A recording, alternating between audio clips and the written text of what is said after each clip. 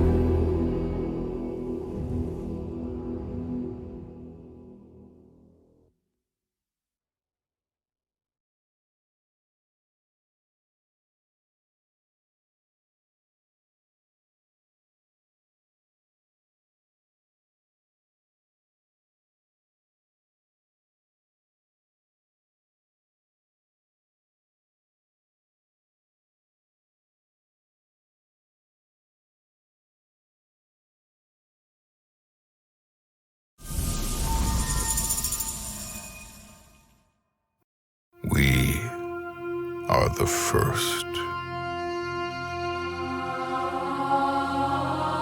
The first to see the gods. The first to tame their beasts. The first to guard the soul from evil.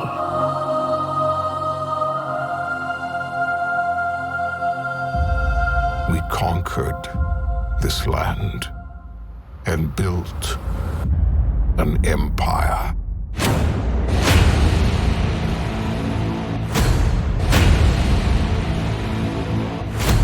But there are whispers on the wind. A brotherhood born in the shadows.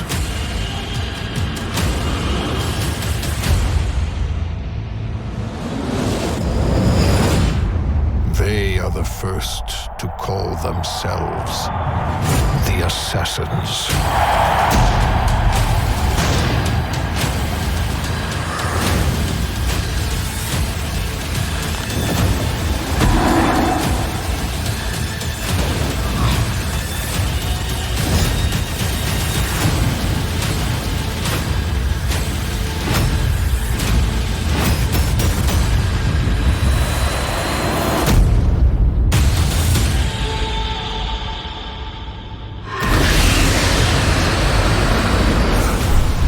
Available October 27th. Pre-order now and get a bonus mission, Secrets of the First Pyramids.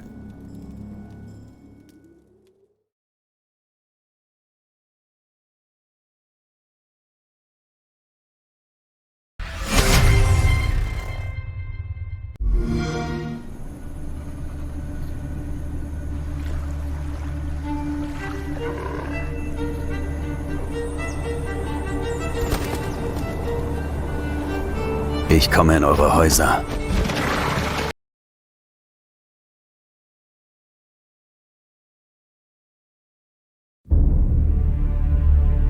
I am a Medjay, protector of Egypt. My land is on the brink of collapse. To defend it, I must become an instrument of justice and freedom.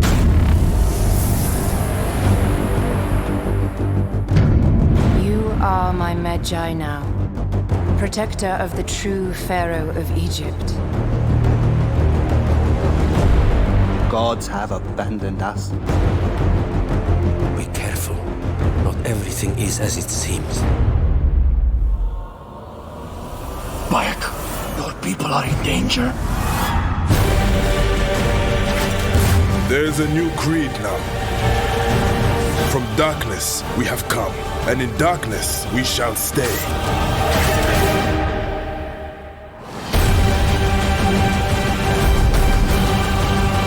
We are Medjay no longer. We shall be known as assassins. Assassin's Creed Origins. Available October 27th. Watch more now.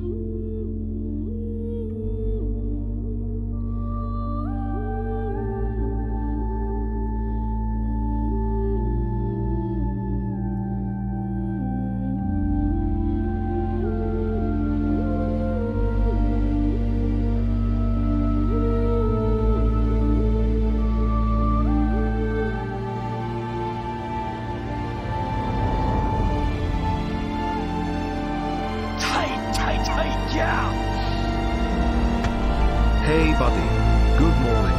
I'm actually off today, so I finally get to watch a stream of yours live.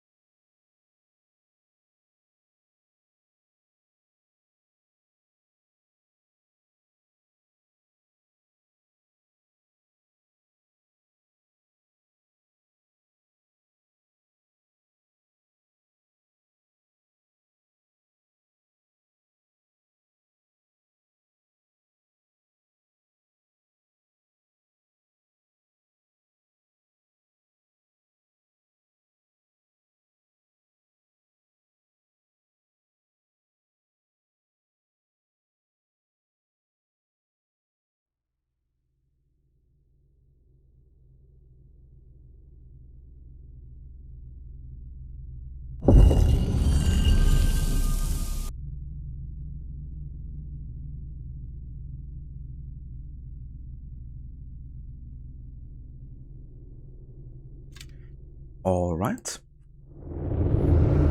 Welcome back, guys, to another Assassin's Creed Origins stream. Today with the continuation of the second session. Last time we finished Odyssey and made like start on Origins for the first 1.5 hours. But yeah, we haven't really dived too deep into it yet. Which means today we're focusing on Siwa and then also slowly making our way to Alexandria.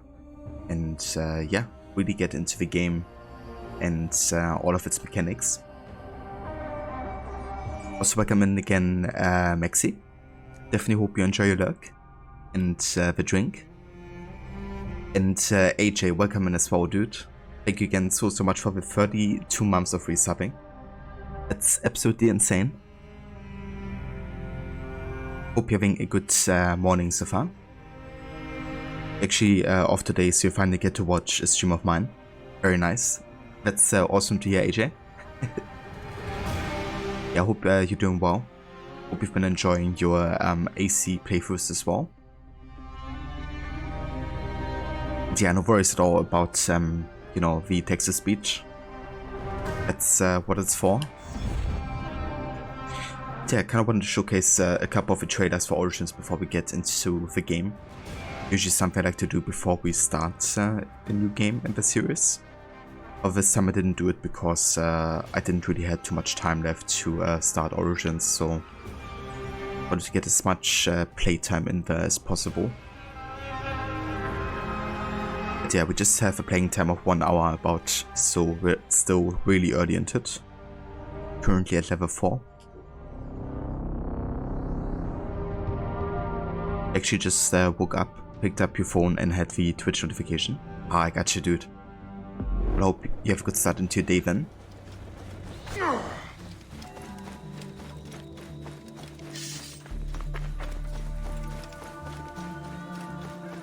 It's a pretty nasty thunderstorm going on outside.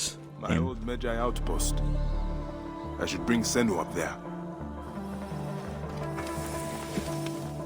I hope it's not, you know, too bad.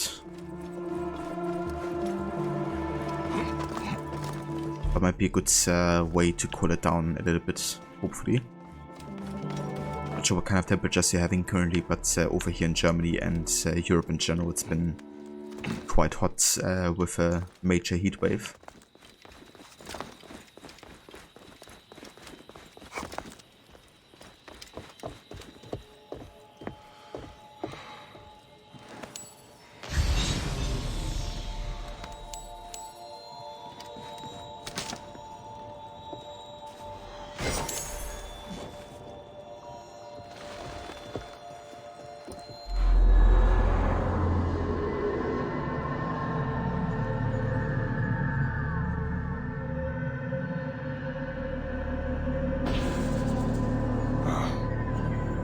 Stone Circle. I brought Khemu here not so long ago. And the voice acting of Abu Bakr Salim is absolutely beautiful. You know, you can really hear the sadness in Bayek's voice when he talks about Khemu. Just the range that he has, you know, from like super angry to sad loving. Just, yeah, a joy to listen to.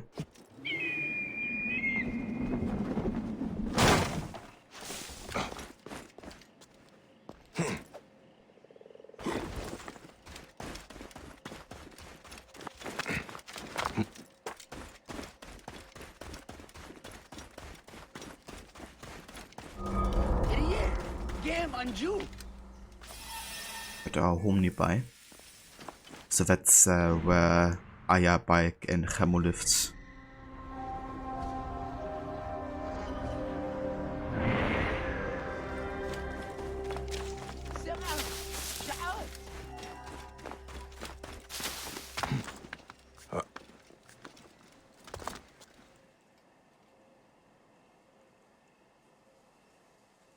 This Mississippi from June to August, it never drops below 35. Damn, yeah. Yeah, that would be way too hot for me, to be honest. I gotta move to a country someday where it's like never going above 30. Like ever. Something like Ireland.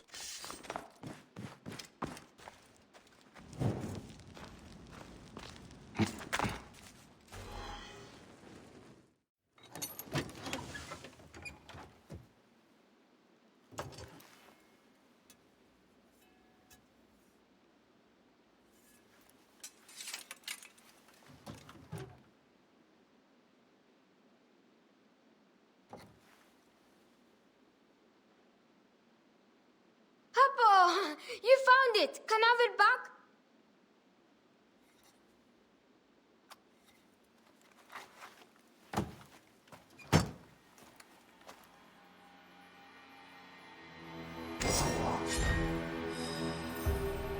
Got him a sick sword and Khemu's toy.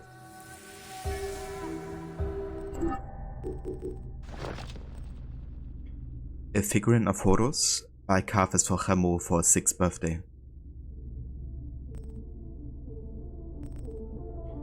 And we also have a Medjay badge. The Medjay are the ancient protectors of Egypt and its pharaohs. An elite warrior unit formed during the Old Kingdom, they are emblematic of true duty, honor, and ferocity. The badge, the Eye of Horus, belongs to those tasked with the protection of the Pharaoh's people. As they were also the most trusted guards to the Pharaoh, the Magi are the ultimate protector of both the gods and the people.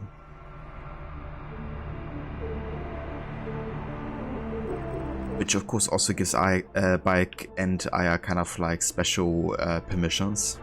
You know, they're kind of like also enforcers, similar to what the police could do nowadays. But they're not really the police, right? They're really the protector. Throwing some shade against the police here.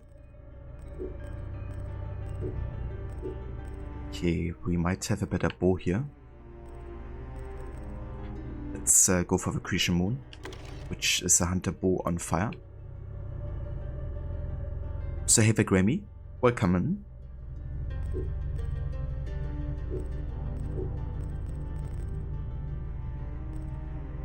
Let's try the Sana'a Kopish. The sword was used by Bayek's father to save the caravan lost in the desert. There's a bit of personal value there to Bayek.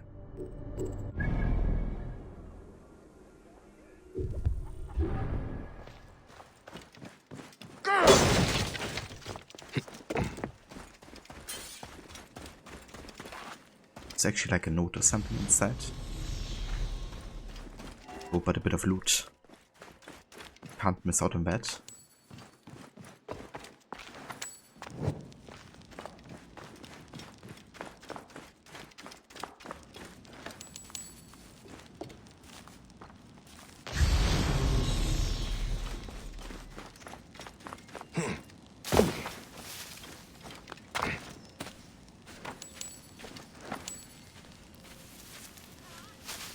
Ages above this game, you have a problem. You make it through the first part of the game, then as soon as you get to Alexandria, you spend 3 days there because you always get distracted by the convoys full of free loot. You do it every time, you can't help yourself. I mean, that's understandable considering how much trading there's going on in the city. Actually, remember you doing that when you got like the really big raids at one time? I know where like a couple hundred people or something joined your stream, I think. And I remember you just doing that for almost the entire stream. Just like, you know, walking down and up of Alexandria, killing convoys. But yeah, I mean, you know, if you're really into like grinding and farming, then that's like the perfect place to do so.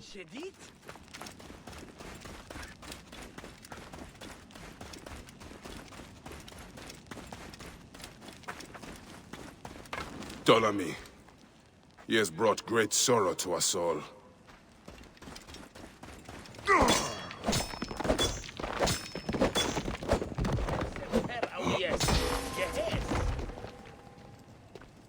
So I can go ahead and destroy these Has been destroyed, but not the men behind it. statue of Ptolemy, which of course in lore would diminish some of his influence. But yeah, in-game kind of like rewards you XP. Look who's returned to the Wahad!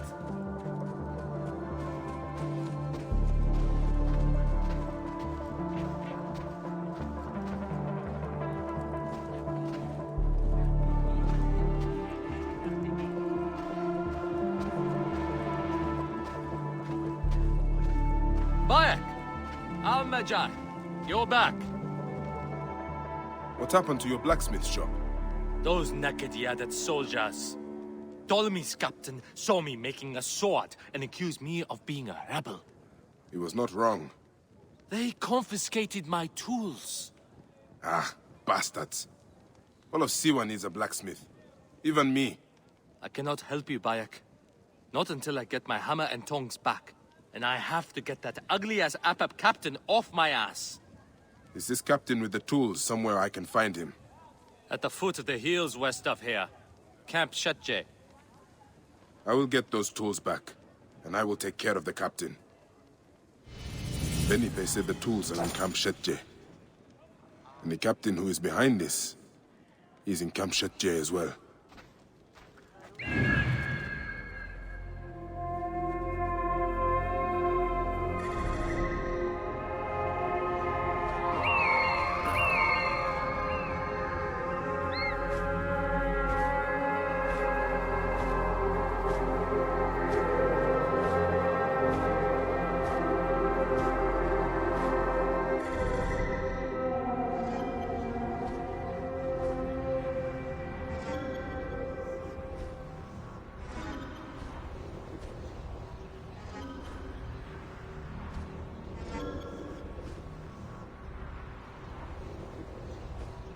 Why is this shimmering over there?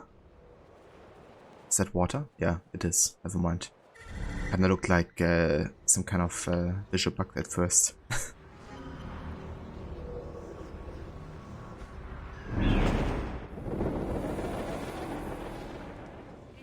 They picked a bad day to raid. Within 3 minutes, all of them had left. Also, I don't know if it's just you, but the game is just AC Unity. The boy and the girl, someone close to them dies. They completely change because of it. Revenge becomes important, but in the end, the mission becomes more important to the girl than love, and they chose that over love. Obviously not exactly the same, but a striking similarity. It's actually true, AJ. I haven't actually thought about it like that before. But yeah, if you kind of like break it down like that, it's definitely similar. You know, like two people in love losing somebody close.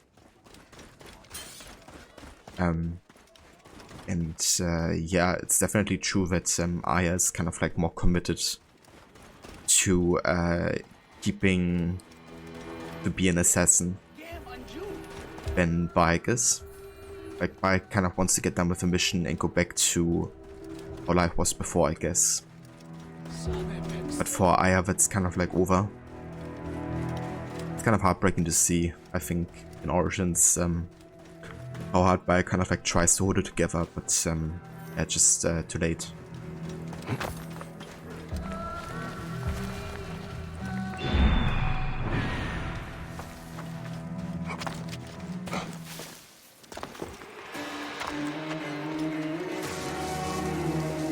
This area is off limits.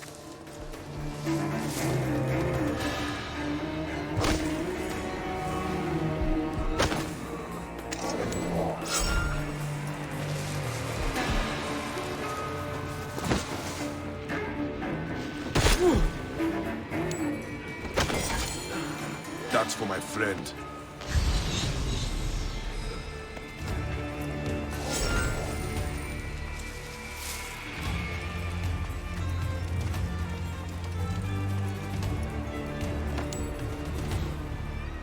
Urgent. Dear Mutis, it is important that we keep our foothold in Siva, or else they will have our heads. I love you with all of my car. However, no amount of offerings or prayer can replace the will of a warrior. Through battle, we speak to the gods. Like the Vikings. Benipe's tools. That's everything. Benipe will be pleased to hear it.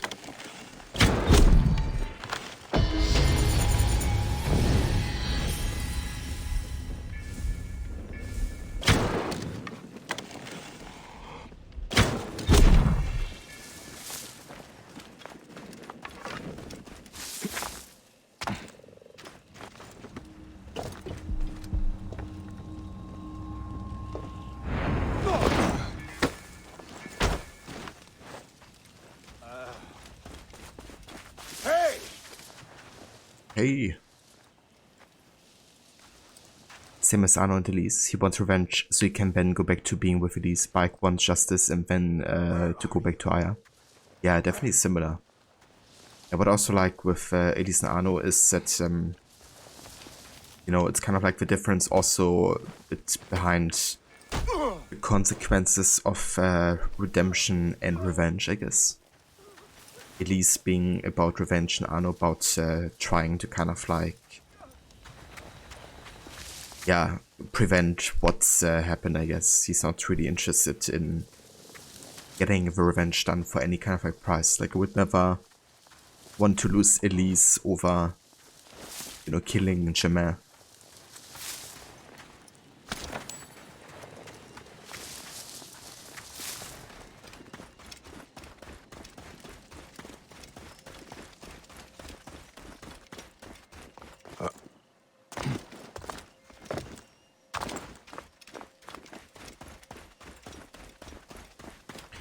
Yeah, that's true. Like, Aya definitely wasn't as careless as Elise, and Aya also wouldn't have done anything for any price, I guess. But yeah, I think it's good if we didn't have her die or something, or Bayek. Because I read that one of the early drafts for Origins was kind of like putting you into the shoes of Bayek. And then once you get to Alexandria, you kind of like die and then play as Aya or something for the rest of the game. I'm kind of glad they didn't do that either, because yeah, they're both kind of like essential for creating the Egyptian and the Roman Brotherhood. How did it go? Even Mr. Ozu, have I played AC Liberation? I have, yeah, a few times by now. Are you playing that currently? Here are your tools. That captain won't ever come back here. At last, I can reopen my shop. Many thanks. My pleasure.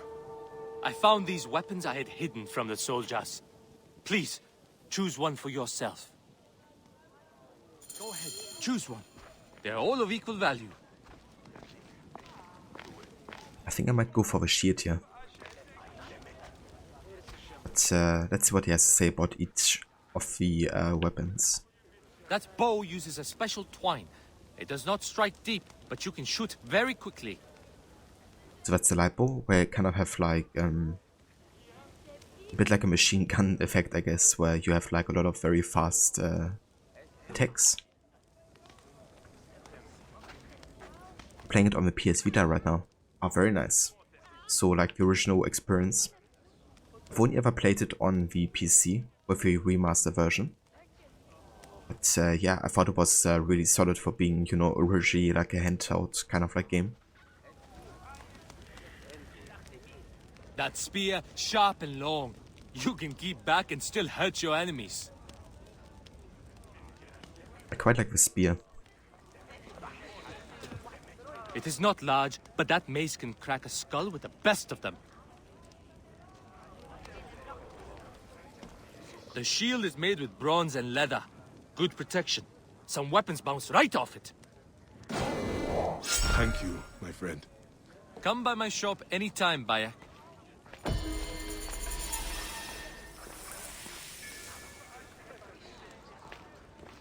Nice. Right, let's go ahead and equip the shield here. The Phalanx Shield. A classic defensive weapon used by Ptolemaic infantry units. And now that we reach level 5, we can actually utilize these kind of like weapons we got gifted. I think I go for the spear. The Adamant Reed. The spear will bend, but never break.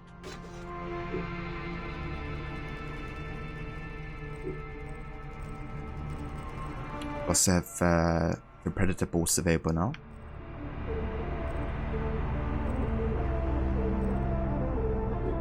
One thing I also want to do actually, let's have a look here at Owned. Because there's a couple of things we can unlock. Like the Calamity Blade. Some outfits. Light bow. Quite a few items. Let's unlock it all.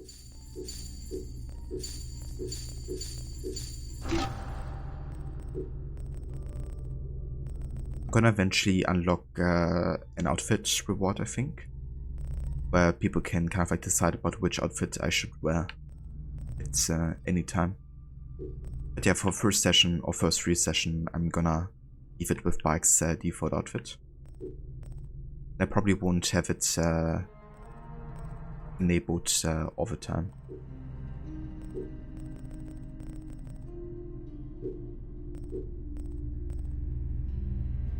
Calamity Blade is quite nice actually. I think I might go for that instead of a spear.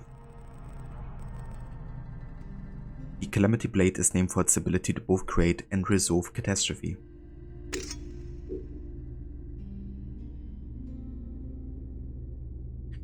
As a question, you know how Ubisoft is dropping the online stuff for their older games? For Black Flag, will that make it to where the random events like Royal Convoys and White Whales will no longer happen? So Black Flag isn't actually affected by that yet. However, everything like from AC2 to the classic base AC3 version will have the online disabled, which means other multiplayer you can't do anymore. And it also affects all the DLC content that's kind of like having to be verified by the online servers. So in AC2 that means you can't do the Auditore Tomb anymore, and you can't do the Templar Lairs anymore. I think the DLCs are still available, like the 12th and 30th sequence, but that might actually be not. I'm not sure about that. But definitely these Templar Lairs and Auditore Tomb is like gone.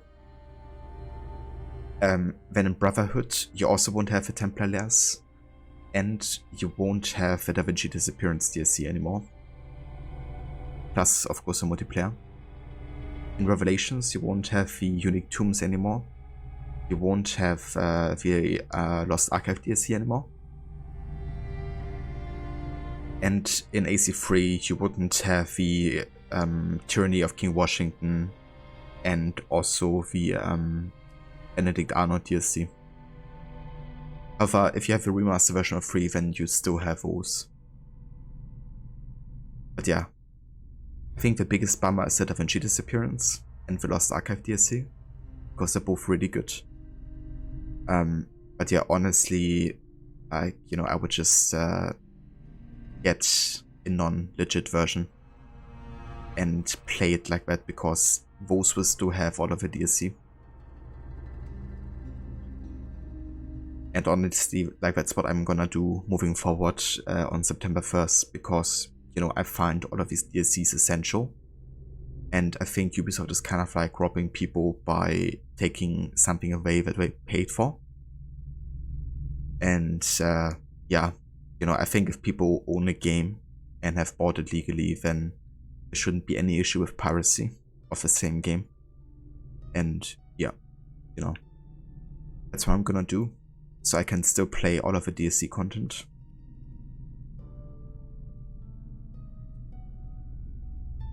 Kenway always Kenway. Yeah, the Kenway outfit looks really clean in this game. Also love it in Unity.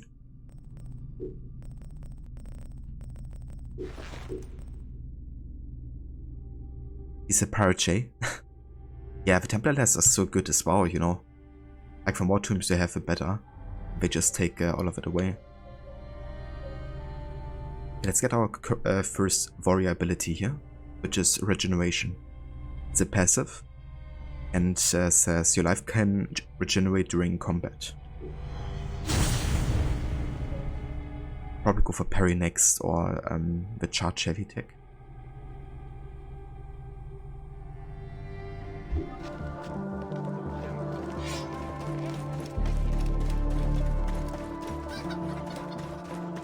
What do you need?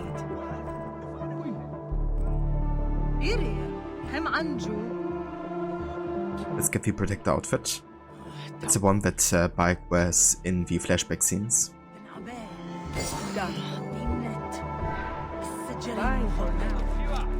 Behold what becomes of those who disobey Medunamun, priest to the Pharaoh. Take care you faithfully follow his beneficent commands. You owe all you have, your farms, your goods, your children. You owe your very lives to His Highness, Ptolemy, the benefactor, ruler of the two lands.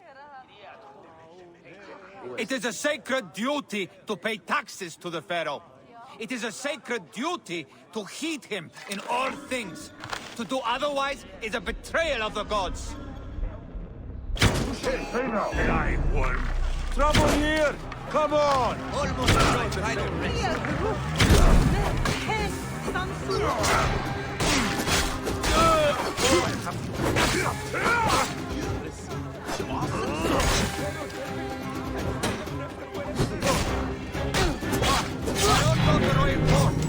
All villages are required to come forward with any knowledge concerning the Temple of Amun, and there is... Can he not die?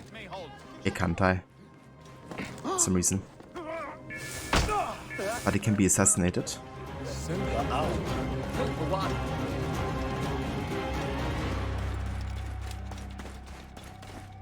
And eventually Unity is affected one day, that would destroy that game. The other games that would play as a separate entity, Unity was built around Corvo, Like, no more it belongs in the museum mission. That's the most efficient way to make money in the game. Just gone. Yeah, it's gonna be interesting because Unity actually plays, I think, peer-to-peer, so from like player to player, I guess. As far as I know at least, which means the player's actually hosting the game sessions. So I'm not sure if that's bound to any kind of like Unity online servers. It probably is. I'm not sure if maybe co-op wouldn't still work. But I think the co-op and heist mission would still be there. Probably just would lose the ability to play with others, but you could probably do it yourself, I would assume. Because that's an option, right? Like playing the mission offline by yourself, I guess. So yeah, hopefully that won't be too much affected, but I mean, losing the co-op would still suck really bad. It was just such a fun part of the game.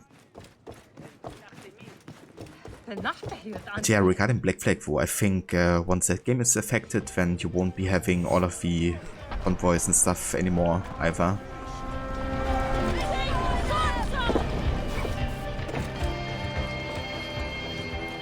And Haverod, welcome in Senny.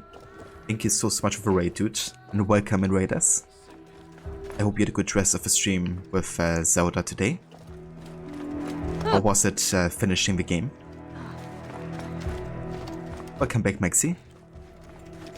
Hope you enjoyed your drink. And yeah, welcome into some AC Origins. We'll continue today with our second session of it.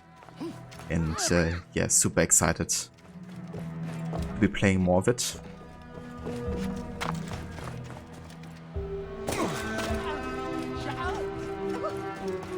Ava Max, welcome in, dude.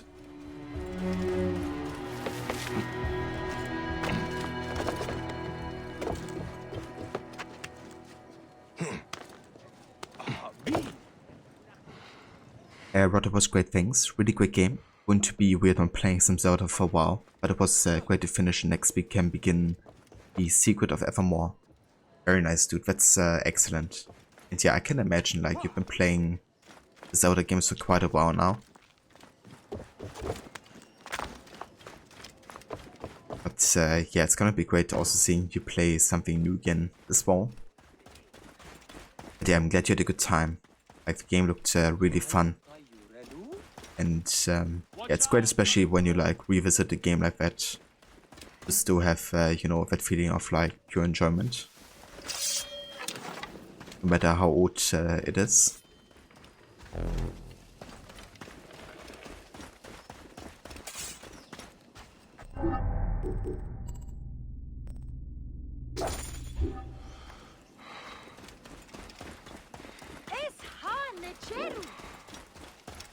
Enjoying the drinks. Got yourself some J20 orange and passion fruit flavor. It's very delicious, Maxi. I love me orange and passion fruit. Give me an excuse to cut you up! Any excuse! Hey there, Cesare.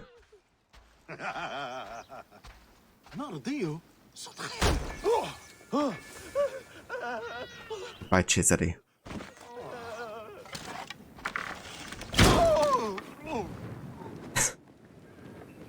Let's scream. So much that you can do aside from the main stuff as well, making it worth the price it cost back in the day. Brought back lots of memories replaying the Zelda games you covered.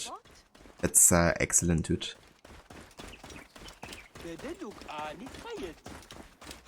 And yeah, it's like definitely great, you know, when a game that old can kind of like keep you busy, you know, that much, and isn't just only focusing on kind of like the main objective, but also like giving you lots of like extra stuff to do that you can sink your teeth into if you want to.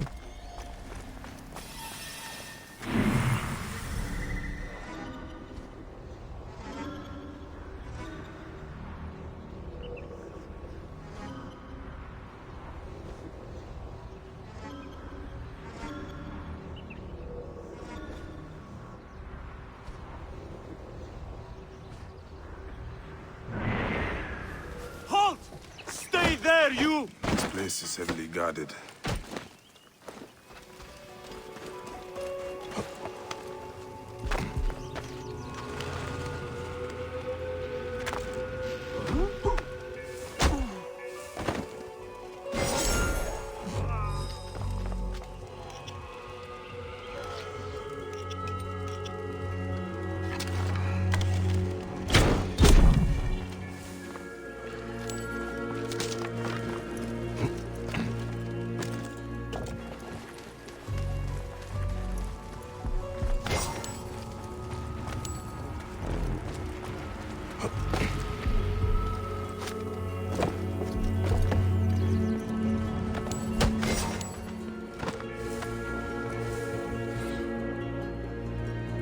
AJ, you have to go on a soapbox real quick. You got ruined by your trip to Europe, and the orange soda is so much better over there.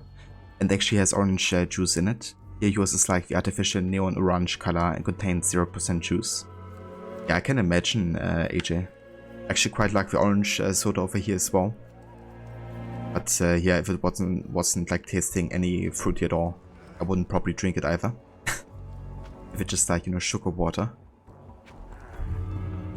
But yeah, definitely enjoy, AJ. And maybe catch you later. No worries, Rod. Take your time. Order to patrol. I could be dreaming, but I saw strange silhouettes on top of Armani Hill, north of our camp. We're surrounded by tombs, it gives shivers to my back. I don't dare to climb up to the hill, verify whether what I saw is a human or a divine creature of some kind derived from the car, or worse yet, a demon spirit. No one in my camp dares to go. I even threatened them they might not taste a drop of wine for a week. I said, make it a month. Brave patrol soldier, I order you to sacrifice your soul for me and get me the information I need. May I moonwalk with you? Yops.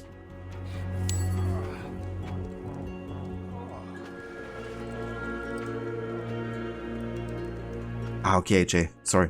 I kind of understood in a way where you want to get one of these sodas for you. Because they were so nice in Europe.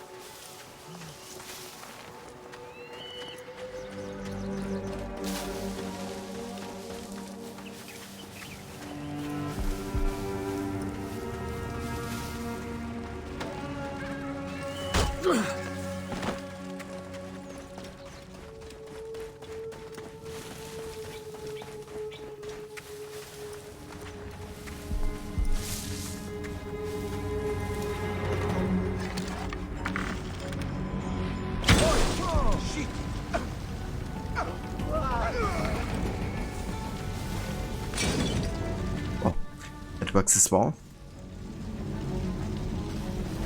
That's one thing I love in Origins is all the like environmental effects they put into the game. Like how you can interact with fire like that. Then you can also utilize the fire later for like sleeping darts or poison darts and create like massive have like cloud effects.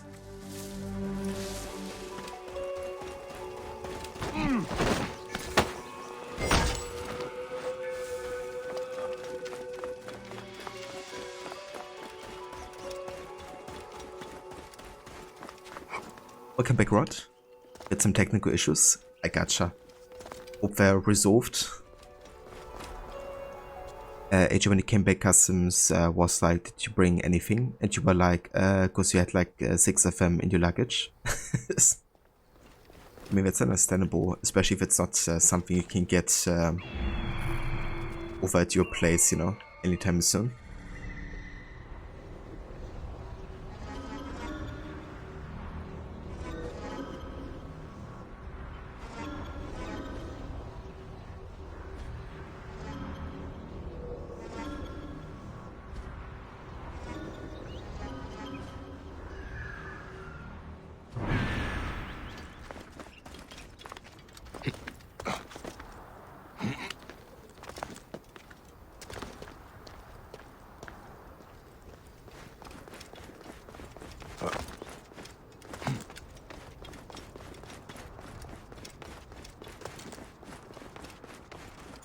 Yamanai Cave.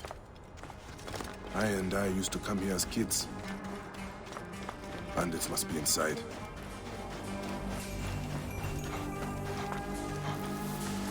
That awesome music. Kit, is that you? What are you doing? Bayek, I heard you were back. Keep quiet. They'll hear you. Who will hear me? The bandits. The bastards took over the spring. Almost everyone on this side of Siwa gets their water from here.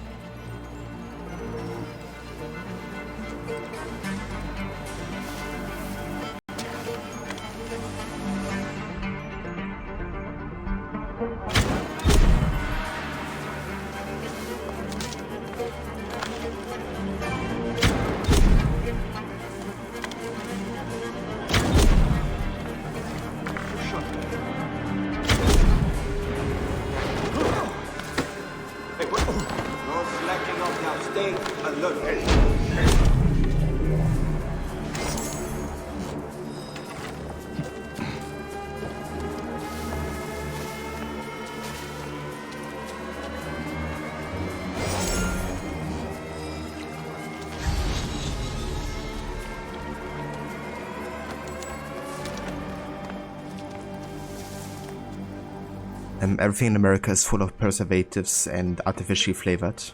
Yeah, I've noticed that as well. Definitely a shame, you know, because yeah, as you kind of like say, you know, in that case of like the soda can just be so much more delicious and healthy. There is no point in like sweetening up too much unless you wanna get people hooked on, you know, sugar, which I guess is kind of the intention.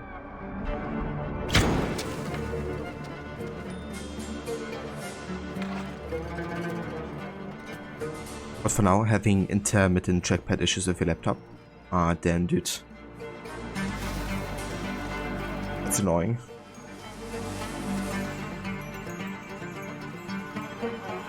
It's a big boy.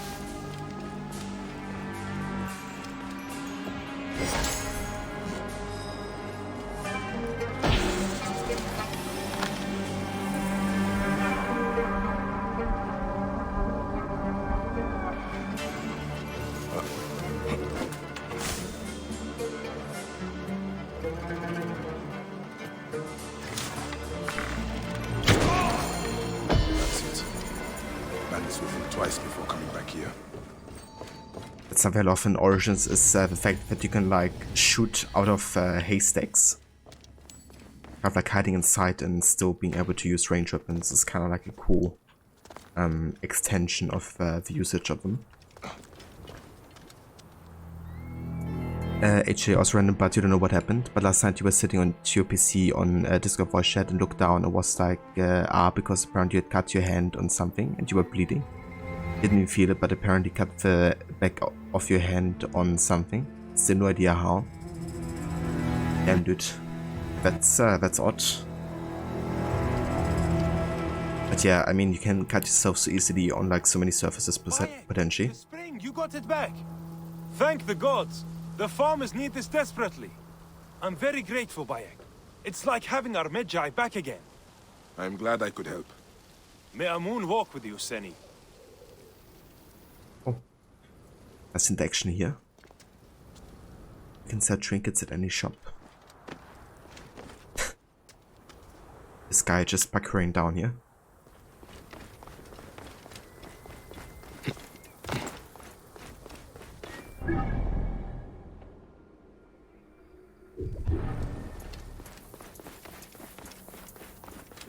I think I might actually do that side mission after having done the next main story. Because it will make more sense for the character we meet there. But yeah, I think we can actually go ahead and do the main story for now. I'm still gonna do some stuff after that in Siwa. But yeah, for now we're gonna do it. However, one thing I'm gonna do is I'm gonna actually raise the option for level scaling to be on. Because it will ensure that we always have like a decent kind of like difficulty going on. And also will give us a gameplay benefit of having gear always on our level. So if you, for example, loot a random legendary gear, it's not gonna be useless because it's like super underleveled. But we can use it immediately. Also will raise our money income obviously, because the higher level your items are, the more money you get for it. So I feel it has mostly benefits actually having that on, at least on the gameplay aspect. And if you have like, you know, your hidden blade upgraded good enough, then you can still assassinate anybody on your level.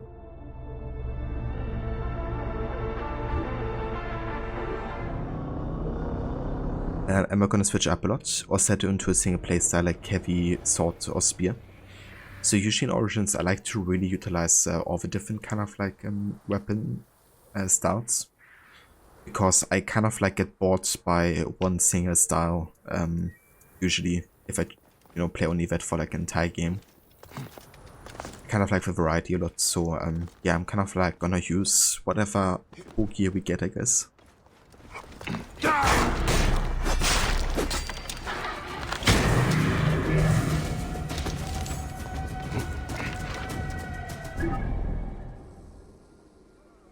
But I do like the swords quite a lot, so I would say they're probably among my favorites.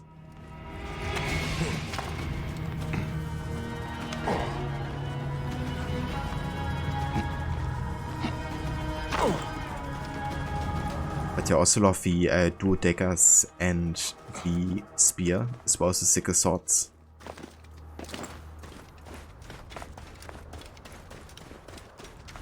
I think the heavy plants are also highly underrated because the heavy attack move is just insanely powerful.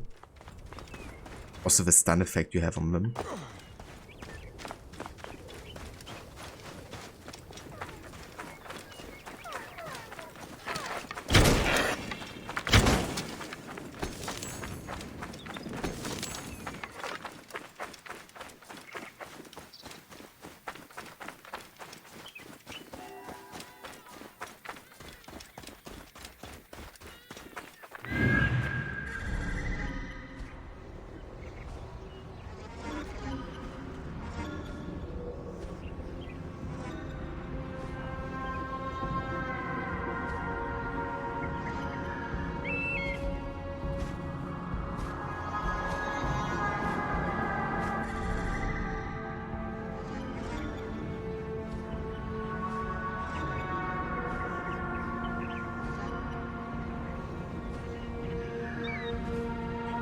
Usually pick something and go for it, improving your setup as you get new ones. Like this time Unity you went for the medieval set and long weapons.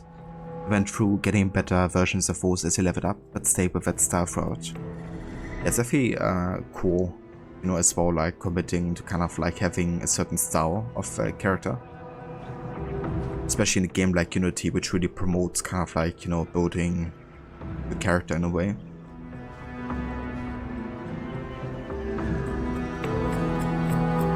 Especially like it in co-op, you know, if every kind of a player of a party has like different kind of like focus.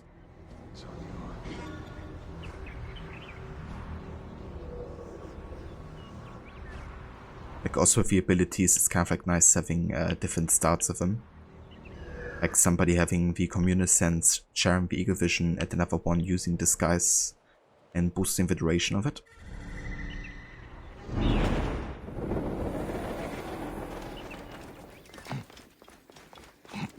In Unity Co-op, I'm always the stealth guy.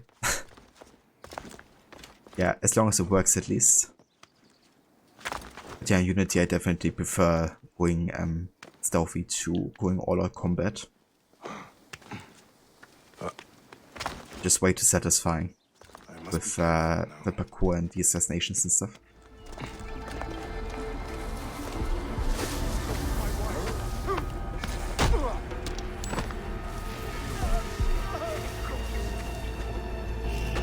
So hey Tor, welcome in. It's blazing hot here in London, UK. What about you? Yeah, I can imagine. I read the news insane about the heat wave in UK. Absolutely insane. It's also pretty warm over here. Let me out. We're supposed to get like 35 degrees today, I think. But yeah, it's still like alright, I can handle it. It's gonna be like actually warmer for me at least in the evening time, because I'm on the northwest side. Which means I don't really get daylight sun on my flat, which is really pleasant. But then the whole building heats up over the day, and it just stays really warm on my side until like late evening.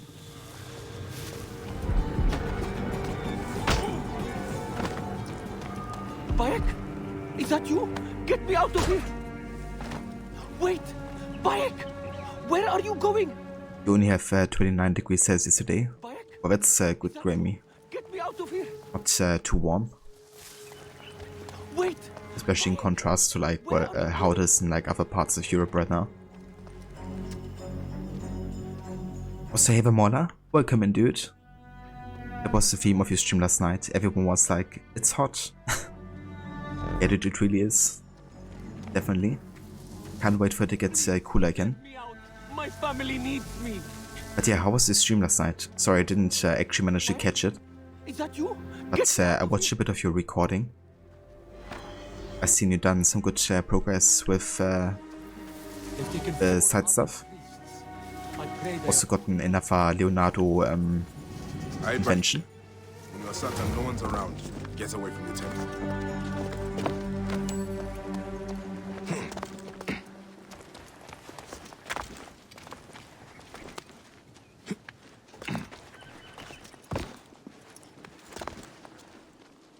Way better than UK for sure, but still way too hot for Sweden. Yeah, I mean,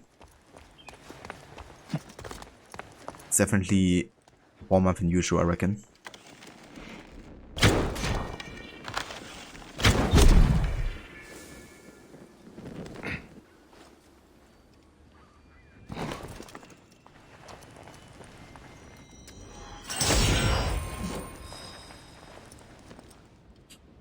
We're raining, even with the cooling effect, it's going to be 34 today. Yeah. That's definitely not for me, AJ. Couldn't live where you live, I think. Unless I would have like AC everywhere, I guess. But it was great, you finished Brotherhood last night. Did you? You even got to the ending? Awesome, dude. How did you like it? Like overall, the main story. Hey, the code?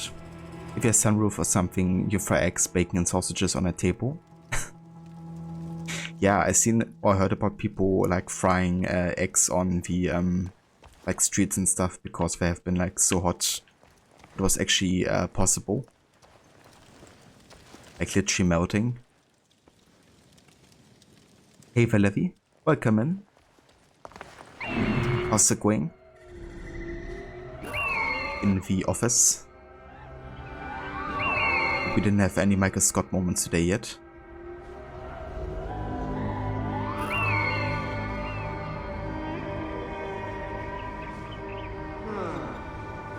Oh.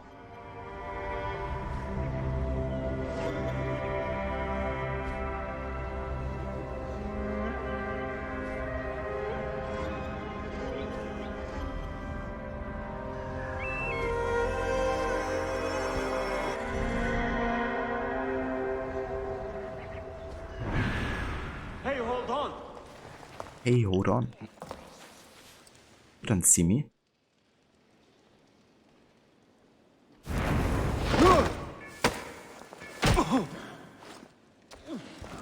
Oh shit. We found our target. He is. Let's cut this trash. You're so freaking bored. How are you? I can imagine. Especially if you still gotta wait another hour or so until something happens. But yeah, I'm doing really good. Definitely enjoying my time with Origins so far. Hey, to me, brothers!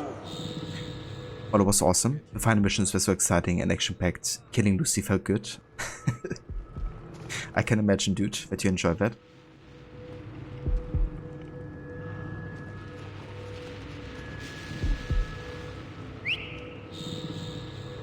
Come over here. Archondas is hurt. Come quick. Got him.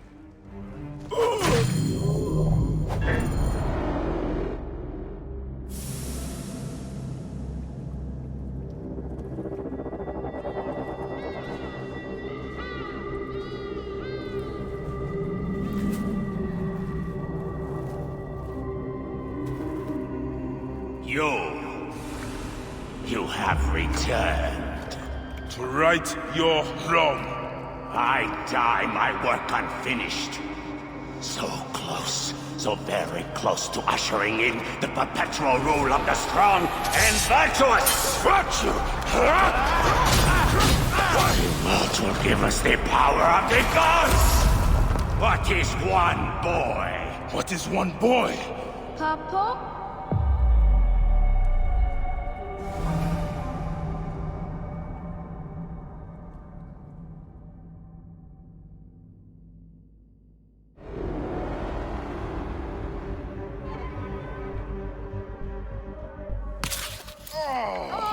So close. Hey, one more.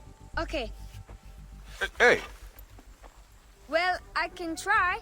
This way, I'll get 2. Sure. Well... Up. Strong. Ready? Yes. Oh, you made me miss. You... Remu, come here. I found a hyena cave. A real one? Yes.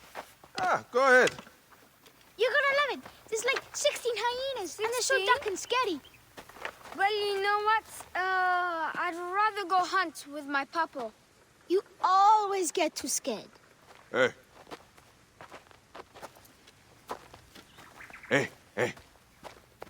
Let's go on a real hunt. Huh? All right. Come. What are we hunting? The Oracle wants the pelt of an ibex stag for the ceremony. You will stand next to the pharaoh, won't you, Bayek? You're the Magi. When I'm Magi, I'll stand next to the pharaoh. You'll never be Magi. You're too scared. That's not true. What about the hyena kids? Shut up. Enough, you two. The sand is so hot on my feet. Sometimes they light on fire. It makes you faster. I want my feet to light on fire.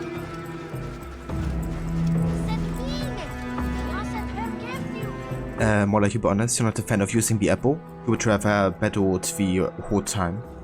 It's definitely fair. I wasn't too big of a fan of the gameplay either at first, because I just kept overusing it and then, running really low on health, potentially dying.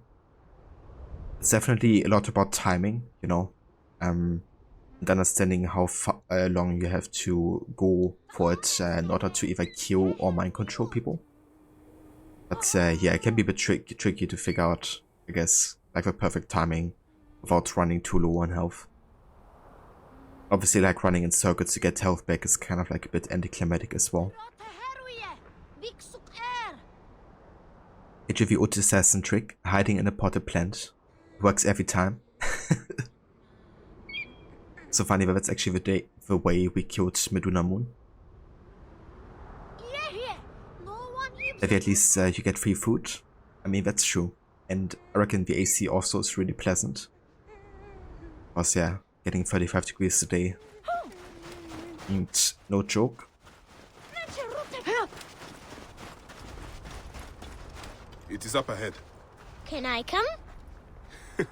Hey, your mother's waiting for you. All right. See you at the ceremony, Hamu. Bye, Chandra. The herd is around here. We don't want just any stag. We want the pack leader. Which one is he? Big, with giant horns. Quiet now. Do what I do. Hey, this is my favorite part. Stay low. They will spot us unless we become like Amun, the god of hiddenness. Yes, Papa. We are the hidden one. That's a great thing with this game. It's kind of like the meanings they associate with things like the Hidden Ones, which of course later becomes the name of the organization that will eventually become the Assassins, is that Bayek is from Siva, where they worship Amun, you know, who is the Hidden One. Like literally. And that's why we also embrace that, you know, for example, like how they approach scenarios like hunting. But yeah, definitely has a religious meaning to Bayek as well, which is why he's also embracing it, you know, like trying to become like Amun.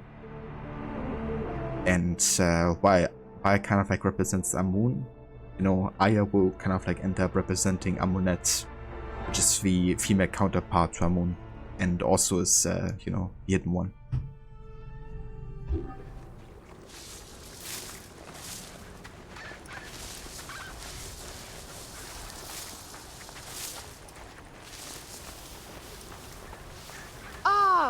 Oh no, I scared them. It's okay. More time for us to spend together. Enjoy the journey. Stay with me. We can do it together.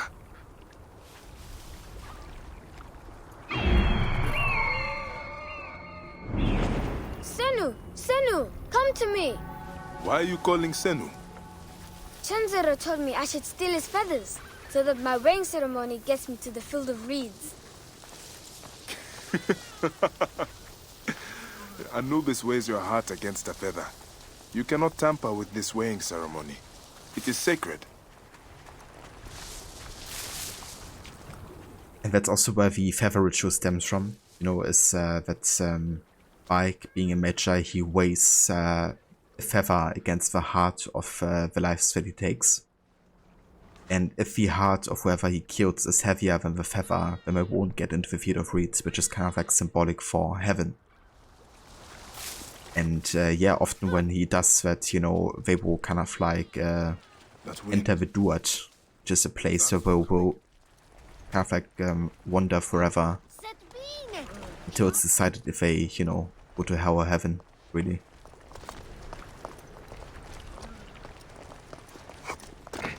See? My eyes and hand are in line with the arrow. That is the only way to shoot true. I wish I could put 100 arrows on this bow.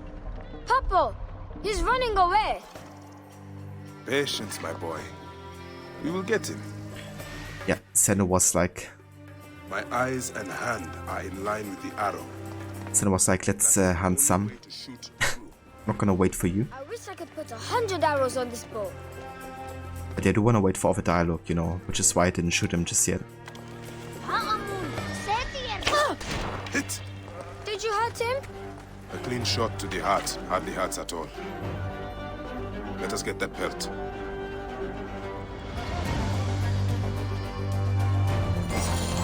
We will take this to the Oracle before it gets dark. One day, I want to shoot an arrow through the sun. You can. Your arrow will have to become Senu. Imagine, all my arrows are Senus. Then I'll be able to hunt anything. You said you'd like to see the Pharaoh up close. Yeah. What if you stand with me by his side? Can I do that? As my son and the future Magi, yes. Papa, what is a Magi really? The first Magi was a protector of the Pharaoh. But now, it means you must protect all the people of Egypt. Not just protect them, but work for their well-being. Oh, Papa, I'm so excited to be Magi one day. You know all the secrets of Siwa. What if I never grow up to be a Magi? Of course you will. You are my son. But I get scared. I try to be brave, but sometimes it's hard. Hold on. Let's go this way. When I was about your age, sometimes I got scared too. Your grandfather was a well-known Magi, and he wanted me to bring honor to the family when I succeeded him. Yeah? One day, he took me up this way. At the top, he said something to me. A single word. It changed me. One word? I got over my fear. I knew I could do anything I needed to. What did he say? I will tell you once we are there.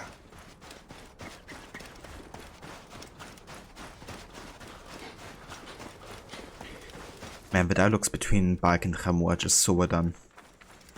And also, you know, can really tell how much Bayek cares about, you know, his son as well, obviously.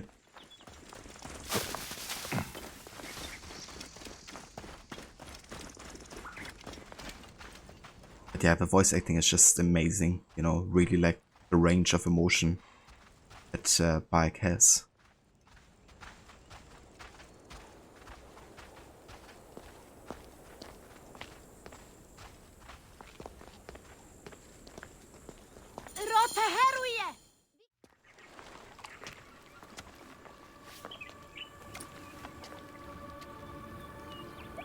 What word did your father say?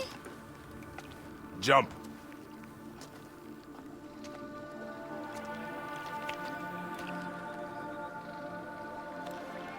Don't think so long. Jump. Yes, Papa. Trust me, you can. I do. I will. Jump then. Come back. You're not ready. I can do it, Papa. I can. Shut up, you filthy little shit. Help! Help me! That's Shanzura. I said shut up. Run home to your mother. Chenzera will be fine. I will take care of it. Medjay Bayek! Go, now.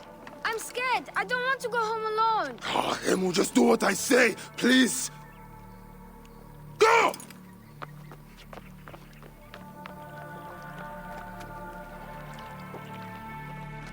Medjay Bayek! I'm indeed Medjay here. Who summons me? Sheath your weapon and follow me. You said you only wanted to talk to him! Oh! Yeah, that's not good. Rod, absolutely dude, it's a shame that this game gets partly blamed for how much of an RPG the series became. You always think of it as RPG light in comparison to Odyssey and Valhalla. Definitely, yeah. I think if you really look at it and dissect it, it's definitely still more of an action-adventure than it is an RPG, or action-RPG. And the thing is, you know, RPG mechanics have always been part of the AC series, especially starting with AC2, you know, having like customization options and kind of like different stats associated with weapons and armor. But yeah, over time, you know, it definitely became more of an importance, like with Unity already, you know, where you really had to commit to certain stats. And define your playstyle. Then in Syndicate, of course, with like expanding the level system. Then Origins just took it up a notch, I guess, you know, and made the gameplay definitely more RPG-like. But I think the important thing is that the narrative is still in check. And I mean, it is, you know, it's still like a really good Assassin's Creed story. And they always have been making major changes to gameplay, you know.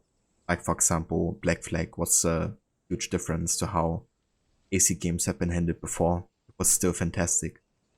And I think Origins is very similar and kind of like making a big change, but still keeping the core AC elements in check.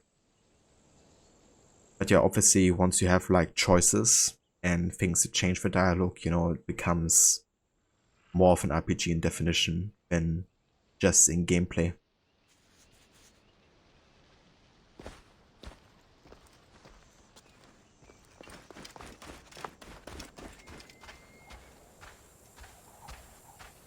Come.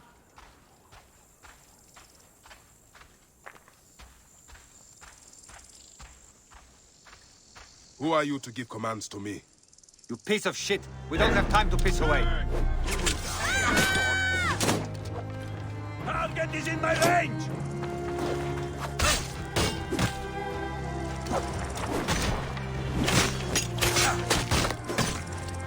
In my range!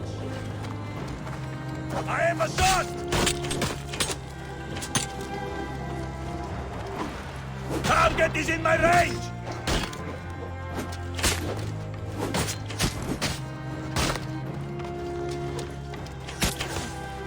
Piece of shit. Piece of shit.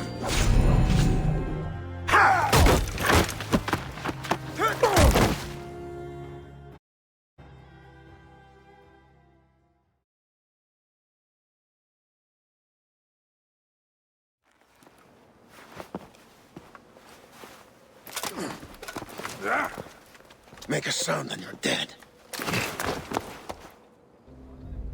What took you so long? Didn't want to be seen, sir. Kept to the shadows.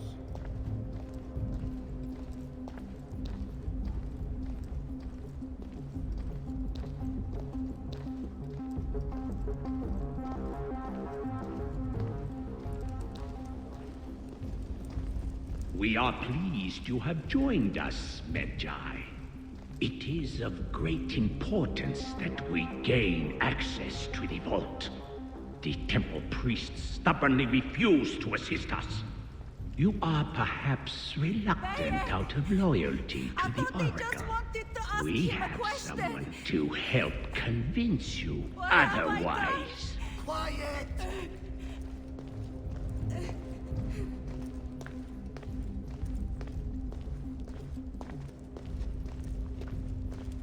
Hey, wir haben eine Best-Suit. Yeah, exactly. Like, especially in AC, I think it really makes more sense having these like linear stories because it's about, you know, experiencing the history like it happened, or changing what's been in the past, you know.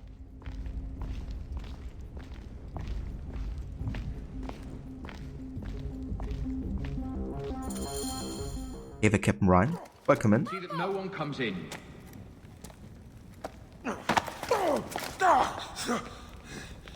Camel, are you hurt? Go ahead. Try it your way. I'll leave my son out of this! Your son has something to explain to you.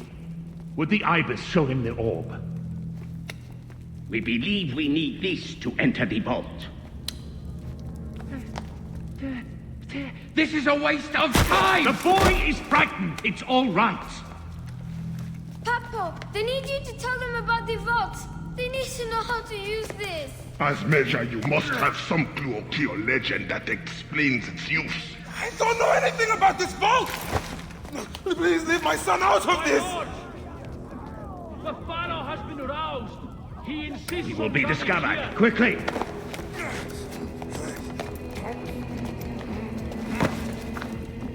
Talk to your son. If the vault isn't open when we return, you'll never see him again.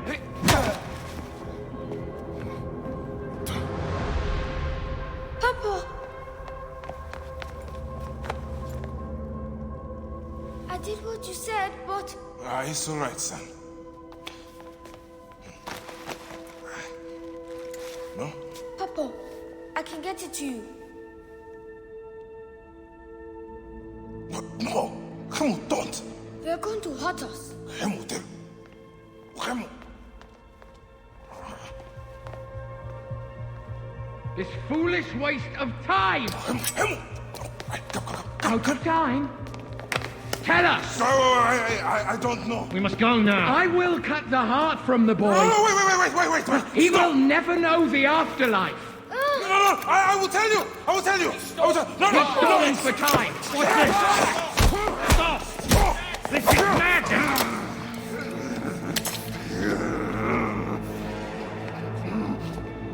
The snake takes that as your answer. No!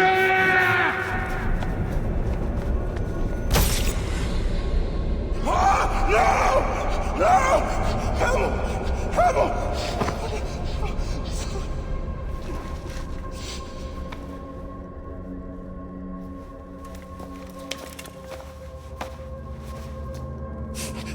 Georgia!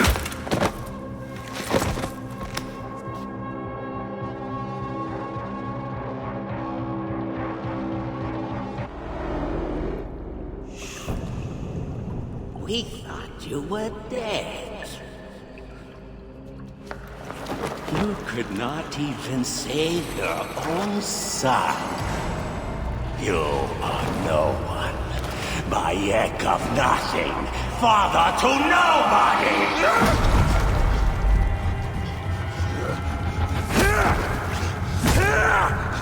And here is your nobody!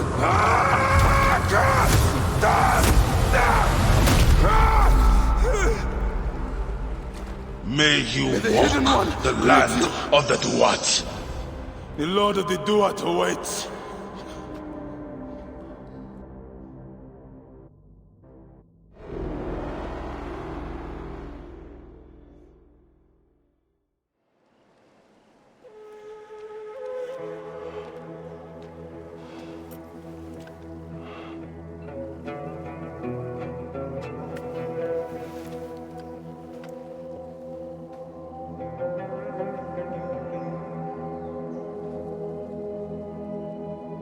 Well done, my friend. Our hero returns. You brought joy to Siwa. I should get to Alexandria. I need to see Aya. Don't be in too much of a hurry. Siwa will always need its Medjay. But you are the protector here now. I'm always pleased to help. Come see me when you are certain you are ready to go. We will drink beers to our friendship, huh?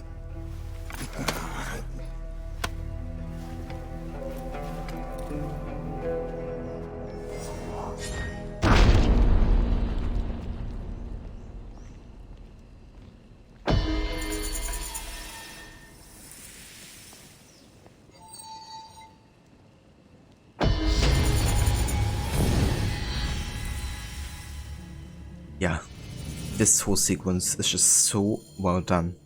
You know, from a flashback with Khemu to, you know, like the whole death scene.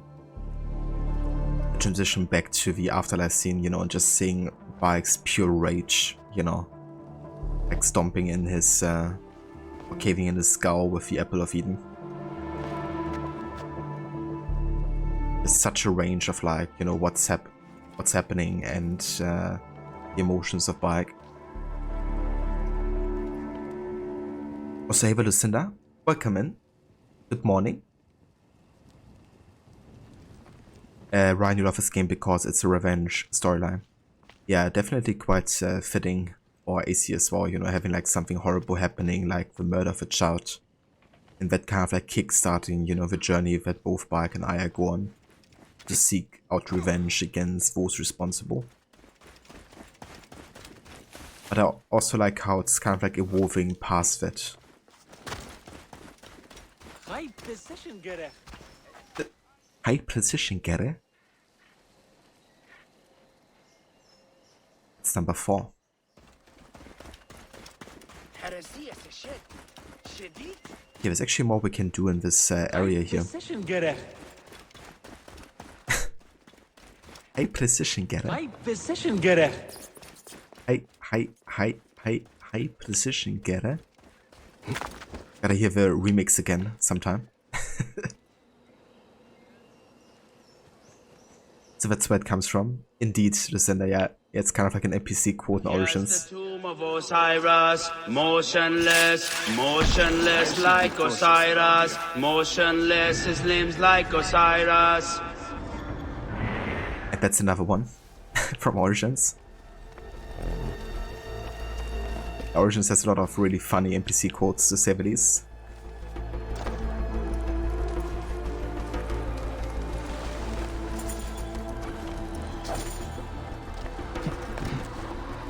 Also, to rescue the priests in here. If someone's there, let me out and fight me. There's someone there. Damn you all.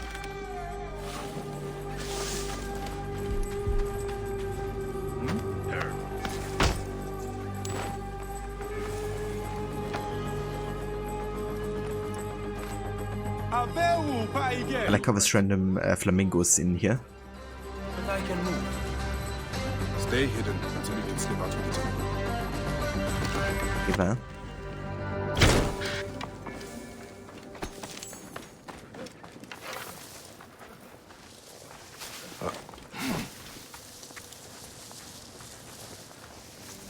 Those flamingos sure get around. Yeah, I already did get around quite a bit in Black Flag.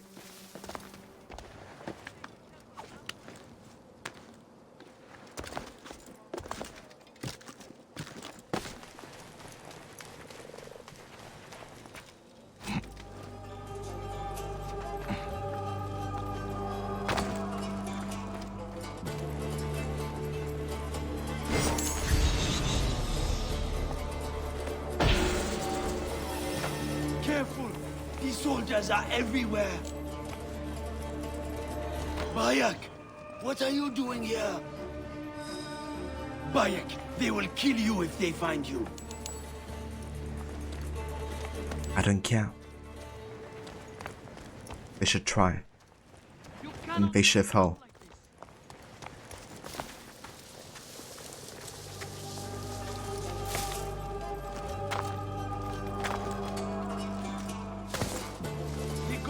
not forgive you.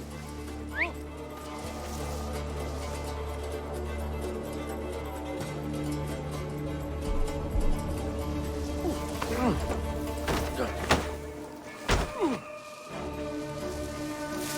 Bayek! Is that really you? Thank the gods. We must stop this madness. Hide here until you can get out without being seen. By the grace of Amun. That's all of them. What?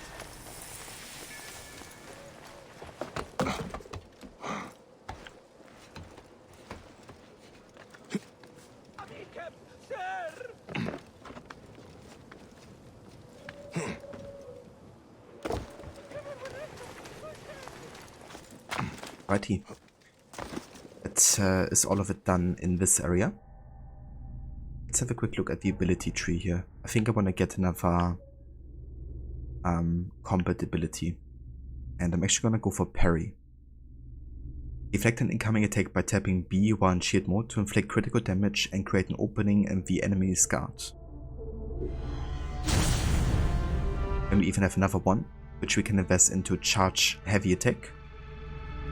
Put a trigger to charge your heavy attack. A fully charged heavy attack will strike with shields, break tower shields, and knock enemies to the ground.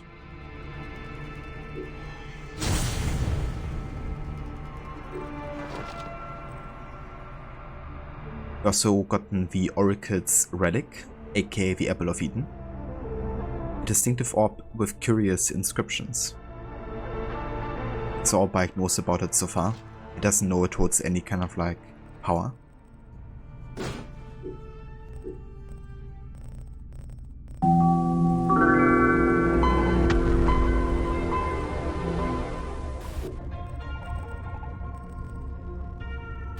So hey there, Johnny. Welcome in. Thank you for the follow.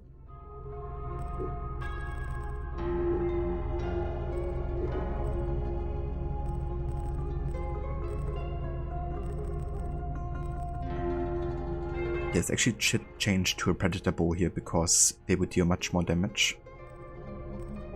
Let's go for the Rainbow.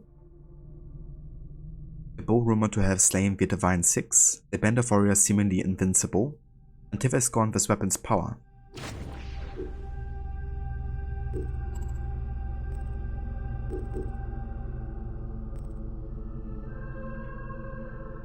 Medunamin the Ibis was installed as Oracle of Siva by Ptolemy.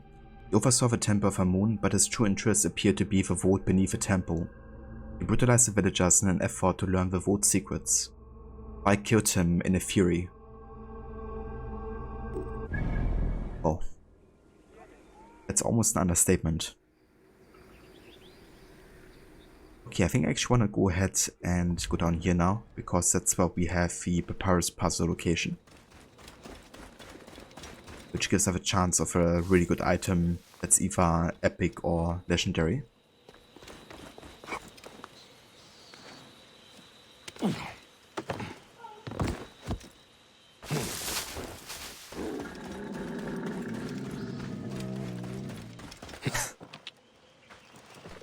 Camera sounds. It didn't sound too happy. Whoa.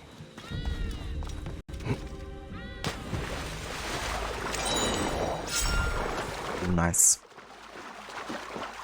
11-7 regular sword. Definitely gonna be using that.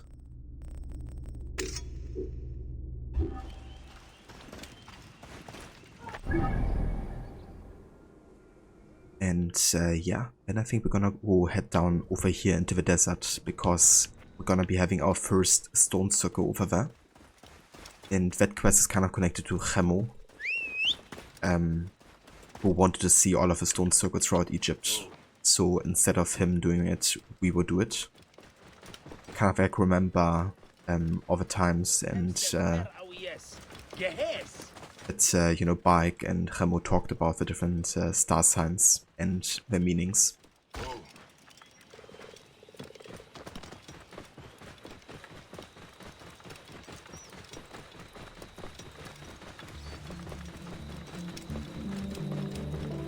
It's usually something I like to do after having done the recent main story, because it reveals a bit too much about what, you know, maybe has happened to Rameau.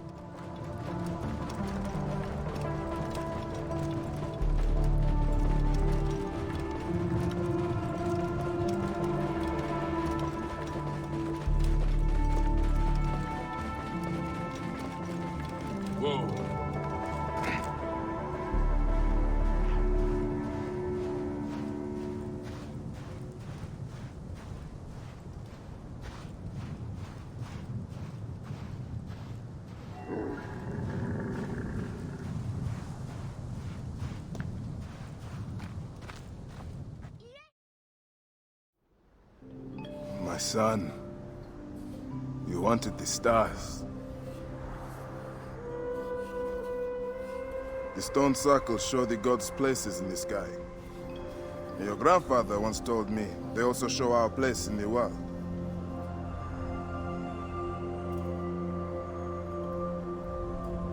I'm going to find every stone circle, the Sphinx and the pyramids too. And I'll find my place.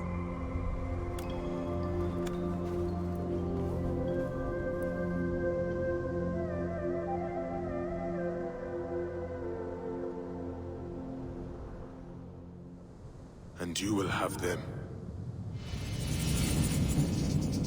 And this always makes me quite emotional, I have to say. Like seeing Bayek and Rameau like this, you know. Knowing we never get to see each other again. Just really damn heartbreaking.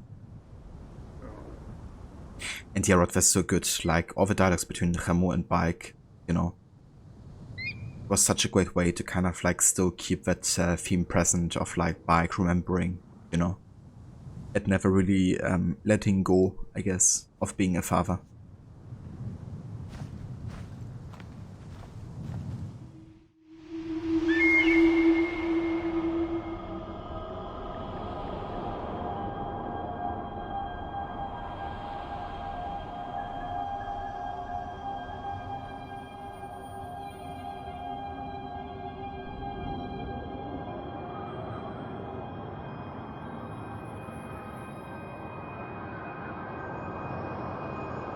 Papa, why are there so many poor in Egypt?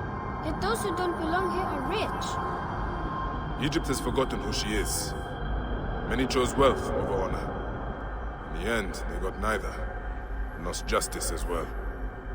But we are Magi. We will bring justice and honor back to Egypt. Yes, my son. We have not forgotten who we are. We will endure no matter our origin.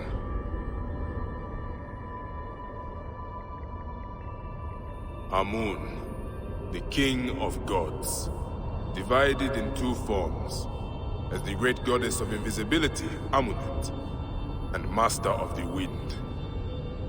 He upholds justice, lord of the shadows and the silence. He comes at the voice of the poor. He hears the confessions of the humble, and forgives them. So, whenever we do these, I will basically wait until two dialogues have happened. One is usually connected to the present of Bayek and Rameau, and then kind of like talking about either the personal life or what's happening in Egypt. And the other is usually connected to the star sign, I guess, and the meaning behind it. And yeah, you can cancel it by already finding whether you have to log in. But I'd rather wait and you know, listen to all of the dialogue.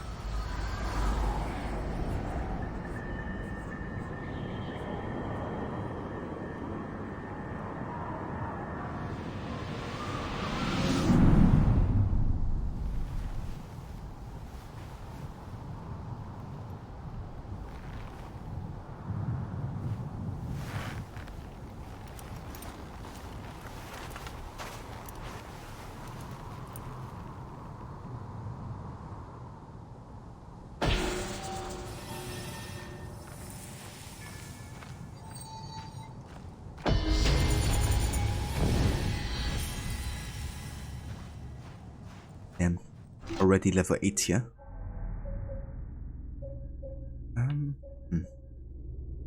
I think I go for the Dawn and Dusk ability.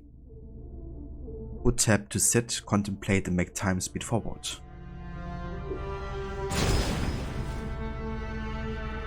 Opens up the way for Sleep Darts, which I definitely want to get quite early. An excellent stealth tool. Right, and then I think there's only 2 things left to do. Or maybe 3. I'm gonna go over here, get this question mark, then over this. And then we do the last quest with Chenzara. The other kid we saw going on the hunt with Bayek and Khemu in the flashback.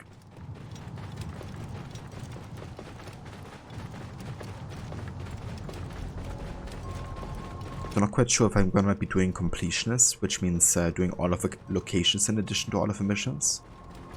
Because that's something we definitely will be doing. Like, I'm gonna seek out all the quests into anything of like story relevance. Usually that includes like doing all of the missions, all of the locations as well, because they will lead us almost to every place. But also like seeking out, you know, these like off-site locations, because they sometimes have like notes or Bayek will say something going there. So yeah, I'm not gonna force myself to do everything, but we might end up doing it anyways. Whoa. I think for the past 5 playthroughs or so of Origins, I've always done like everything in the game. Just because of like how much I enjoy exploring the entire world and seeking out everything that kind of like enriches the narrative.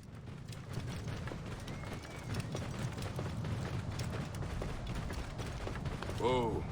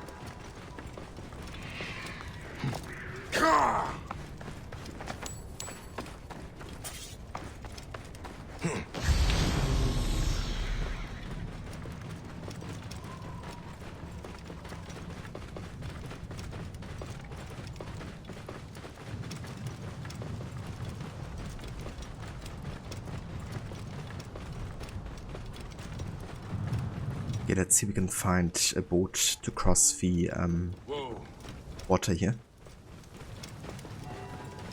Whoa.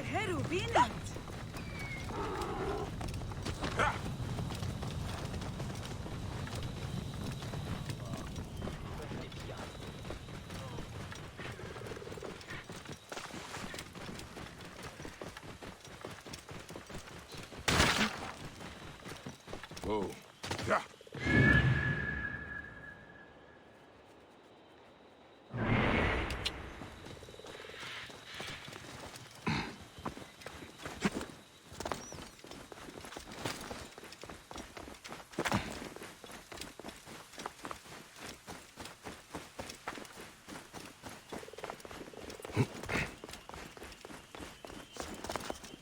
Knumes Neo Gideon?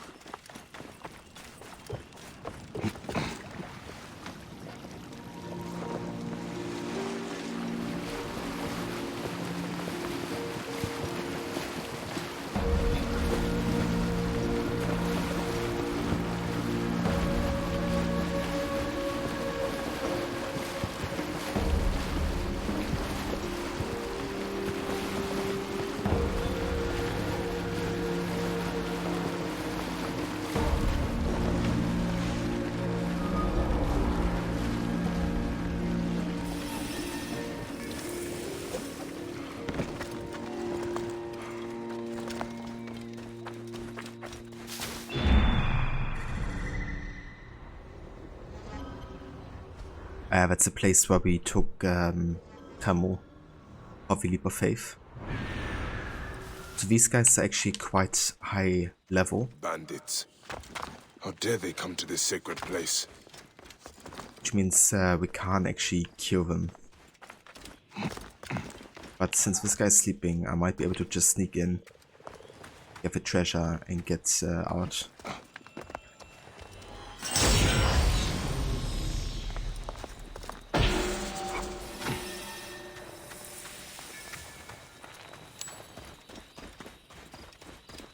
Yep. Oh, shit. You worm! Uh-oh. Damn it! Hurry! I see you! Come on.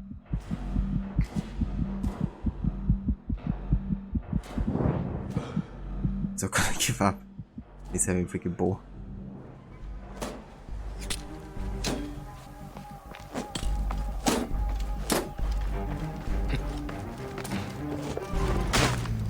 Yep. He's dealing damage. Fuck, I thought there was only 2 there. But yeah, that guy took me by surprise. But the good thing is the treasure is saved, so we don't have to go back in or something. We can just leave him be. But yeah, that's our first death. Killed by high-level archers.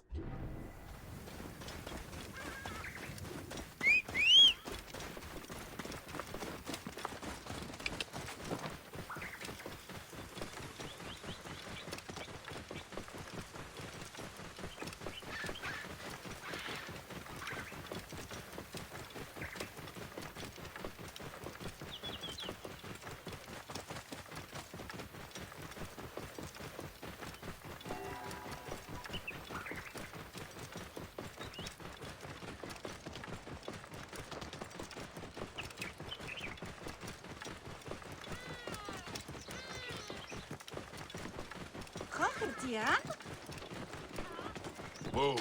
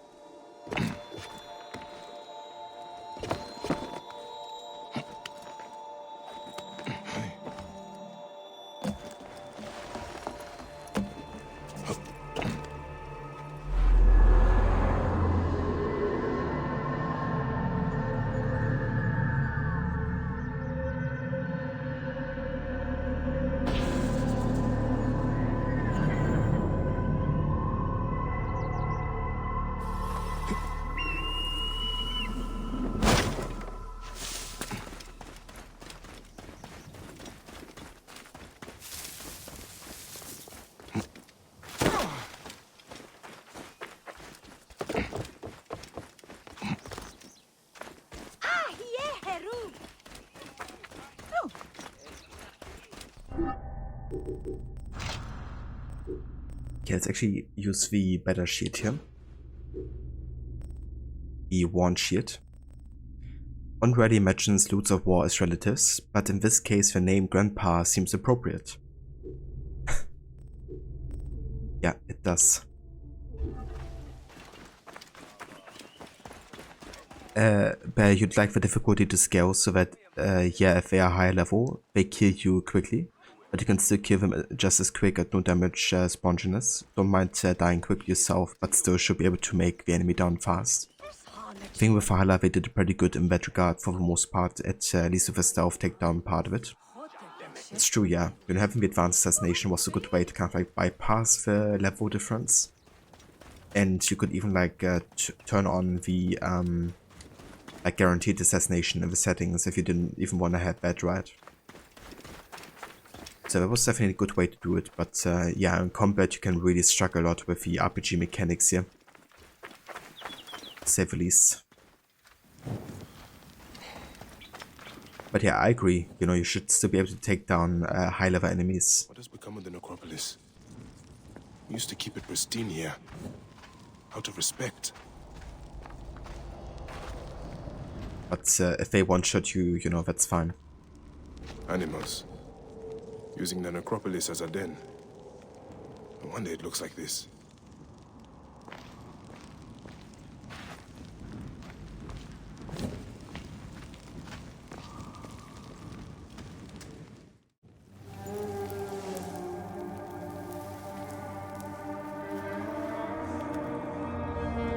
It has been too long, son.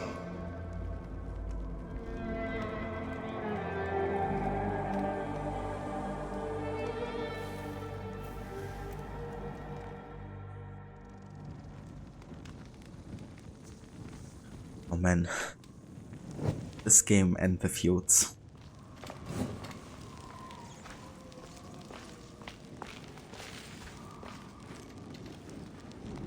Took advantage of that guaranteed assassination setting. I mean, that's fair, dude.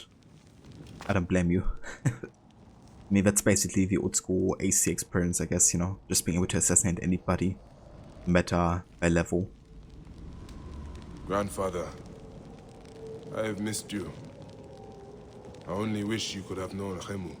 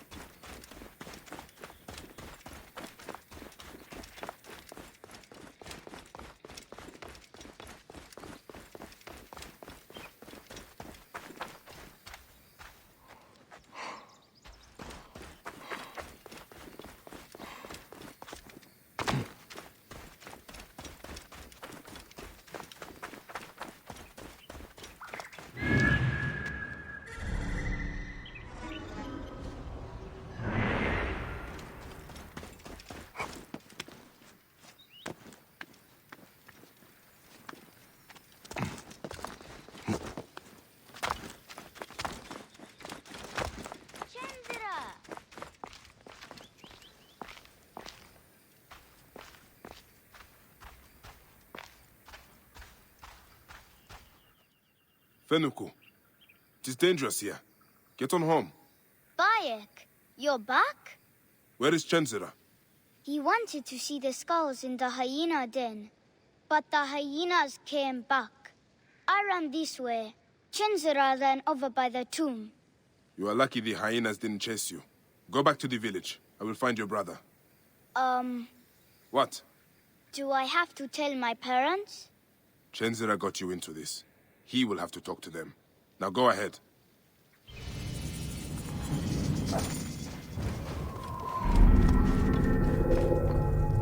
Chenzira Liderasco.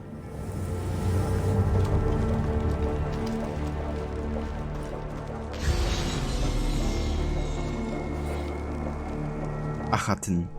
Minotep the Great. Pa. More like Minotep the Sheep. There's no way to get all of the idols I know are here. I smash through one of these blasted walls, but the scarabs are vicious. I come back later with something to kill all of the bugs. The damn tip is killing me. Amen.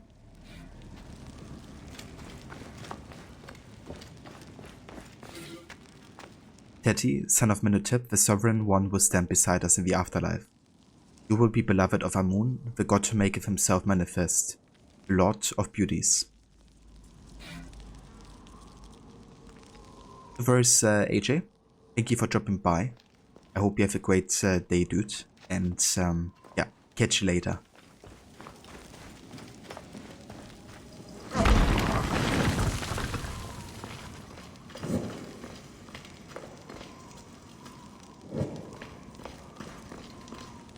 Chenzira, stay there.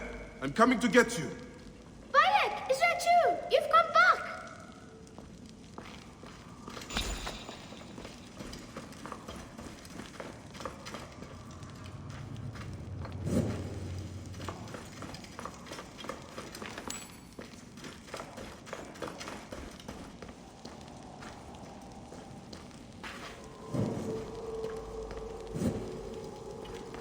How did Chenzira get through here?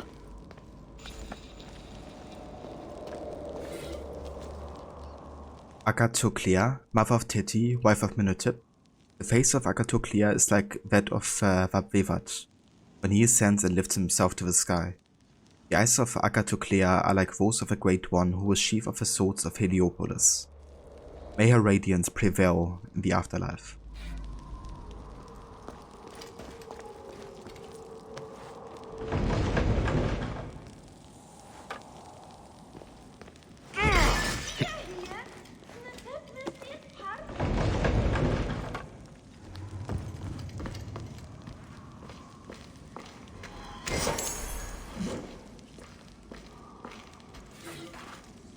Tai Miovete, you are the great cat, the avenger of the gods, the emerald-eyed, the one who walked by himself. We were given dominion over the mice and rats to store our grain, and you decreed we should not starve. May your journey through the reed fields be full of vermin.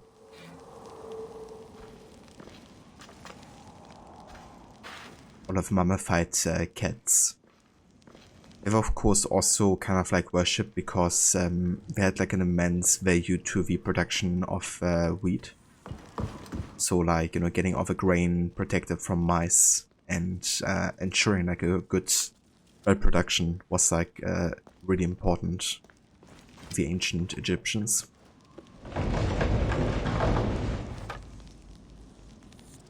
Ryan, during your first time playing, you did everything including side missions. Yeah, same here. I just couldn't not check out everything. It was just way too satisfying, you know, exploring the whole world and getting to see all there is to explore. But yeah, it also showcases like if you do such a playthrough, like how much care they put into like literally every location as well. It all feels very handcrafted, I guess. Chenzira, are you alright? I can't believe you are back. You should not be in here. I'm hiding from hyenas. Fenuku told me about that. It is not enough to get yourself in trouble. Now you put your little brother in danger? But it's with Khemu gone. Alright, I understand. Let's get you out of here. Look at that.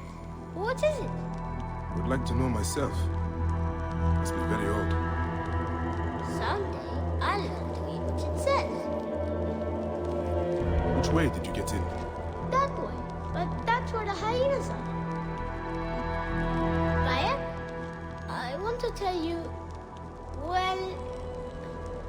What is it, Chenzira? It's my fault about Khemu. They asked where you were, and I didn't think it would hurt anybody if I told them. Chenzira, don't feel bad. You had no way of knowing what they would do. Anyone would have done the same thing in your place. I guess.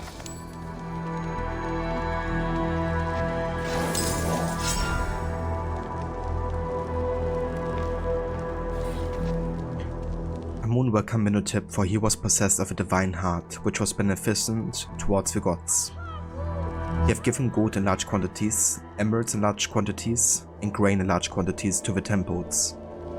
Guided us and have given very many lavish spiritual gifts to make Siwa prosperous and to advance Tamet.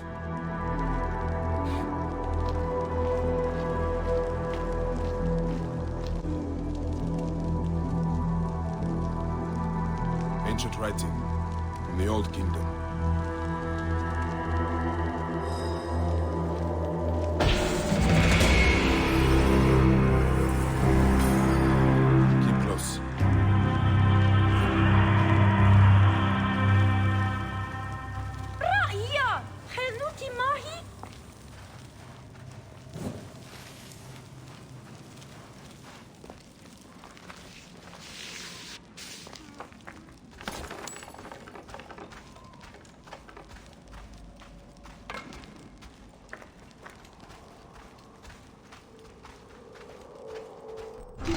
Oh, let's go ahead and try out the new scepter that we've gotten. The Acacia Rod. Perfect for bludgeoning your opponents, this weapon's water-resistant nature makes it easy to wash off the blood. Before Chancellor, I was going to swipe the ability point on you by getting into it first. Yeah, imagine if Chancellor could read the ancient knowledge, then Pike wouldn't have gotten the ability point there.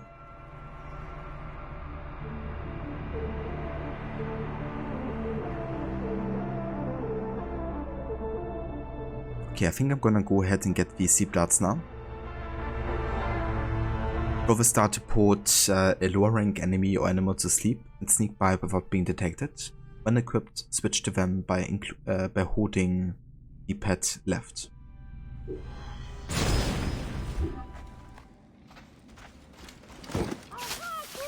Hyena! Chancellor, hide! They're still here!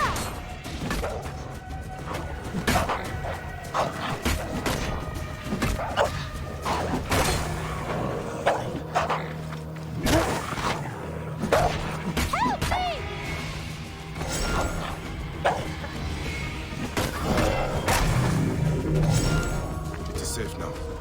Let's take it home. Bayek, can I ask you something? Go on. Could I be a Magi like you one day? Well, you can start by looking out for your brother and not taking him to dangerous places. I promise! Now get back home.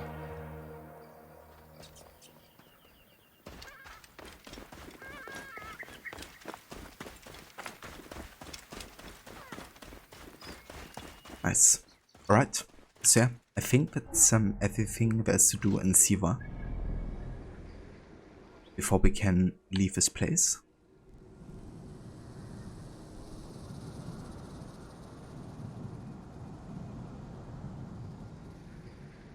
Well, there's still 2 locations over there, but I think I'm just gonna do them at a later point. Like maybe once I get back to Siwa in the late game. But yeah, for now we're gonna go ahead and leave Siwa and talk to Hepzibah.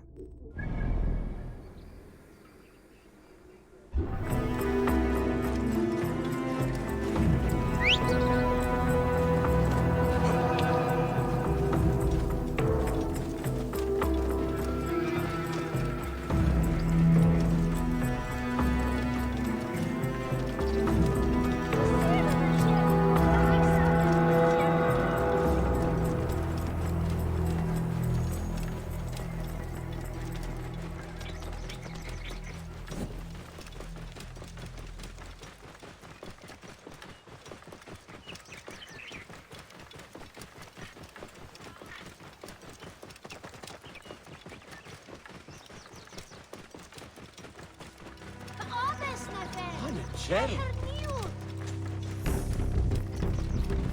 Whoa.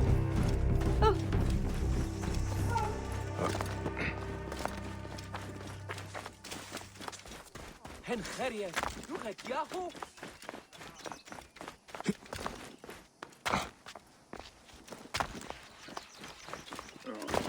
Ja, ai tayo. Relo.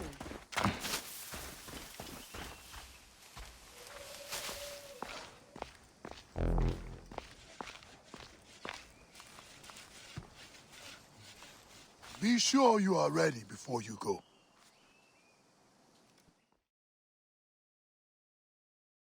I must leave Siwa. There are others to whom I must deliver justice. Especially the one known as the Snake. How will you find these men? Aya has been tracking them in Alexandria. I must find her. She said she would be visiting her cousin at the Great Library. Great Library? And she said if you are coming to tell you one word. Serapis. Serapis? The god that Greeks and Egyptians share. Of course, I see. And Bayek, do something about that beard. Goodbye, my friend. Yeah, no. Gonna keep the beard. At least for as long as Aya allows me to. Oh shit! Layla, you need a refill on cyclosporin. Stat. Layla, wakey wakey.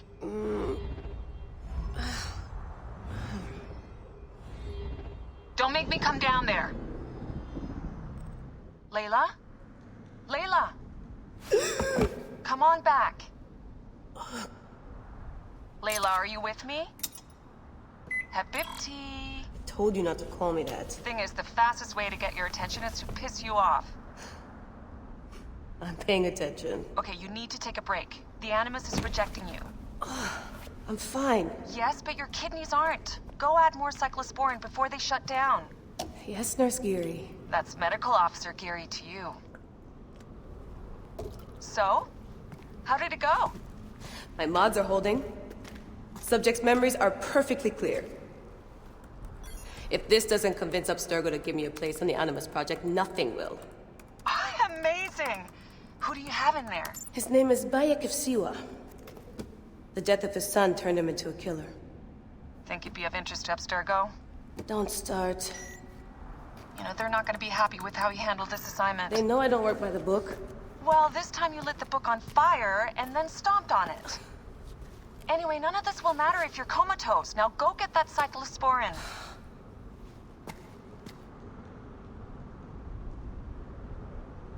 Yeah, same here in the Bassett. At least the beard I like to put on pretty close to, you know, being shaved by Aya. Still looking for the cyclosporin? I definitely packed it in the med kit. Alien Origins and Valhalla better than Layla and Odyssey. 100%, yeah. I'm so glad I skipped on the Fate of Atlantis DLC because she's just insufferable in that one. Kidneys unrequired, let her have fun in the Animus. Yeah. Just, you know, just stay there. Need that med kit. Got the cyclosporin. 2 cc should do it. Don't forget the alcohol wipe.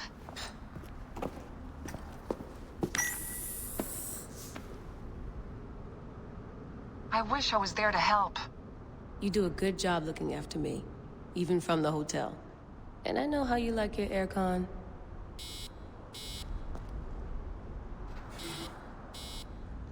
In Flight Entertainment. Question mark Egyptian Mysteries. Secret Science Investigations. Hidden chambers and pyramids, whether built by aliens. Light on the myths and the proofs. Traces of ancient technologies. Connection with gods or aliens. Don't miss. Encrypted messages surrounding the Sphinx.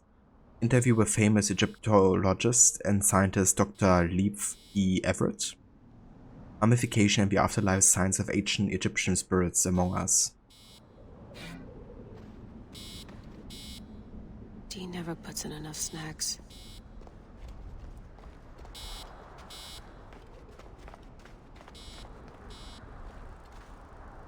Come forth by day, and I will guide you home.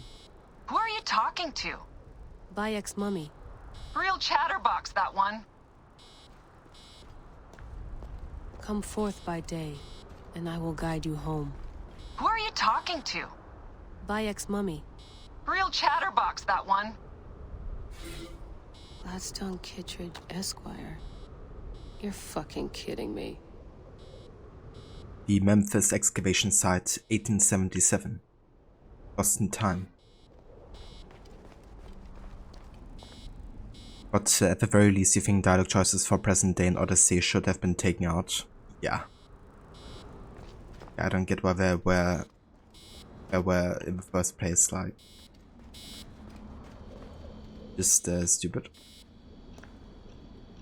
One bar. No, half a bar. But Layla cutscene in the Odyssey DLC takes the cake for sure. Yeah. There are so many moments that just make you cringe so hard about what she's saying or doing. Damn it, my papers went everywhere. Whoops, anything important? Yeah, the notes on the Animus. Generator's holding up. Good job, Layla. The genetic sequencer blueprint. Never got the creases out. It is something I like to call a genetic sequencer.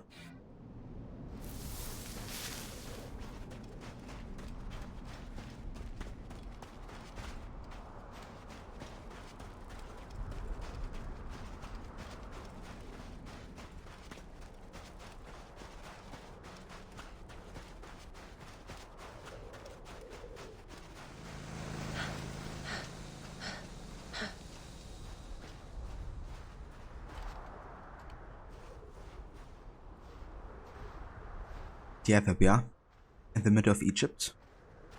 It's actually in the region of the Katara Depression, I think, in the main game. Can't really leave this place, but it can go as far as this, essentially. Shouldn't get too far from the cave.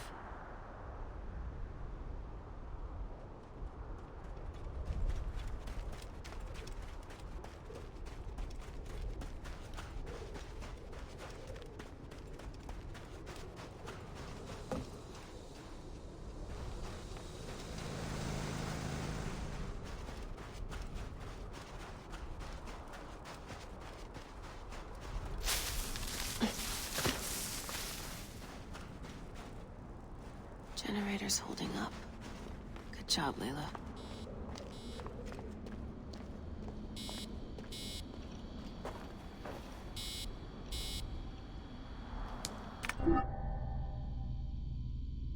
Alright, I'm gonna read this over time because we had quite a lot at the start of the game. Let's have a look at the pictures first. It's kind of like a timeline for Layla. This is New York City, 1989. Riding my bike in Queens without my training wheels. New York, 94. Up to no good. Kind of like showcasing Layla's interest for working on technological products, I guess, and making up her own inventions. Backstage at the Ra Victoria concert, Madison Square Garden, 2000. Berkeley, California, 2004. Best use of a Berkeley storm.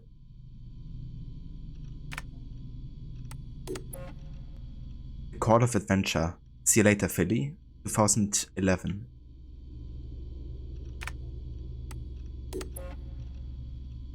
My entry for the Do-It-Yourself Pinball Contest. 2017, Philadelphia. It's kinda cool, actually.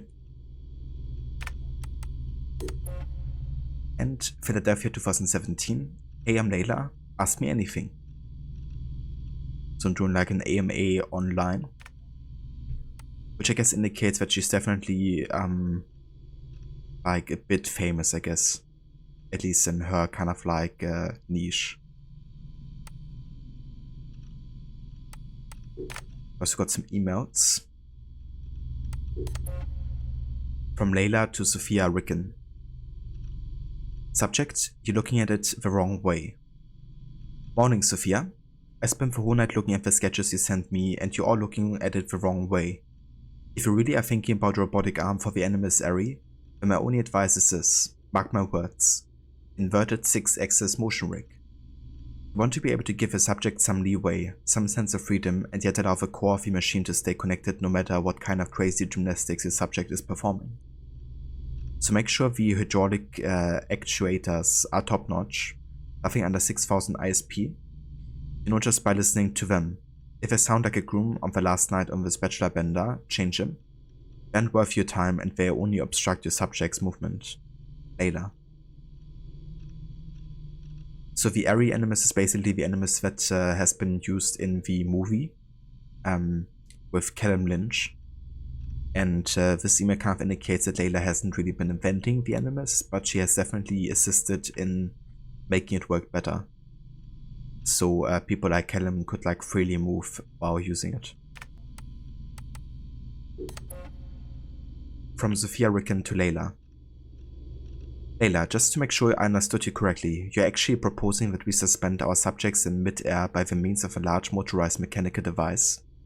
I must have read your email 5 times just to make sure. At first I thought you were joking. But I dropped the idea in Gabriel King's ear, our chief engineer here in Madrid, and his initial reaction was quite like mine until something changed in his smile. Let's say we were to consider a 6-axis motion rig. This is all hypothetical, of course, but please indulge me. Would there be any plausible compatibility between this rig and the epidural bearing I showed you the other day? Could we ensure the stability of the needle and its positioning in the subject's backbone? I feel like I'm teetering on the frontiers of science and nonsense. It's crazy talk, but it's exhilarating crazy talk. Sophia.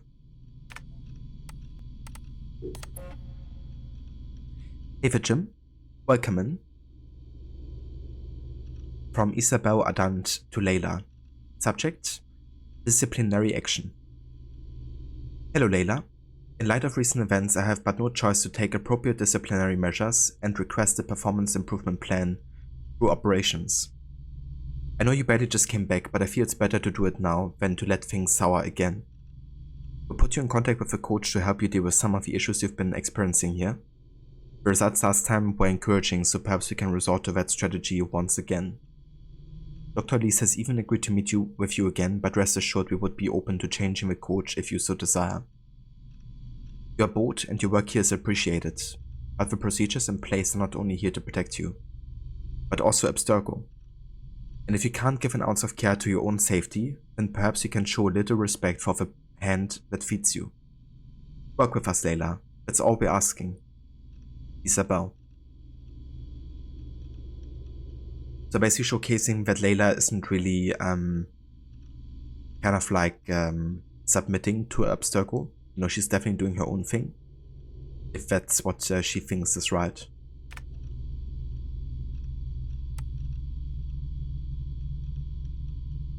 But you like how they smooth over the movie Animus by making it just another version they wanted to use. That's very true as well, you know, it's not like it has replaced the already existing Animus models, it's just like another version of it. Definitely a good way of like, you know, answering that question if anybody had it after watching the movie. Instead of like considering it to be a retcon or something like that. From Layla to Deanna. I need one of those. I just visited your online shop for the first time, and I must say you hide your cards pretty well, Miss Deanna Gary. Who knew a poised and professional medical officer could have such a foul, plotty mouth? Needless to say, I'm buying a bunch of your cross-stitch patterns. I'm keeping some for me, but I also offer some of them around. I think you have a perfect one for Otso Berg. He keeps taking my parking space.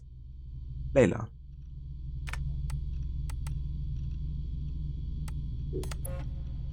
From Layla to Johanny Otso Berg.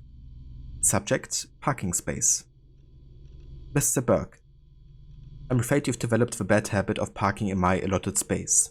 Now I know you're higher than me in the Abstergo food chain and your car clearly has less rust than my 1987 sports car, but my HR hiring paper clearly states that 23 FG is Layla Hassan, so I would appreciate it if you could park your vehicle somewhere else. Layla.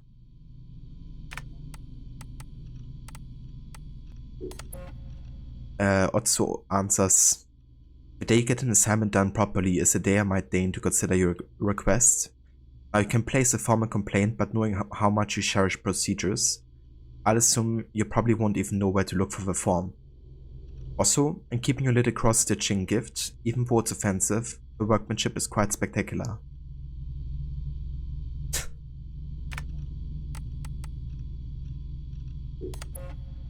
From Layla to Sophia Ricken. Sophia, hello? Don't leave me hanging here, tell me, how's the work on the device progressing? Did you guys finally build the prototype? You can't just ask stuff and then shut me out. It doesn't work that way. Why can't you just fly with me there? I mean, even if it's just a temporary position, something interim, breaking up Circogenitor for all I care. I could help your team way better on a location than through this free cheap ass once in a blue moon email consultation. It makes me feel dirty every single time you do it, and I've told you how I felt of it before. Yet here we are again. Either you don't care or this Eureka effect is getting you drunk on epiphanies. Think about it, Sophia. This is getting really frustrating. Layla.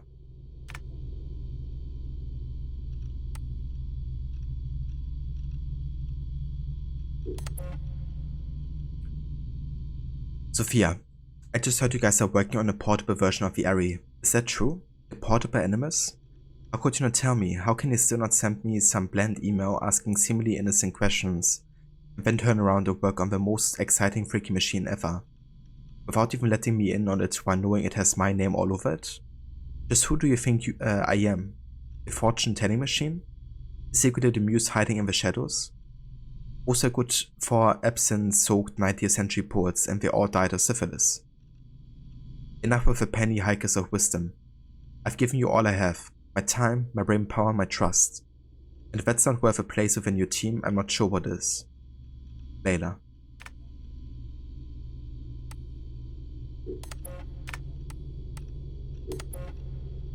From Layla Hassan to Simon Hathaway. Subject: Simon type request. Mr. Hathaway, I'd like to take this opportunity to thank you for your kind words. I'm not always the easiest person to work with, but somehow you always seem to have the right words to diffuse the situation. I really enjoyed our lunch last week, and your advice was more than welcome. Trust me when I say these are not words I'm used to saying. It shows that you have a genuine passion about what you are doing, and I really appreciate that. I had a small favor to ask. I swear I wasn't buttering you up for this. I don't butter up people ever. I was wondering if our HCT could be tasked with more person of interest type assignments. Not that I'm not enjoying the operation, but I could use some variety, and who knows, it might help with my social skills improvement plan. Just something to think about. Layla. A plan?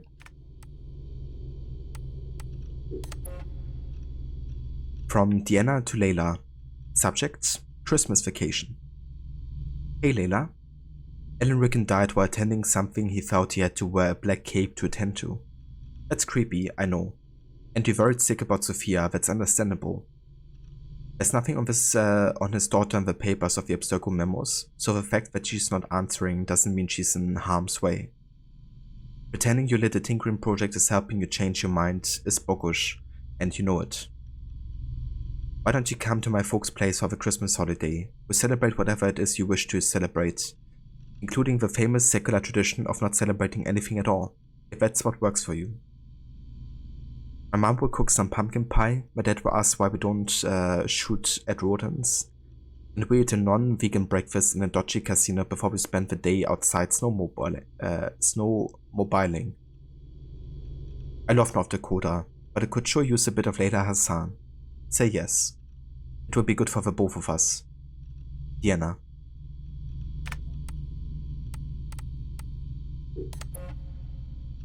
Layla answers, you sure know how to make a girl happy? Rodents in a dodgy casino? I think I pass. There's nothing I want more than being with my little stone cold crazy machine right now. I've just come up with an idea for the sequencer and I can't get it out of my head. So far it's only a sketch on a dirty placemat, so I have to get busy if I want to test it before I go into retirement, if that ever happens. Sorry, I'm being an ass. It's a very nice offer, D, and I appreciate your concern, but I'll be fine. Don't worry, I always am. Besides, I promised Hathaway I'd complete my operation reports. I must be 10 or 12 behind. Most of them hardly have anything besides our names and the mention done. He told me they had to be completed before the end of the year, otherwise he would file a formal complaint to operations. Which could mean more coaching from the mediator, and that is just pure torture. No, I like the guy, so I cut him some slack and get him his reports before he gets to sing Old Lang Syne. Layla.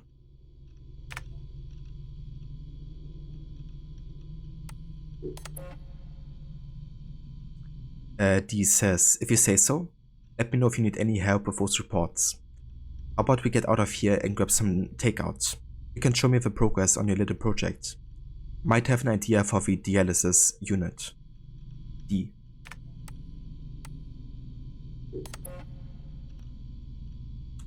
Layla says to Deanna, where am I? D. Change of plans. I know you're waiting in your little hotel room in downtown San Francisco right now, and you think I'm heading towards the wharf, but you're wrong. I had an idea, and I'm about to board a flight for Tokyo. I'm on my way to Onagawa, Japan. Don't freak out, I know what I'm doing, just be ready to pick up on your side in 24 hours or so. I need your remote assist. Cover for me if dispatch calls in. Layla.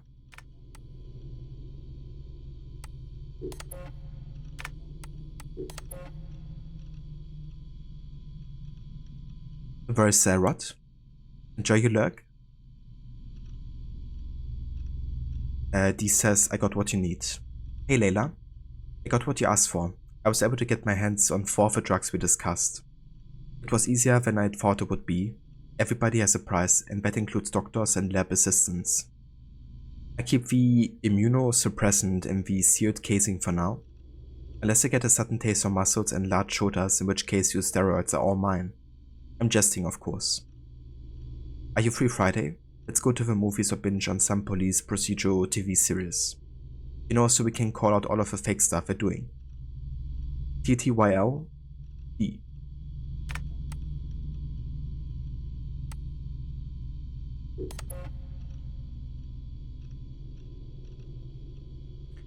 Layla says, "Hey D, allow me to copy-paste this glorious extract from my July 1st AMA.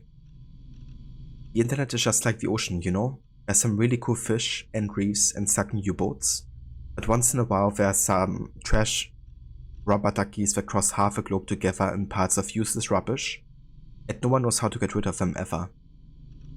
Hey, I'm Layla Hassan, AMA." Little Bitolis says, "Hi there. Was wondering what's your favorite Greek sound, like what sound do you love falling asleep to?" Layla says, "I love the clicking of my blue mechanical keyboard switches. They just have the most satisfying clicks ever. I think I would have slept like an angel in early 1920s bullpen. All those typewriting clicks." Ed Scaphoscopus says, "What's your favorite song and what does it remind you of?" Layla says, "Easy, Overtime Food by Ra Victoria. When I karaoke, it's the one song I have to sing every single time. It reminds me of the night I met them backstage at the Madison Square Garden back in 2000. I'm usually the one turning it up to 11, but that time I was so thunderstruck I could hardly move." Scaphoscope says, "Pigs or didn't happen?" Layla says, "Pigs happen, but there's no way they ever go public." Yeah, we did see the picture over here.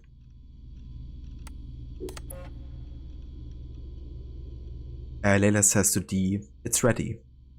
Hey D, I wish this was an audio message so you could hear the nice roar of the portable animus. Everything seems to be in perfect order. The software is running, my vitals are shown perfectly, and all the tests done on the DNA samples are turning up positive. I've combined some strange strands and somehow the sequencer always returns a valid simulation to play. I haven't dared to go into any of them, not alone, not without you. And the animus isn't ready for a live test either. Maybe I'm just buying time, but that combined strand of both you and Milton looks tempting. All into time."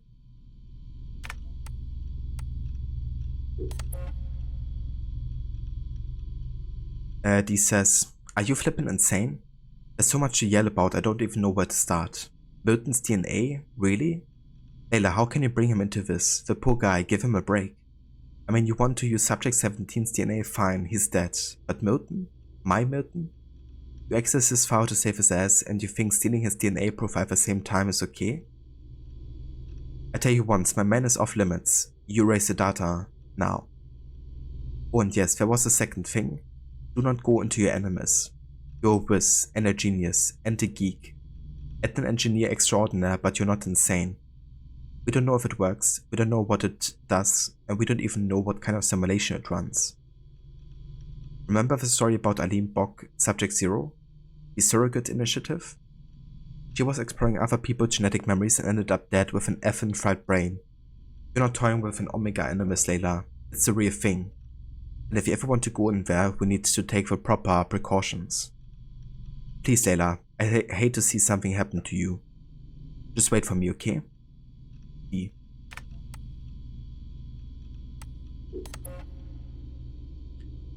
Layla says, regarding Egypt, "Hey D, can you pack the seal container with the immunosuppressants, just in case? I know the assignment states we're going to get yet another artifact of high interest, but well, you never know. What if there's something else? Can you imagine? This could be a chance to try out our version of the portable animus in the field. I'm not talking about actually synchronizing with a simulation. Well, I might, but I'm not really, I promise. But you never know. Maybe I just do a sequencing test if I find something. If. See? It's conditional. I repeat it one more time. If. Feel better? Time to pack. Still good for tonight? Drinks are on me." And the last email is again from Layla to D. Subject, what if? D, wow. Why is my head still spinning? I barely had more than a few drinks, but I just thought of something. You know how the Animus sequences DNA to run simulations based on genetic memories? What if, and this might be the fifth old-fashioned talking here, what if we could actually find a way to do the same through inorganic matter? Sure, we would be out of codons, but we'd still have molecular structures to work with.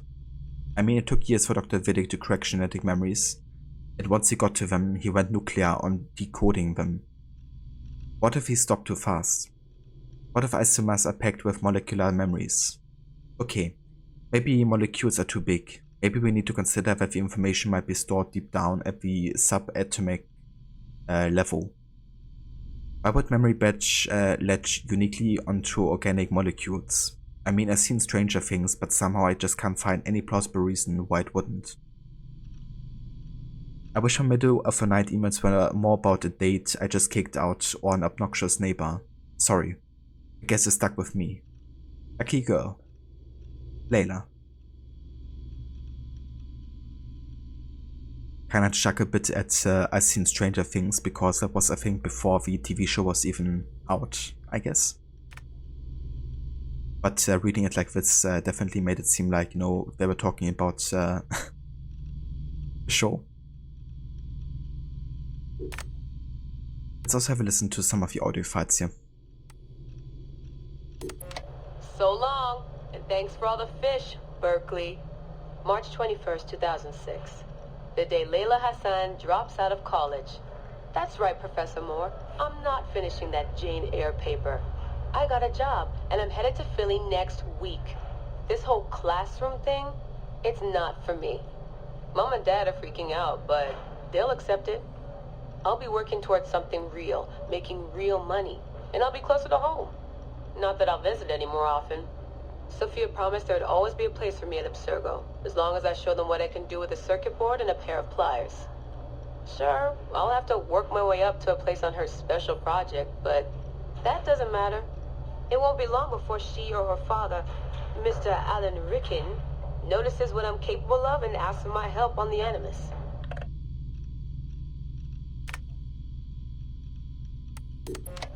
I swear, I get more done reading the latest copy of Wired on the toilet than the rest of the guys do all day in the lab. I mean, the body band? Really? If people can't take a walk on their own, they aren't going to listen to a watch that tells them to do it either. This is all so pointless. I should just go back to... Wait. That's probably what the body band would tell me to do. What I should do is build something that will simultaneously blow people's minds and the doors off the Animus Project. Nothing at Abstergo Fitness is going to be big enough for that. I'm bored as hell. But there's nothing like boredom to stimulate creativity. Yep.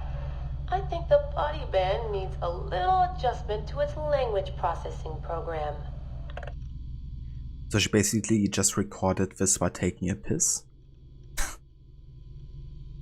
Seems legit. The right decision always feels like home. My stuff's the same. My locker smells the same. It's like I never left. But I did. And I can never unlearn what I know now. How will it change my work at the Historical Research Division? Hard to say. All I know is that it will. Our Dom booked us a lunch. Nothing fancy. She wanted me to meet Deanna Geary, my new medical officer. She looks like she was born in the middle of a cornfield, but she seems okay. I can't believe she left homemade cookies on my desk. I don't know why I told her about getting stood up last weekend. I never talk about personal stuff at work. At least it seems like I can trust her. You need that to stay alive in the field. Too bad most of Abstergo's tactical units don't consider trust a priority.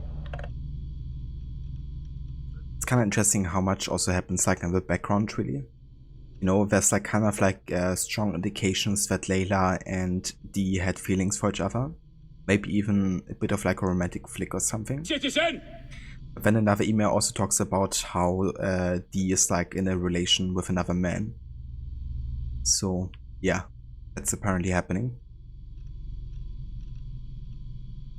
Also, hey there, Aura. Welcome in. Citizen.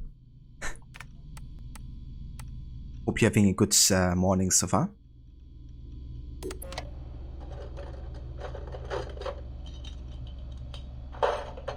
Aho, the portable Animus.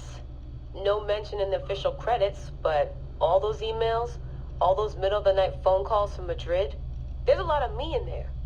Sophia, if I'd known you just wanted to strip mine my brain and leave me in the dark, I never would have followed you. Go away! There's no candy here! Nothing in life is ever free. Ever. The Animus. I can tell. I know it wouldn't have worked without my advice. Just look how they did the heat sink, the VRMs, the high amperage rating by transistor. It was me who told them it would offset failure of the... What's this? Hello there, DNA reader module. Are you ringing my doorbell? Maybe there's some candy here after all.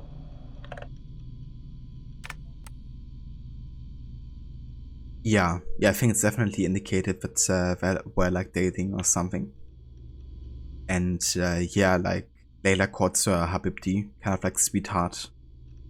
So yeah, it's definitely something that also would confirm if that's the case. I've come to the conclusion that Sophia is shit at hiring staff. The entire Madrid facility. Ugh. How do they not see it? It would be so easy. You just have to parse the genetic memory input and work from smaller data pools. You could even process incomplete samples and still create a reliable model for high levels of synchronization.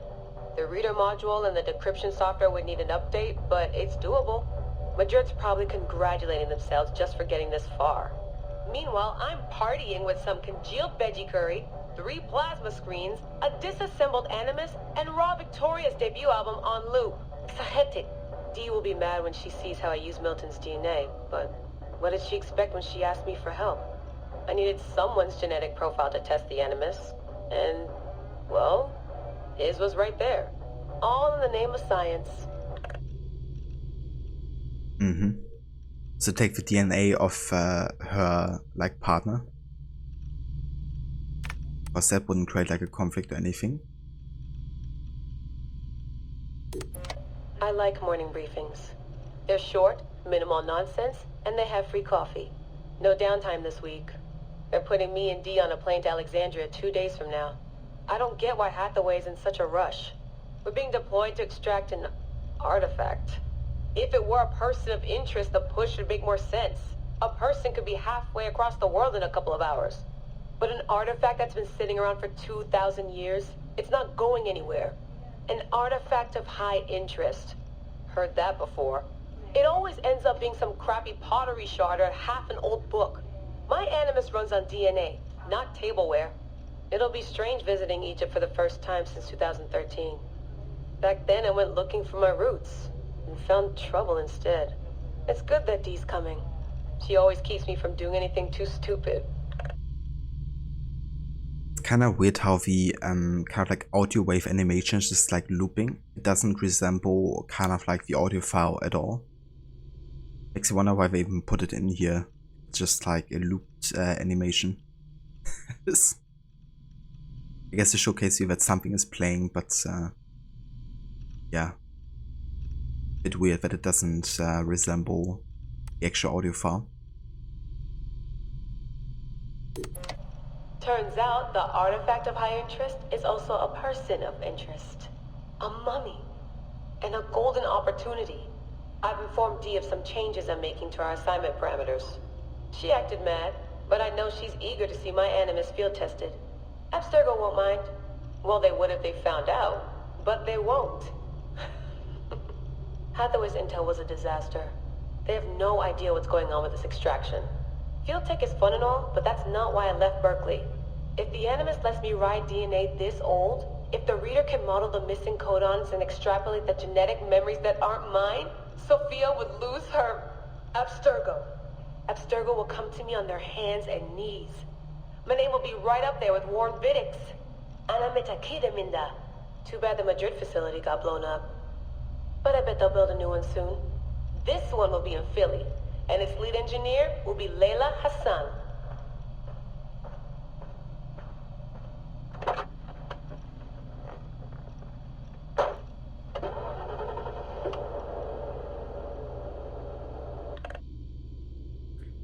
Right. Okay. I think that's all I'm gonna do in the modern day for now, because it's quite a lot. Like, we still have, you know, another like 11 photos or so full of stuff. So yeah, I'm gonna kind of like do it periodically throughout the game. Probably after Alexandria or something, I'm gonna go back to the Animus, kind of like outside the Animus, and read up a bit more.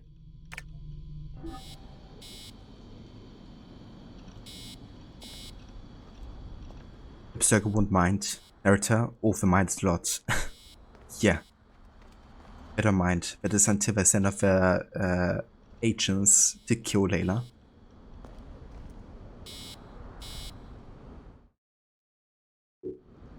Going back in. This is so badass. Be careful.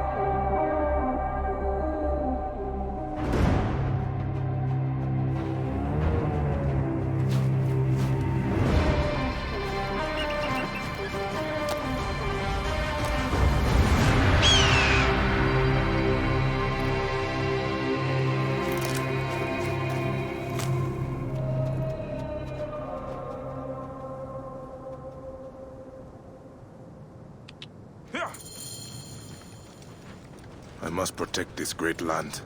Alexandria is where the snake thrives, and Aya lives. I must find them both. Yamu.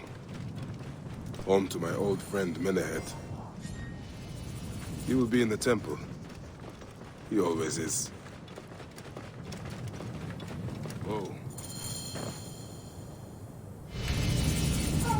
Okay, so this is a letter regarding the Hidden One DLC. I'm not gonna read it just yet because obviously it spoils a bit about the ending, maybe. And yeah, it's meant to be like post-main story content.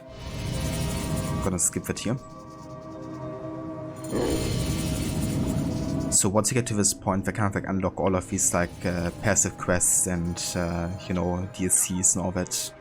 But yeah, we're gonna do all of that at a later point.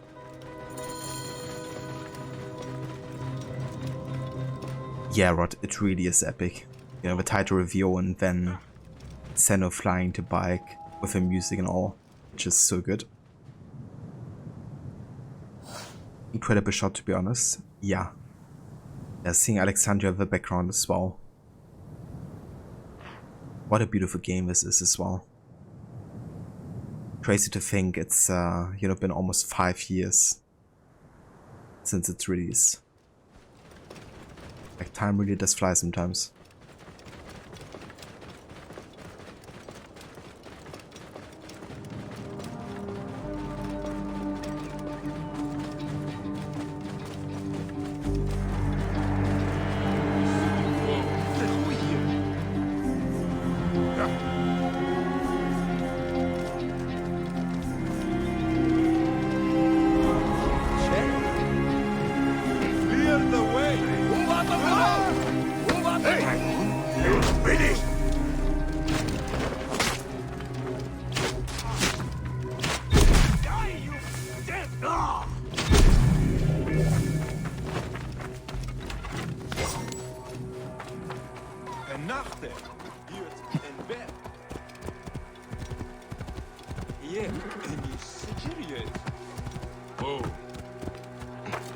Nick in the Sigeriot.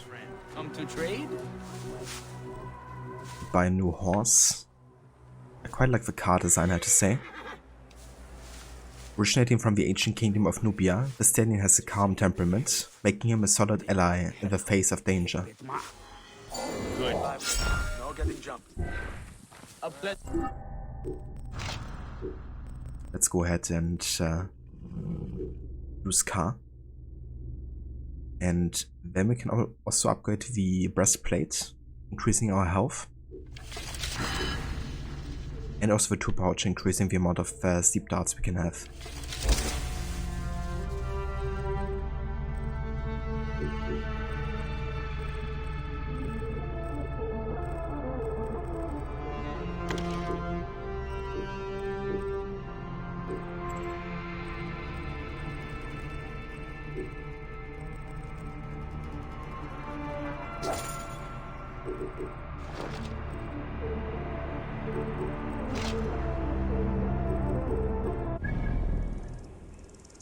Just remembered the Final Fantasy crossover side quest where you get the big chicken Mount Low. Yeah, that one. So funny. Also get a pretty good sword and shield, but yeah, they look a bit unauthentic, of course, for the AC series. Get out of my way! Get out of my... I'll rip you to shreds!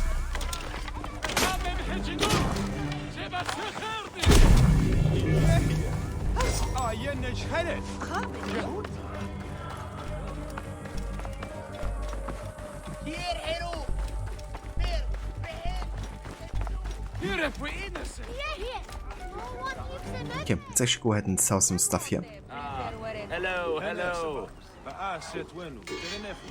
Done.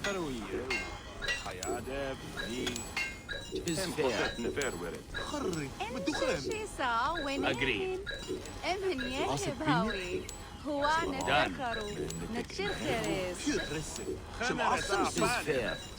Some awesome soup. I'm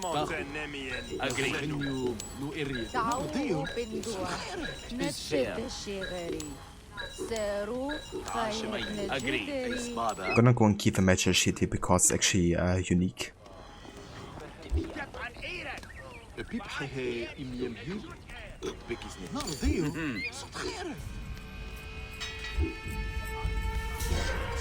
Come back often.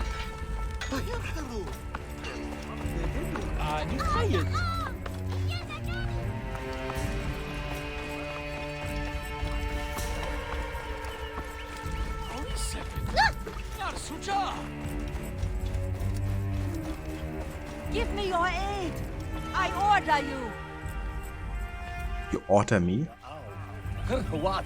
Please! My husband is in danger! I need your help! Medjay, help me, I will pay you! What do you need? Last night, my dear husband Claudius took a boat out to see the ruins across the lake. He has not returned. None of these brutes honor a wife's pain. I beg you! I will seek him out. Do be quick. I will await you here.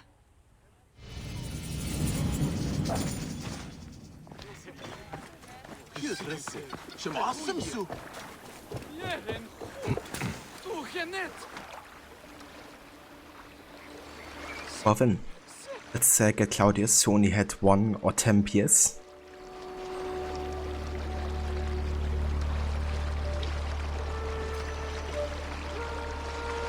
Before I go ahead and actually rescue him, I'm gonna check out the island first.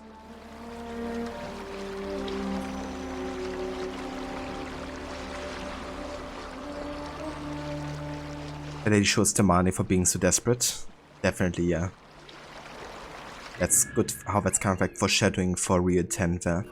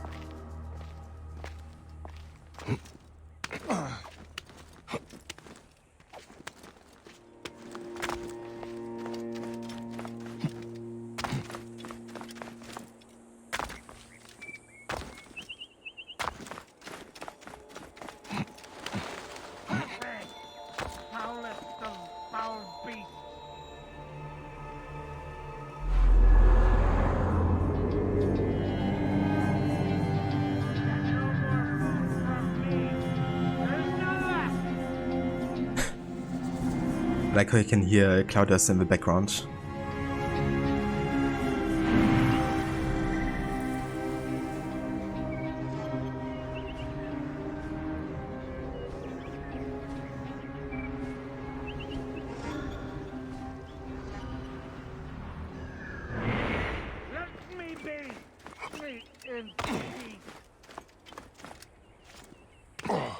Hey there, Ethan. Yeah, if only, right? Maybe this game would actually be playable in that case. How's it going, Ethan? Good day to you. A scene of death. I should investigate. Ah, nice. This is like one of the first 4 murders that you have to investigate to kind of like find a secret killer cult. And yeah, I'm doing pretty good. Almost fully recovered from the whole Rona situation. So that's quite nice. But yeah, still dealing with some mild symptoms though. But yeah, really enjoying my replay of Origins here. Just so good. I love how beautiful it is and also the soundtrack, and I really like Bayek as a character. I like this game, it's a great game to be honest. Yeah, it really is. And I think it also still had like a good kind of like compromise between the old school and the new school kind of like style of Assassin's Creed. The gameplay obviously being much more leaning into RPG. But I thought the story was still like very much a classic Assassin's Creed storyline. But having choices at all of it really helped as well, of course. Yeah, definitely. The composer for this game, Sarah Schachner, she's so good. Also did some of the soundtrack for Valhalla and Unity. And she also played the violins on the Black Flag soundtrack. Was this a terrible ceremony? There is so much blood, as if some butchery occurred here. But the elements have eroded many of the signs. I like how we just keep Claudius waiting here.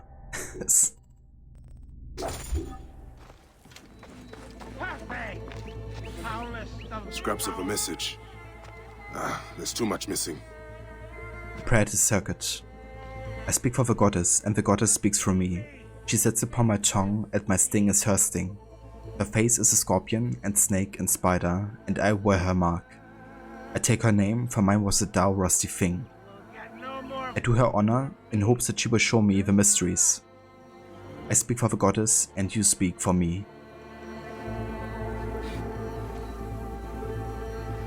Yeah, dude, the Black Flag soundtrack was so good. Same composer as for the one of Far Cry 3, I believe.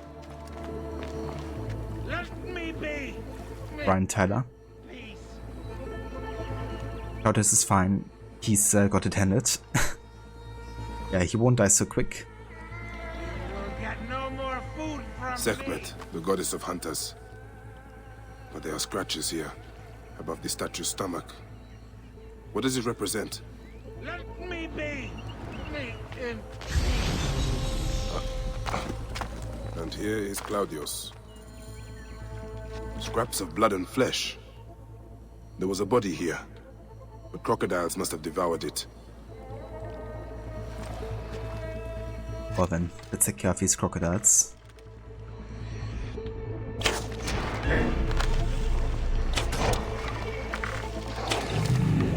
Crocodiles are dead. Now to speak to Claudius and find out why he came out here. The lid of a sarcophagus. There was a symbol here, but it is too damaged for me to make out. Troubling. If I had more information, I might understand this better. But as he was eaten by a crocodile, I'll keep my eye out for anything else so unusual.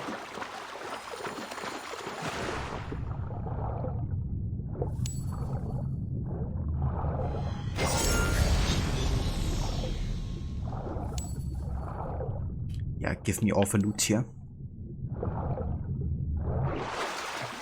So we gotta get a boat here for Claudius, but I wanna get the other couple treasures first.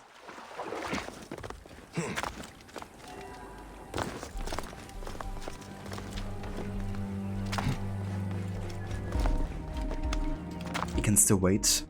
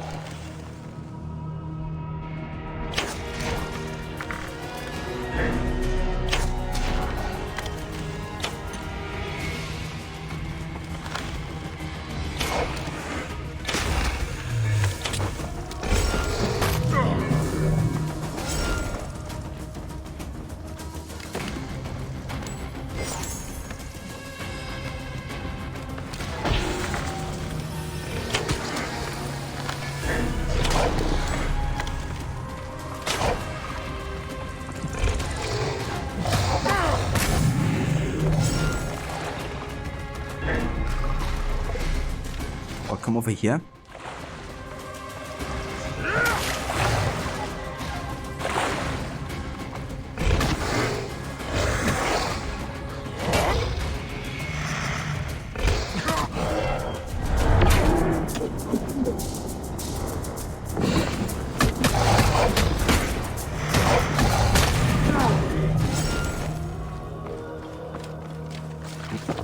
Alright, that should do it. Time to pick up Claudius.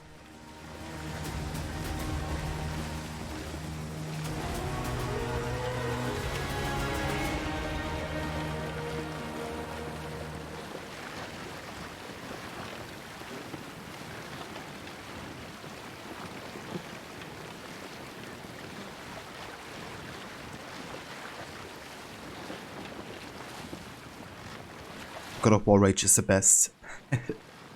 Definitely seems quite similar. One of God of War maybe got inspired by the ability in Origins because God of War came out a year later, didn't it?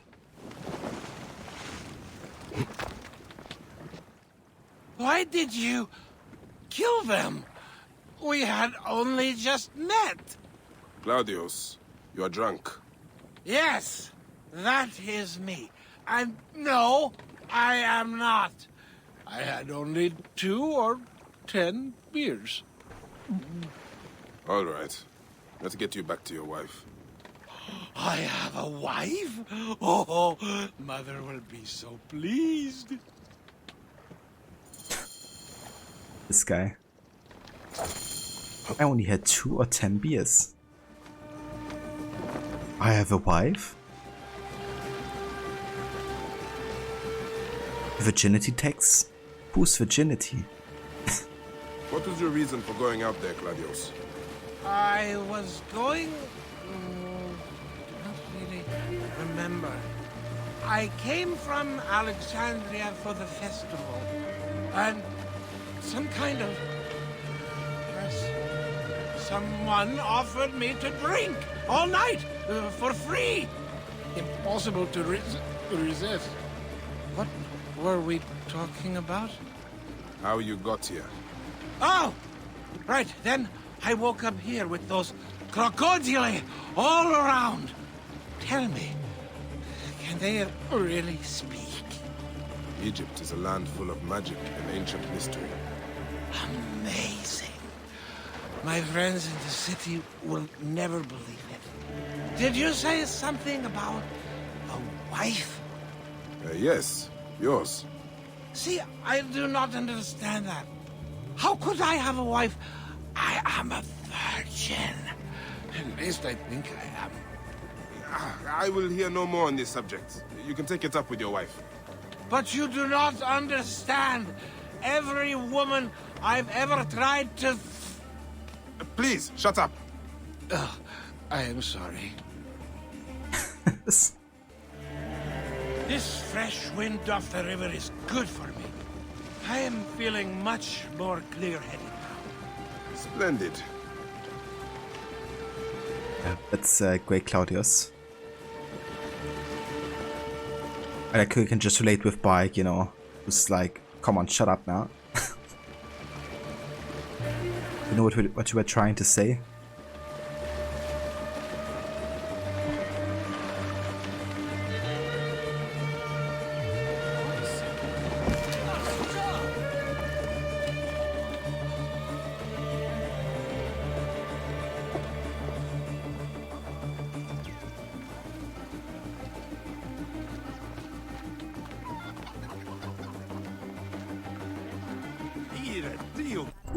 Okay, so we're actually gonna be having a fight here in a sec. I'm gonna go and disarm for that one.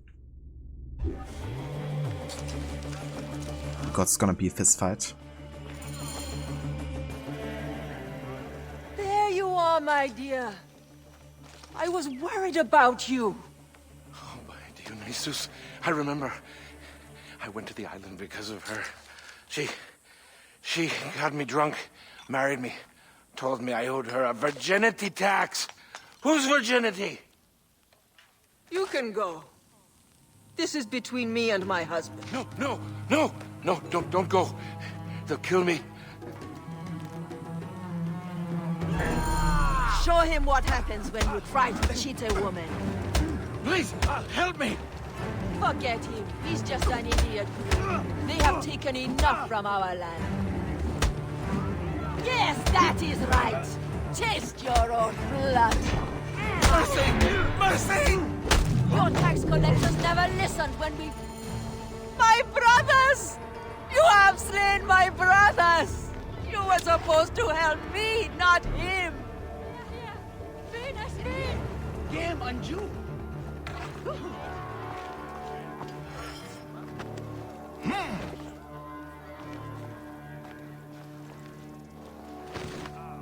Nachte, Jut en Berg. Suchaje, netut Semu!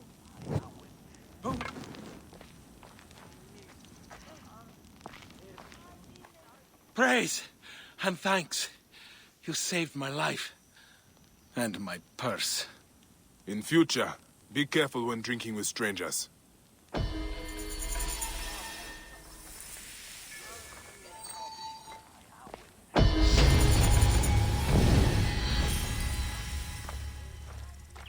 I was so looking forward to surprising Mother with my new bride. Oh, my aching head. I will never drink again. Of course you would say that. Then the next day.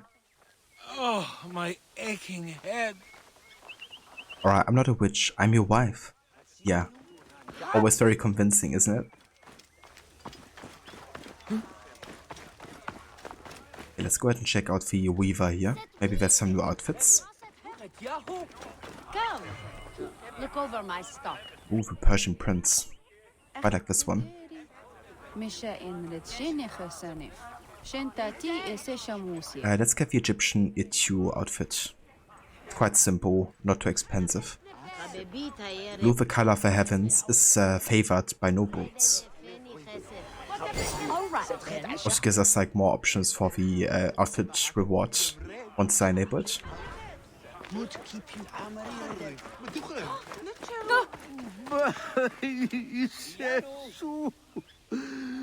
I will never see her again.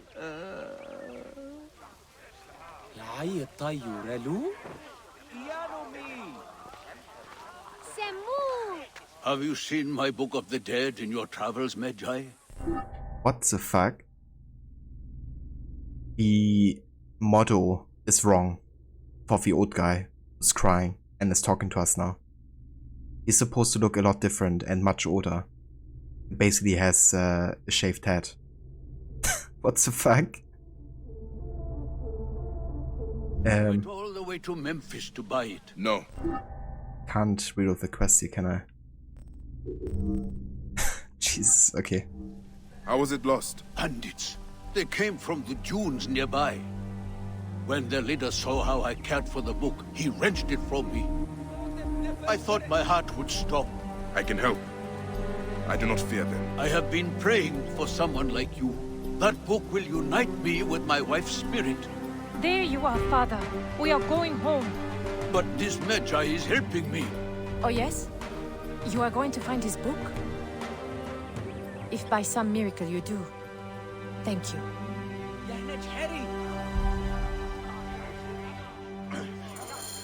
Did you hear where the bandits meant to go? Oh, the leader told the others to meet him at the necropolis, I think. We live nearby. I am not going home until I... Father, the book is gone. That's really weird. I actually wonder if that's caused by the recent patch or something, because it never have it happened to me before. Like ever. I hope there's not more of these bugs replacing the models, because it would be a bit irritating. The model is fine, this is just 60 FPS. Yeah. Probably.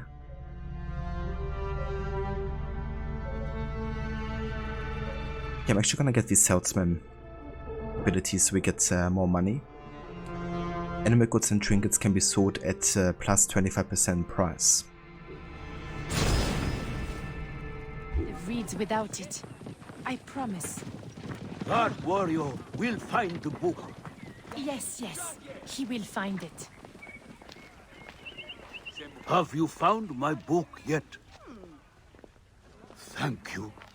You have given me hope that I may be reunited with Isesu. Have you found my book yet? Another high precision gather. Very subtle in the background. Also have Retta over here. Medjay, great warrior, come. I sell you what you want. You need it, I have it. High If I don't precision have gather. it, you don't need it. Redda has your back in these desolate lands. You are but a boy. How did you come by such fine treasure? Plucked from the ancient lands of the desert, the sunken vessels of the Nile, refined by handmaidens of the gods, weaponry forged in Nubian mines, Persian jewels, and Assyrian treasures. I have it all. I see. You are well traveled for such a young man. Old wisdom, Neb. I have acquired from long nights in the desert with my camel. I will see what you have.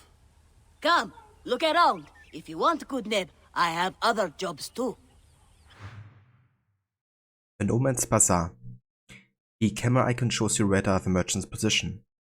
Retta offers a wide variety of very rare goods. Be sure to check with him regularly, as his stock changes weekly. Every day Retta offers a new quest to help someone in need. Succeed before the time runs out, and you'll be greatly rewarded for your efforts. Oh yeah.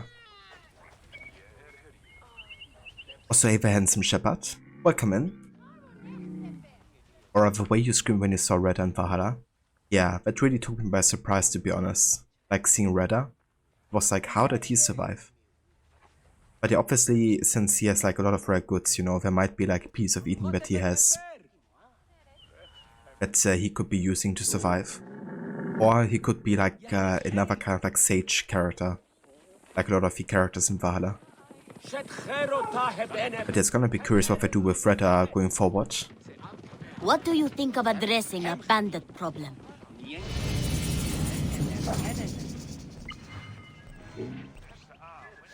And yeah, over time we can buy carbon crystals, which are used to upgrade the later kind of like levels of your hidden blade and stuff. Or hacker chests, which contain rare or legendary weapons. And usually what I go for, because you also have a chance of like really unique gear from a store. It's like the only way to get the store items without paying extra money. I'm gonna wait until I get to level 20 or something, I think. Before we have like a bit more money. And you! I had no wish to kill your brothers, but the three of you brought this on yourselves. I like how she doesn't even say anything anymore. That's something that's really cool in Origins, I think, is that usually you can interact with a lot of these side mission characters, even post main story. And you have like a or post side story, I guess. There's like a lot of dialogue you can still uncover.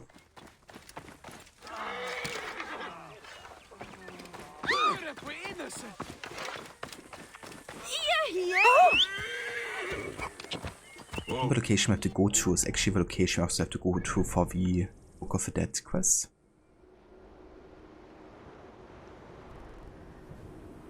I think it might be.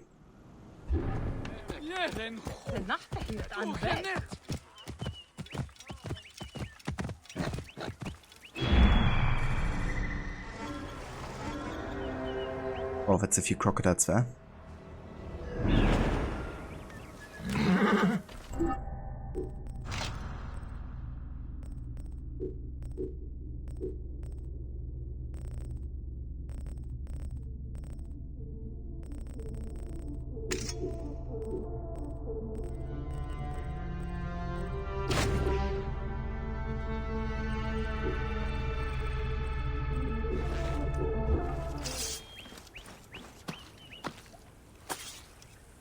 You know if I will forget about Reda completely in the next game? Yeah, I mean, might be the case, especially if Quebec is having leadership over the franchise right now. You always see that one background guy is saying, dude, we're innocent. I mean, we're definitely saying we're innocent, so that's not too far off there.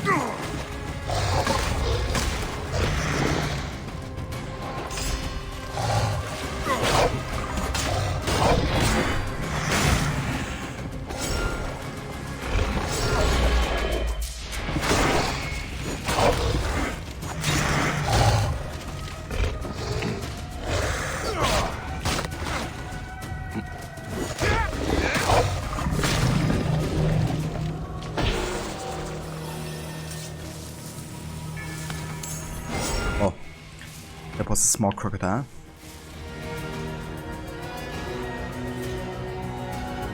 Fishing supply order. This equipment and merchandise is for Mutnofred and his fishing outfit along the Nile. He is located near the den of crocodiles. Be careful when transporting to ensure the crocodiles do not damage the materials. Or, you know, eat you. Yeah, that would never happen.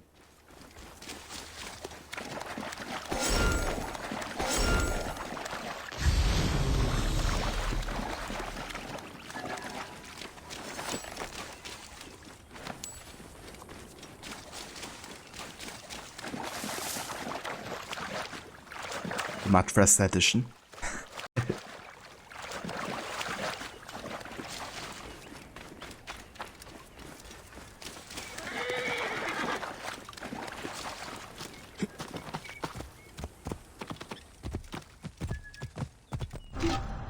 She got a new shield here. Let's go ahead and use it. Padded with 2 layers of coarse fabric, this shield can often soften blows without breaking into splinters. I mean, that's useful.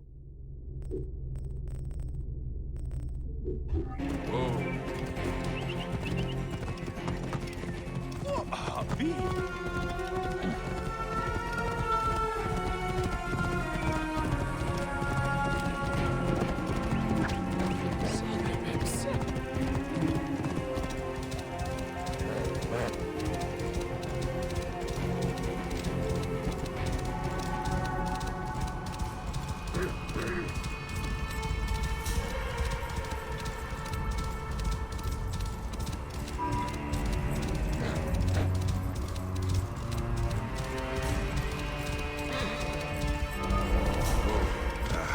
Attack on sight here.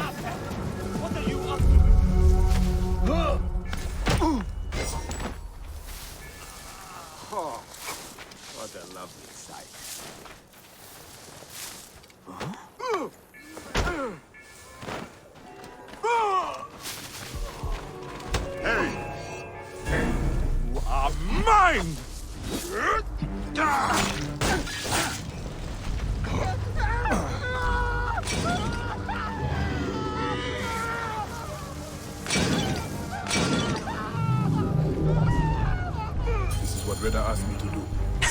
I should return to him. Oh, that's one way to kill him. Amazing.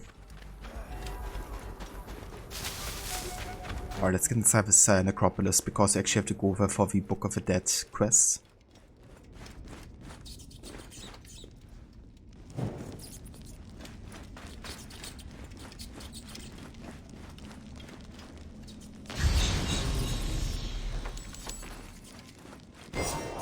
Here is the Book of the Dead. Becca will be pleased. Now to return the book to the old man. Mobare, I'm sending a parcel your way. It contains dozens of books of the dead that we stolen. Try to find their owners and demand a high price to have them returned, but do it discreetly. We don't want the temple priest finding out about this. What a bunch of bastards.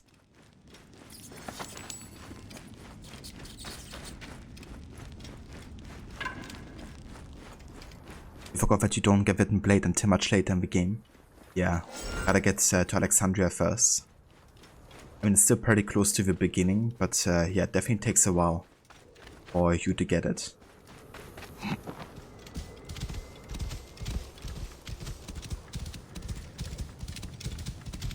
Whoa.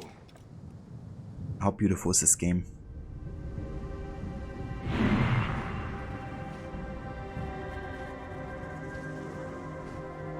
I think there's a bit more over here. Yeah, we got a viewpoint and also a stone circle. Let's go further that direction here.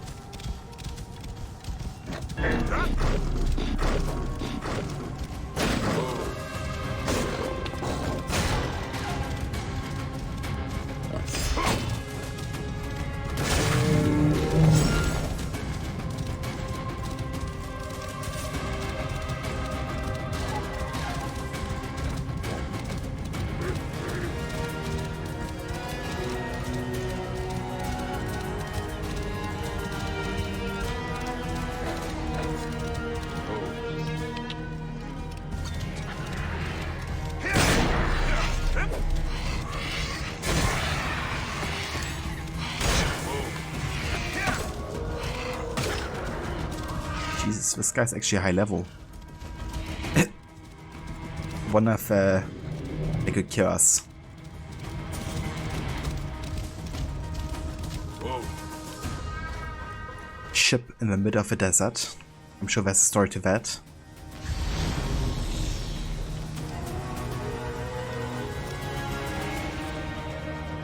I looked everywhere, and there was no light. Then I looked towards the king, my lord, and there was light. We should continue through the sand with a barge. He'll guide us. Right.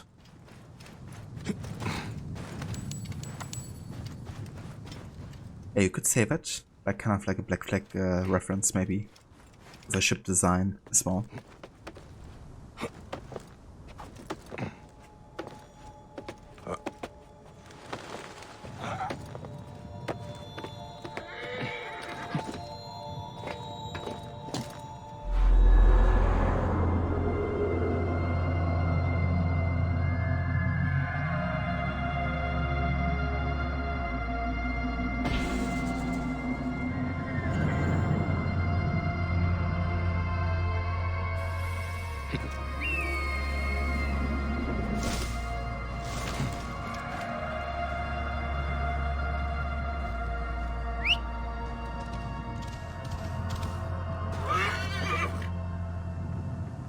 And this game, can't say it often enough, but it's just so damn beautiful. The soundtrack just really adds a lot to it.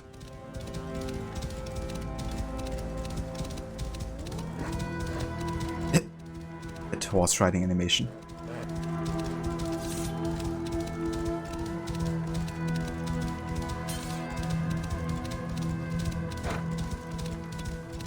Nice, another stone circle.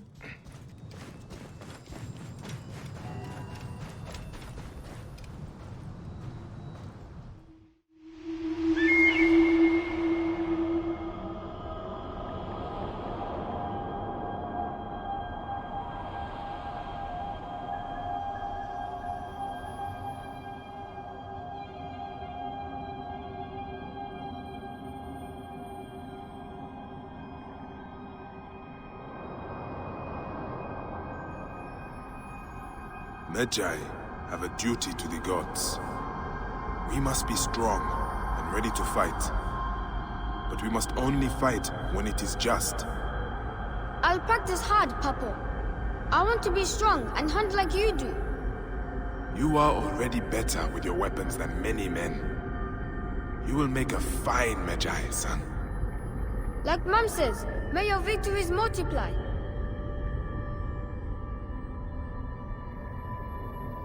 The Divine Lion, the powerful one.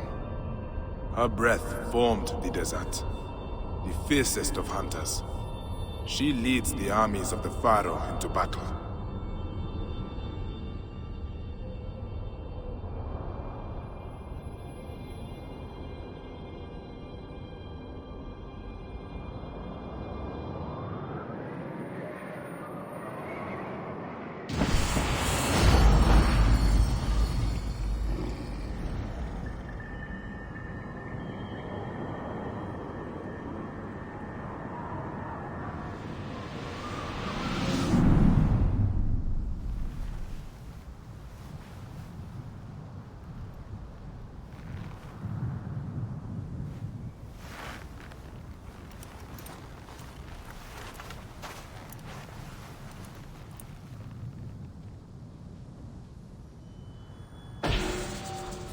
Yeah, Aura, that's so good.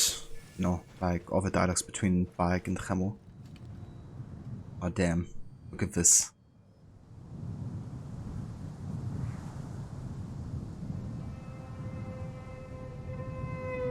Pretty sure that could be Bayek, Aya, and Khemu, as well as Senno. That's pretty sure, I think, a bit of an Easter egg here as well.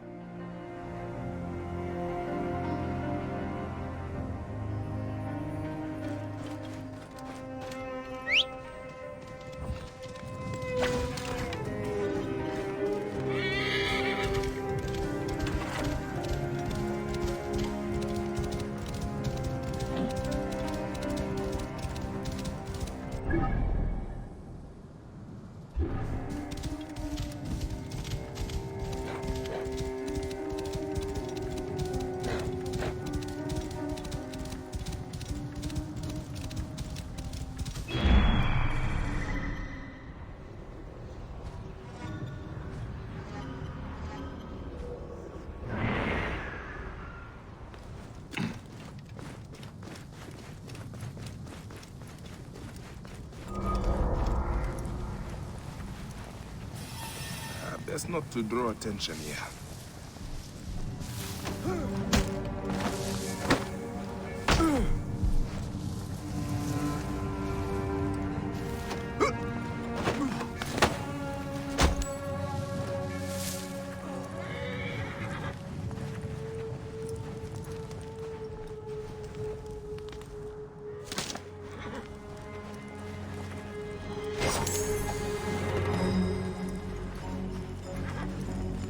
Hang on. I'm going to kill you.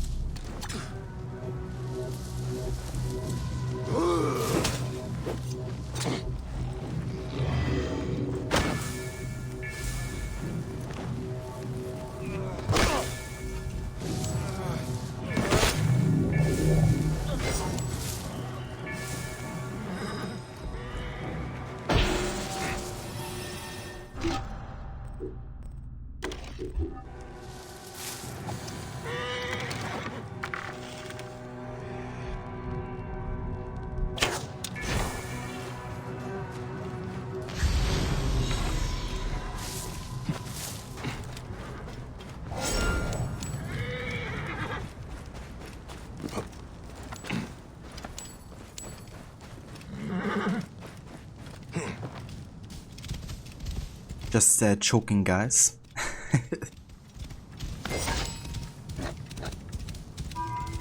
Yeah, it's nothing more. Just a good old choke.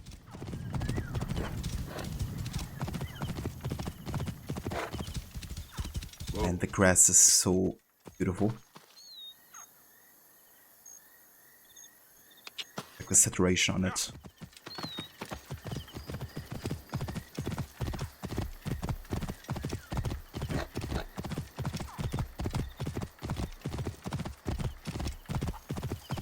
Alright, let's go back to Reda and also to the wood guy that wants the Book of Dead. I wonder if he still has the same model, to be honest. But given that I didn't reload the game or anything, he probably still is.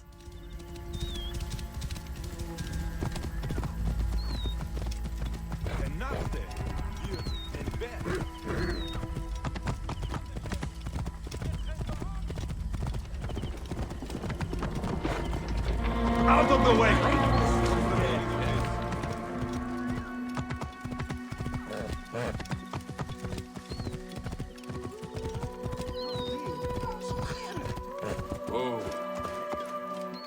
A completed task requires a reward, does it not?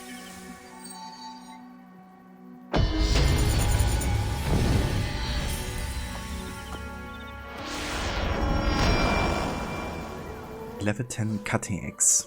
Very nice. A simple blade designed for maximum power in each swing. Let's go ahead and use it.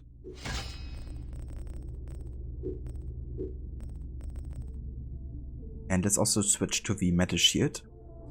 Not exactly shiny new, but reliable and sturdy.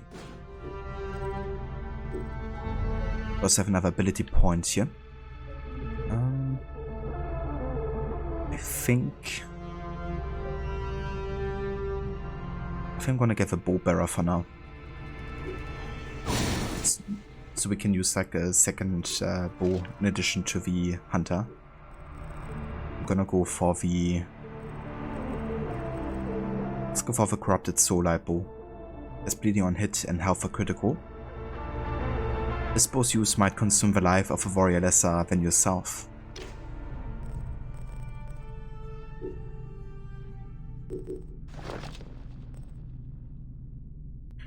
This is Bicker's Book of the Dead. It will guide him safely through the Duat and reunite him with his deceased wife in the Field of Reeds. Okay, let's go ahead and deliver this one.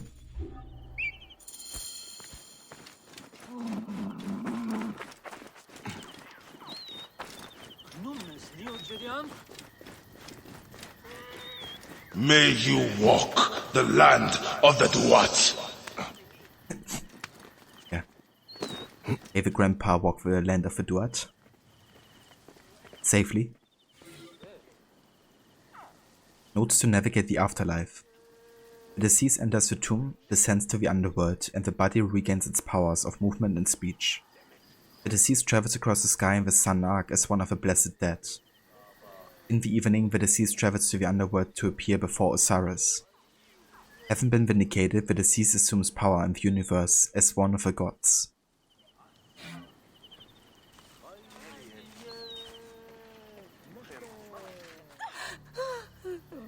Has your father left us? His good life is over. He was too weak to live till you return. May he be conducted in peace. He was in despair that his cow would not join my mother's. Where is his body? It is not too late. You are a blessing from the gods. He receives the rites in the small temple.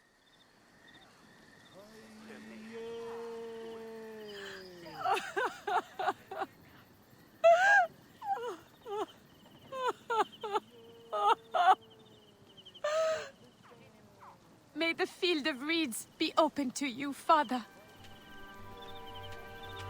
I'll miss my father's kindness. May the field of reeds be open to you, Father.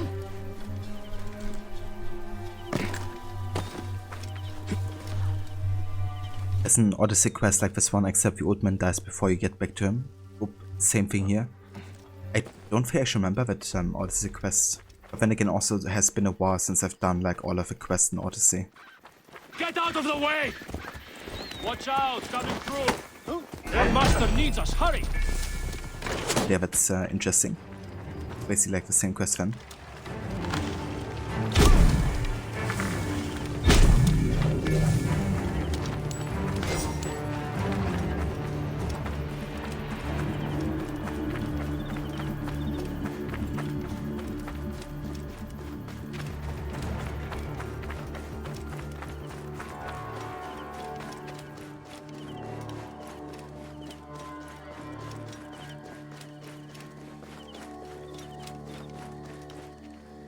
Old man, your book.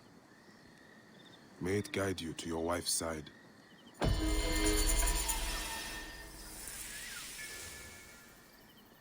Oh, look. It's actually another game model now. All of a sudden he doesn't have long hair anymore, and he looks a lot older. It's still so funny with a model change earlier.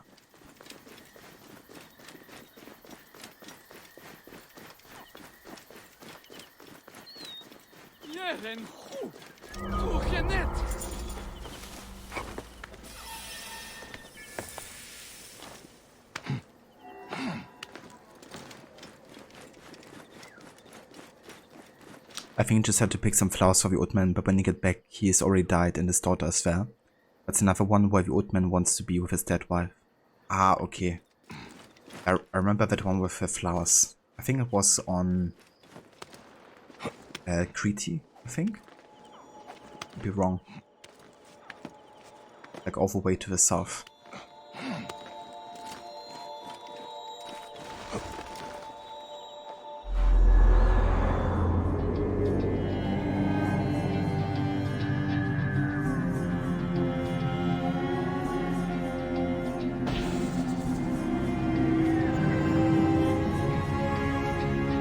Alright, but yeah guys, I think this is where I'm gonna go and take a break now. Once I get back, we're gonna do and meet our good friend over here in Yamo, who's the high priest of his temple.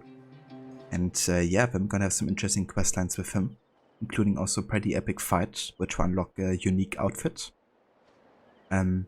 So yeah, we're gonna focus on still on Yamo here. But there's not overly a lot left because you already have done all the other side quests in the area. So yeah, very soon we're gonna be heading all the way to Alexandria. But yeah, for now I'm gonna take a break, so I'll be back in like 10 to 15. And then we're gonna continue here in Yamo. Thanks, Aura. Cheers, Rod. I'll catch you guys in just a few.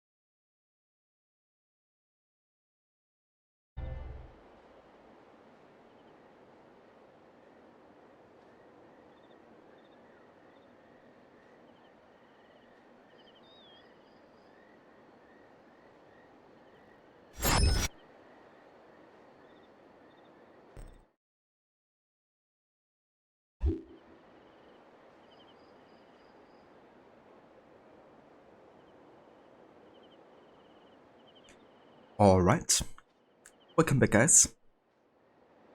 Thank you all for staying tuned, and yeah, welcome back to more of AC Origins with our all missions in-depth story playthrough. We're currently in Yamo and done quite a few of the side quests here, but what I wanna do next is meet the High Priest, who's kind of like an old friend of Bayek from Yamo, and yeah, kind of like start his storyline. It's gonna lead to a pretty epic fight eventually, so looking forward to that. Hey Vafua, welcome in dude, good morning. Yeah, it's going pretty good.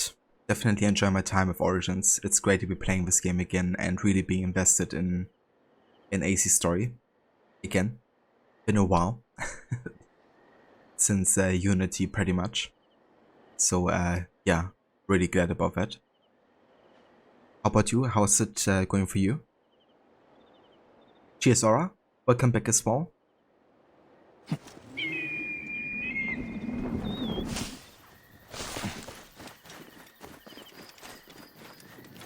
Yeah, I've also activated the outfit reward. So if anybody wants to choose the outfit that Bayek is wearing, we have a wide selection to choose from for 999 points.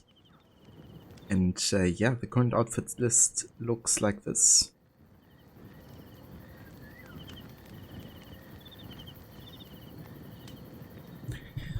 So obviously, if we get to collect any more outfits, I'm gonna add it to the command there. Then it can also be redeemed by the viewers as well.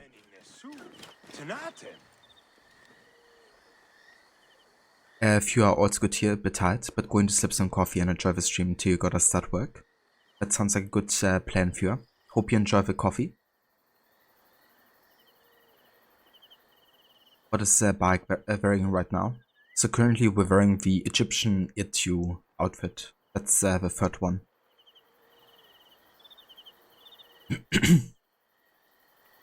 Cheers, Rod. Welcome back as well. Simba ow.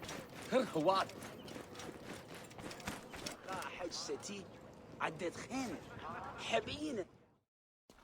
Bayek, what good fortune! I thought it would be years before we saw you again. Hail in peace, Menehet. How is your family?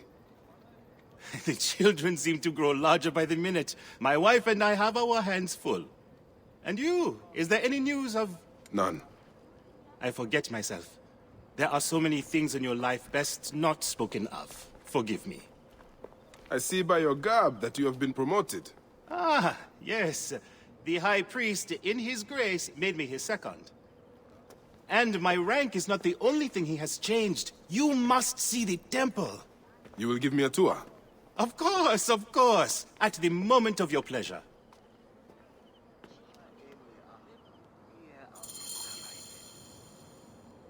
Ready to see our beautiful temple? After you, Menehet. Or is it servant of the goddess? Menehet will do, for one as good as family. This is far from the sorry ruin of my last visit. Yamu now plays constant host to ceremonies showing our rustic way of life, which attract many visitors with more gold than sense. A description well suited to Alexandrians. How does this sit with your faith? I confess that my thoughts are sometimes uneasy.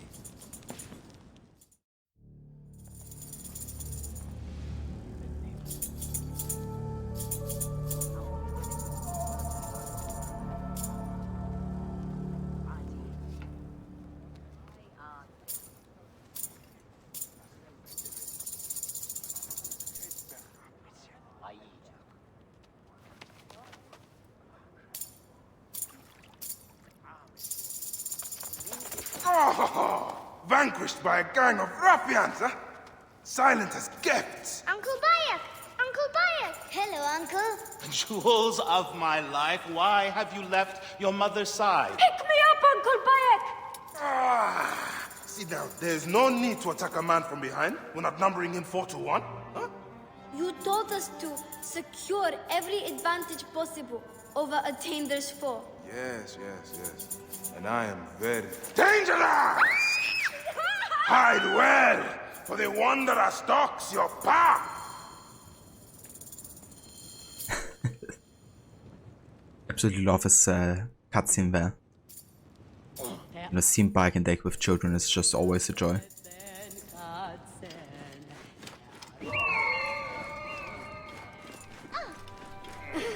You found me. Your turn to hide. Come away from there, Naila. You're getting in the priest's way. Hasina loves to look at the sky. I think I saw her on her way to the upper floor. I have told the children over and over that they are not permitted to play in the temple, but they never listen. Naila, are you following me? You might get lost without me. It's a big temple. Uncle Bike. I think that's all here. Time to find the other children. Your father wants you to go home. And I prefer to stay with you. Oh, but you can't climb up here. What do you say to that?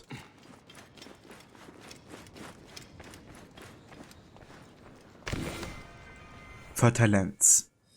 A few hundred meters northwest of the temple of Sahmed Yamu, which resides... But I hope to pass by and visit your mother. Which resides by Lake Mariotis. There's a great place to go for a date. Full of palm trees and surrounded by desert. One rock fence was built and closed off with no exit. Find me there.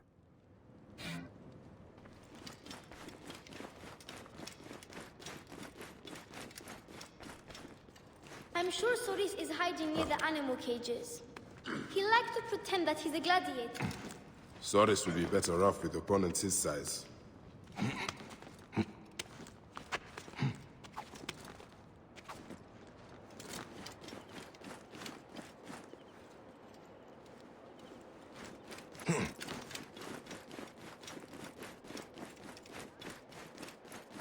Do you want to hear a secret?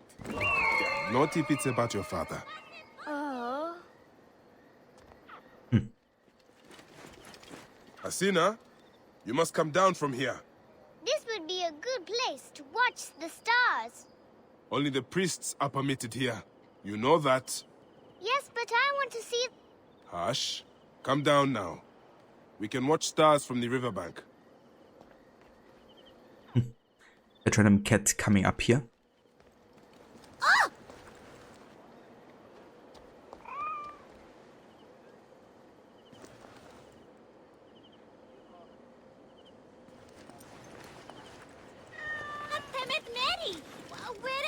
My sister always sneaks up to the temple roof at night to look at the stars. But don't tell anyone. The priest would be so angry. Beast, you will meet your end at the hands of the mighty gladiator Soris.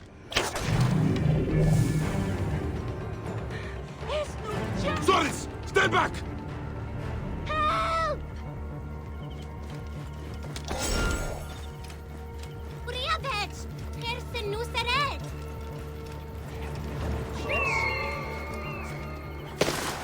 Keba, what in the name of the gods are you doing down there?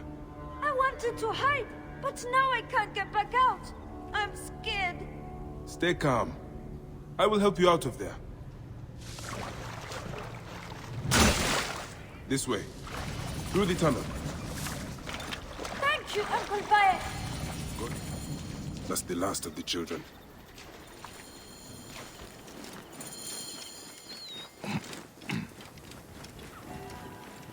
Any Sigiriet?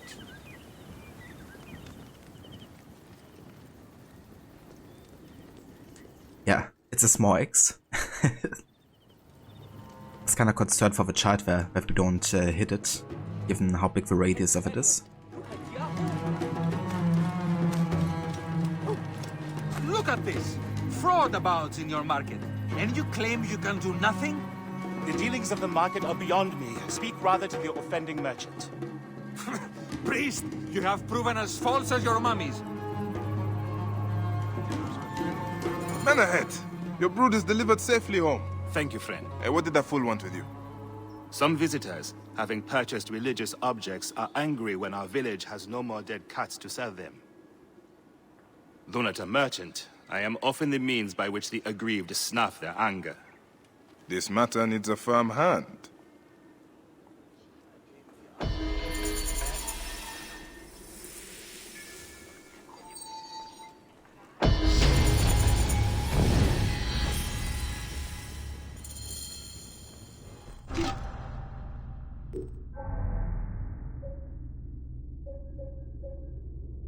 Right, let's have a look here.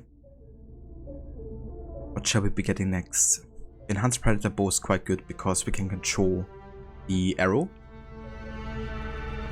Weapon Bearer could also be nice because it unlocks both of these sides here, and we can carry a second weapon.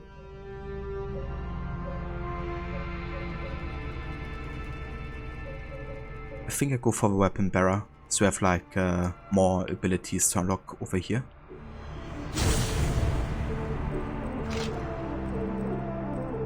And as our second weapon, we're gonna, let's see. Let's go for the Acacia Rod.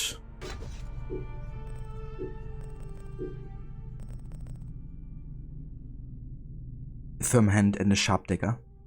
Yeah, that's all you need really.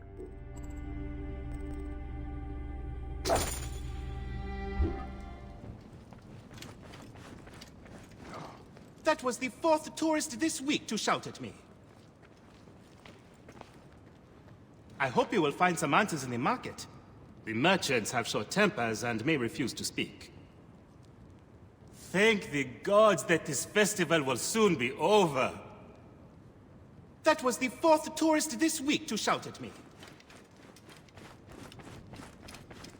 You can kind of see how he's not like overly fond of the way they're kind of like commercializing this place.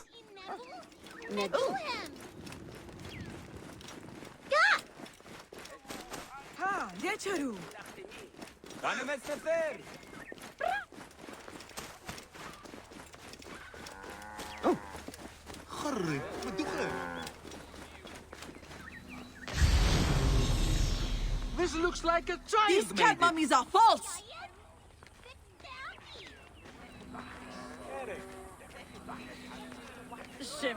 Greetings. I am... You have come to the right place, Neb. We have everything you could possibly want. What I want is to ask about false idols sold at the market. I have heard rumors of such, but there is nothing to them. Now leave if you want to avoid trouble.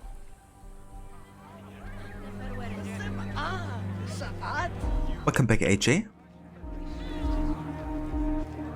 You filthy naked. These cat mummies are false! Trick me into paying for this junk.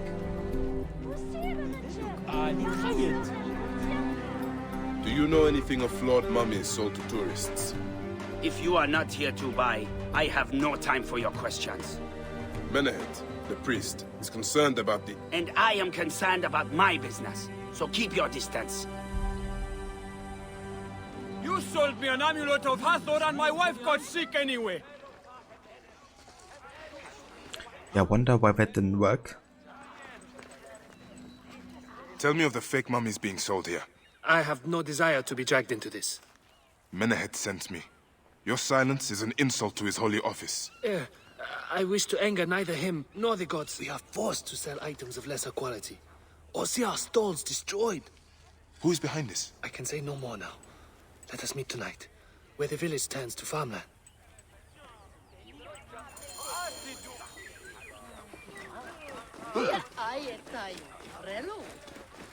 This looks like a child, maybe. Yeah, this guy isn't suspicious at all. Bean.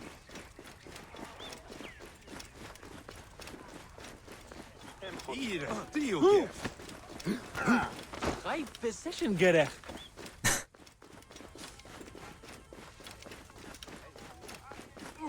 Any Sigiriot. Watch out!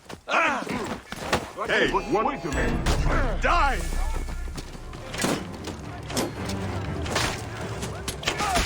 You are going to pay!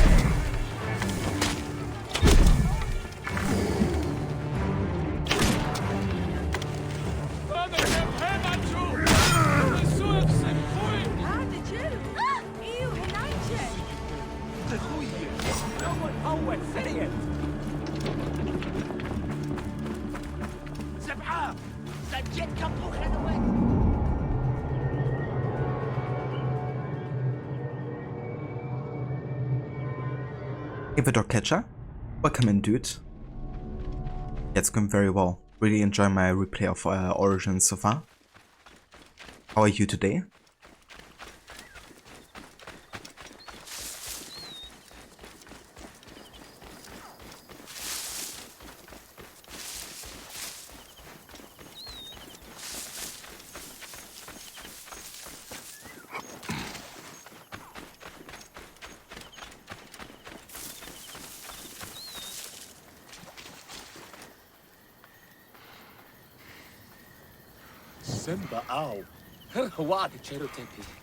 My friend, I am glad to see you have kept our appointment.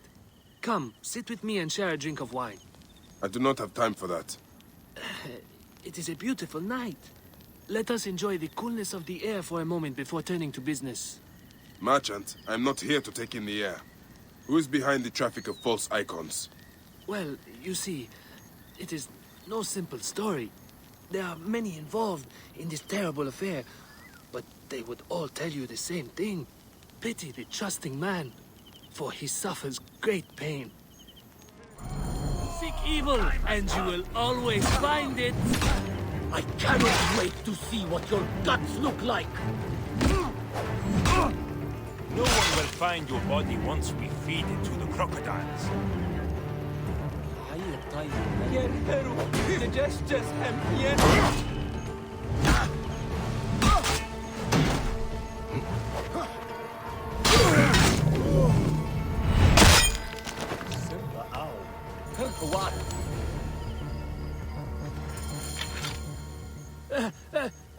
A man who fights as well as you can perhaps afford to be trusting.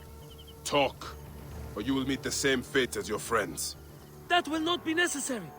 Among the dunes, southeast of here, is the bandit camp where the fake mummies are made. I suppose you would go and destroy it now. Better I smash the camp than your head.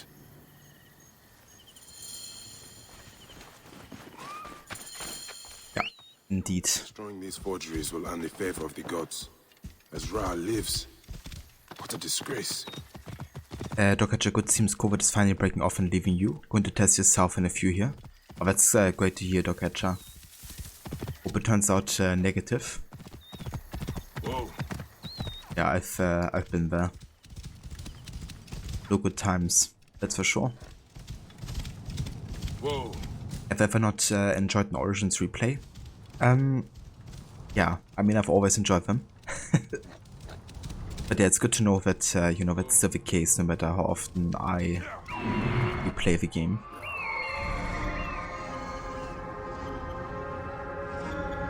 Kind of ages like fine wine.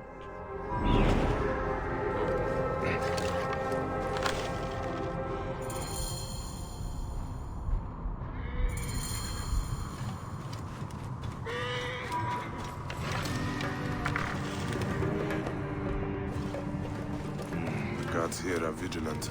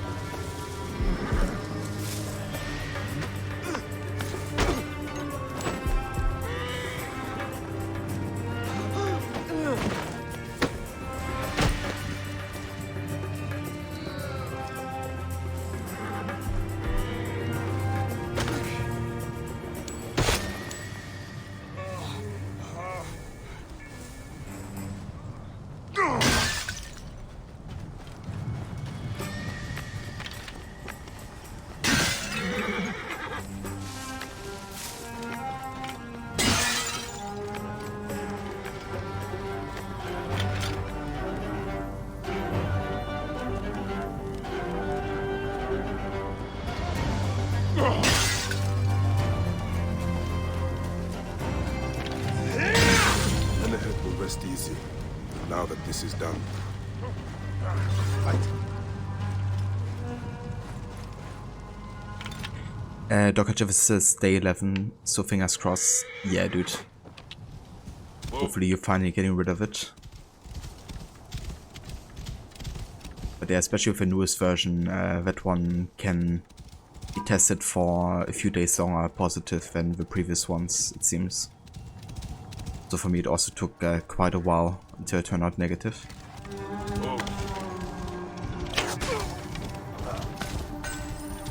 But yeah, much above the amount of days that you had.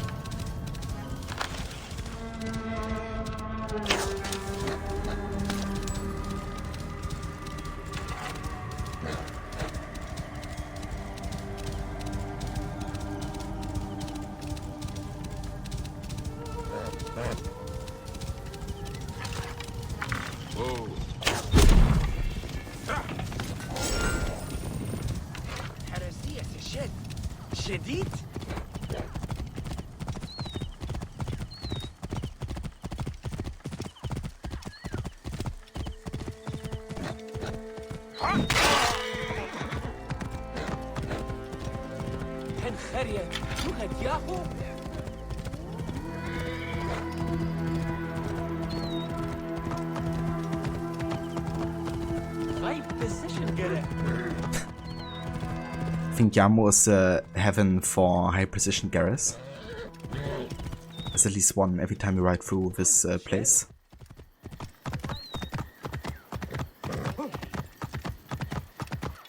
Whoa.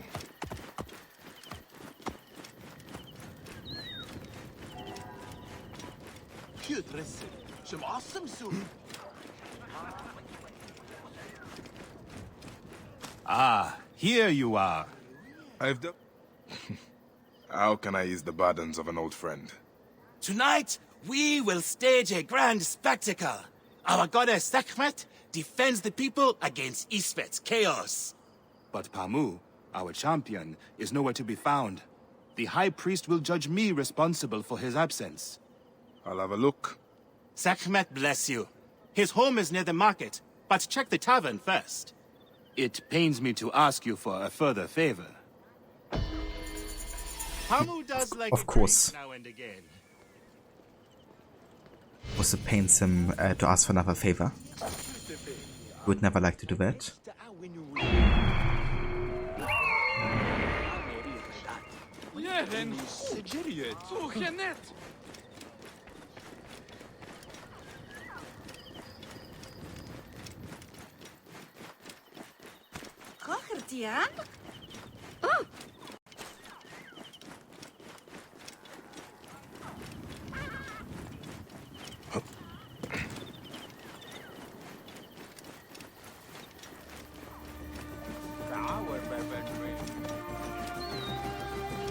This must be Pamu. Ugh. The man stinks of beer. Oh, thank you. I've been trying to get him to leave for hours.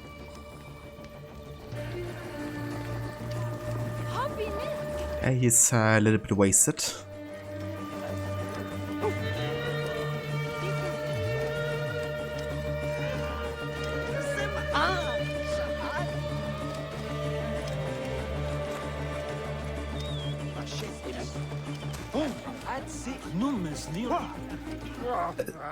Yeah.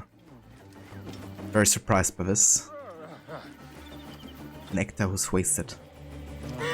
Never seen that before.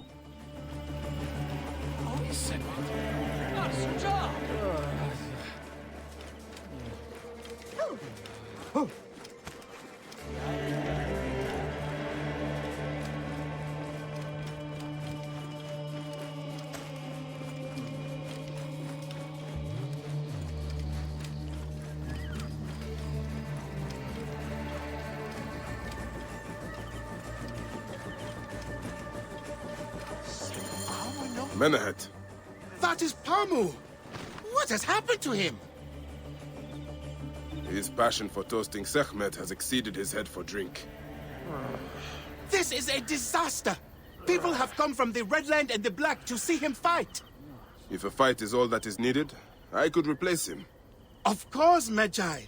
You honor yourself in saving me from disgrace. Speak to the High Priest in the temple courtyard.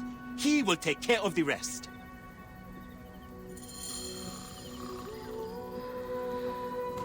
Well then, let's take his place here. Gonna be like one of the first like real boss fights in the game.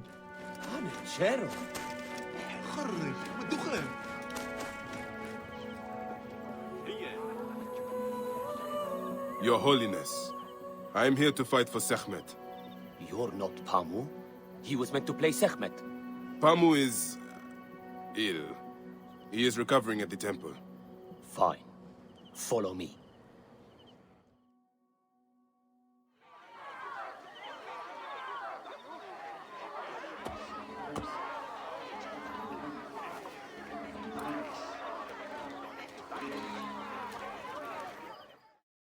Though this is a friendly bout, you must stay vigilant. Do not fear. Sekhmet will receive a fine tribute. We give thanks for your presence on this sacred night. It is not like you to waver before a fight, man. Of our custom. We unveil to you a ritual that has guarded us for century upon century.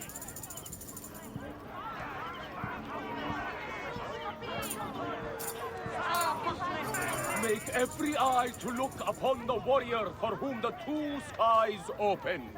Sekhmet, Lady of Slaughter. The light rises with Sekhmet and falls as she falls. Should malice cling too strongly to your hearts, Isfet, the evil one, shall smite the goddess. And condemn Yamu to 100 seasons of darkness.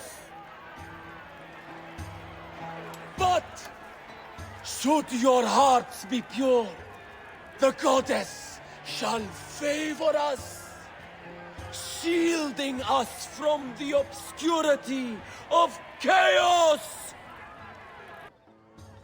Let the battle begin! Goddess! Since a time unknown, Sekhmet the lioness has shielded us from Isfet's greed. Wait, Isfet which one is was Sekhmet, once and husband which one is to Isfet? Ma'at, goddess of order. Tampering with her scales of judgment, he grew fat on the souls of mortals. Ma'at cast him out of the hall of justice. But Sekhmet knew his heart and guarded the door against him. Their battle lost 20 days and nights before Sekhmet subdued the Lord of Chaos. The lioness's fangs will cleave the darkness. Look, his weapon is bathed in Sekhmet's fire. The warrior of Sekhmet beats back chaos. Sekhmet's might enlivens your arm. The warrior of Sekhmet beats back chaos. Sekhmet's might enlivens your arm. The lioness's fangs will cleave the darkness. Sekhmet!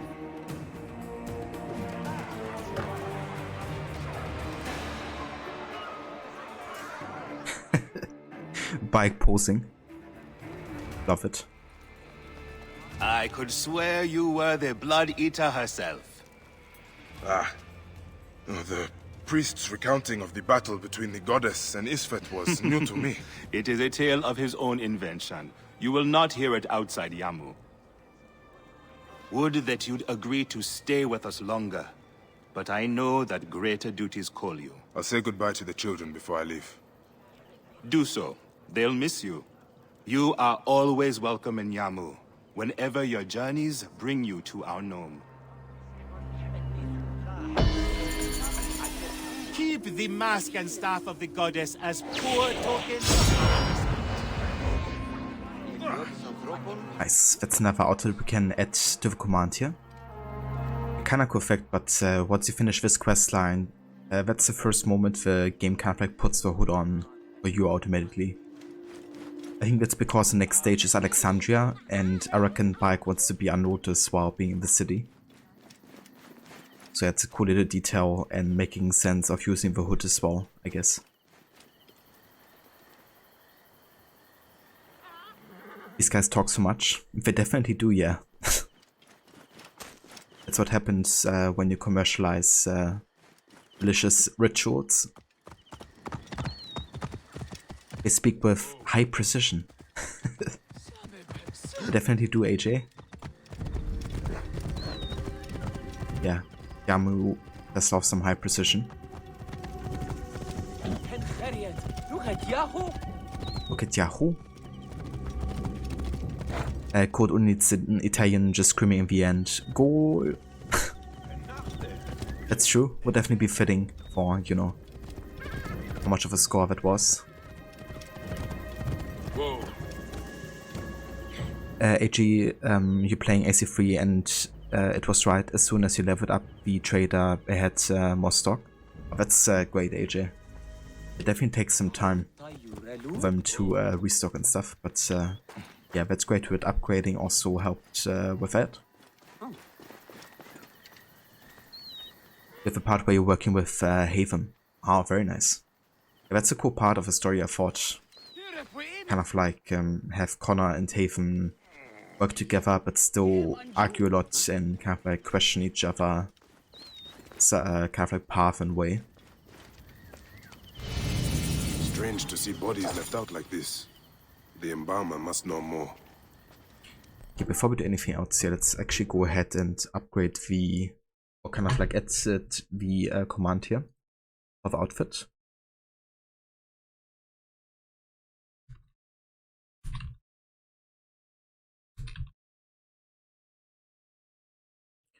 Right, Sekhmet's costume. There we go.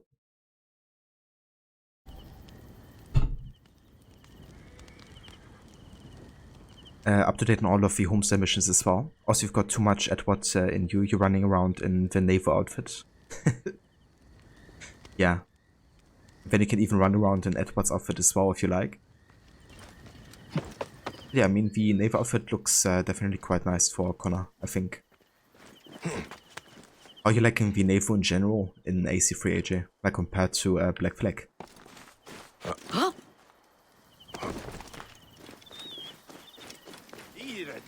It is a shame to see 3 dead left neglected.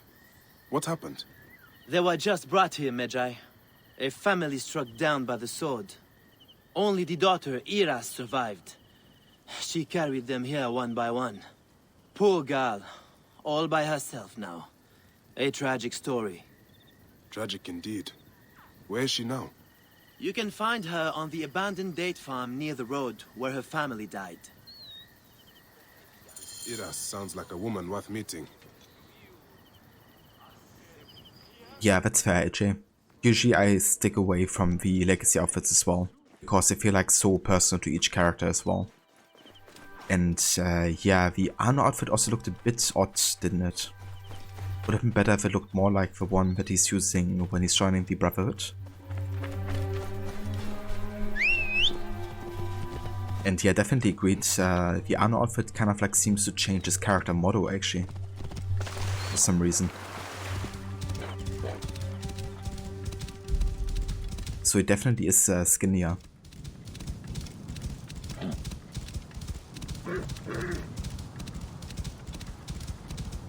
Yeah, to be honest, when I first played AC3, I wasn't a fan of Enevo at all. And I also was super skeptical when Black Flag was announced, because I was like, you know, a game that's actually based on Enevo, like fully. Like, you know, I would rather like walk around on rooftops and kind of like do parkour and stuff. But yeah, Black Flag definitely won me over with Enevo.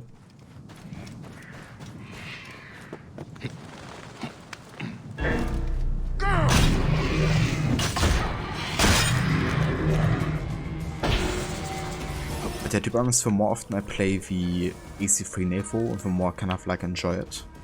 It's definitely more simplistic. It also had some really cool mechanics, like the chain shot really like incapacitating the ship immediately. Making them completely immobile, but we kinda need to have that in Black Flag as well. Also like the heat shot. They must be looking for Iras. Against like heavier ships. And then also the kind of like, what was it called, the spread shot? against like the smaller ones.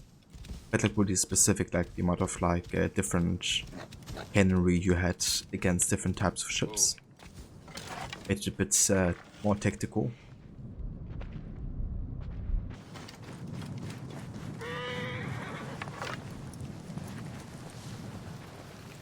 If it's easy compared, one chain shot just destroys the mast and makes them dead in the water. Then you ram insta kills them. You don't like it if it's too overpowered. Yeah, that's fair. I mean, Black Flag definitely had its balance a bit better overall. But yeah, given that AC3 was kind of like the prototype, I think they did a pretty good job with it. You see me.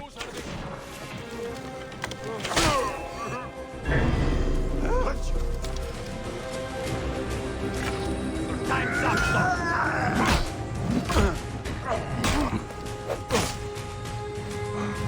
one more. Devastating.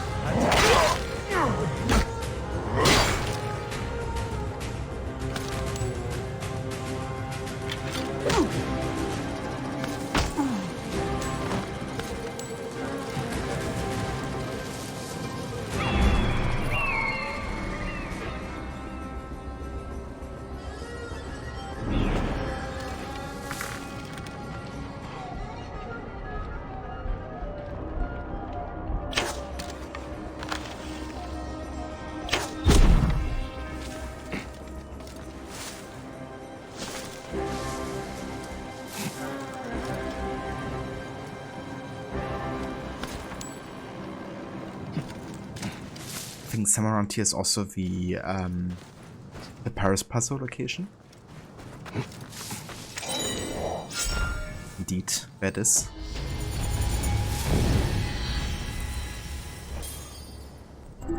Let's go ahead and use the sword here instead of the scepter.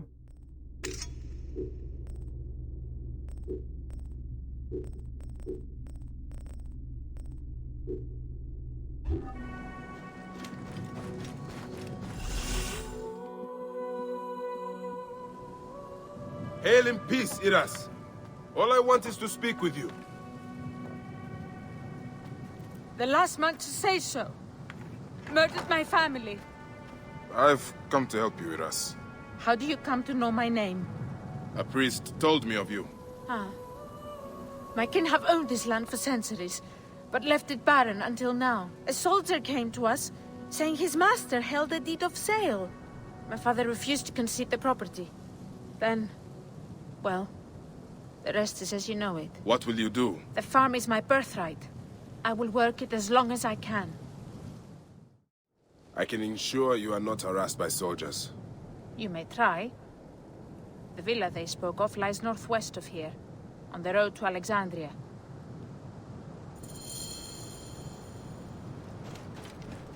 I must carry out my father's dream.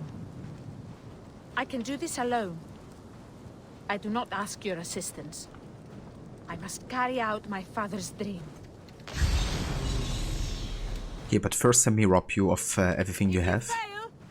Tell the world I died preserving my family's legacy!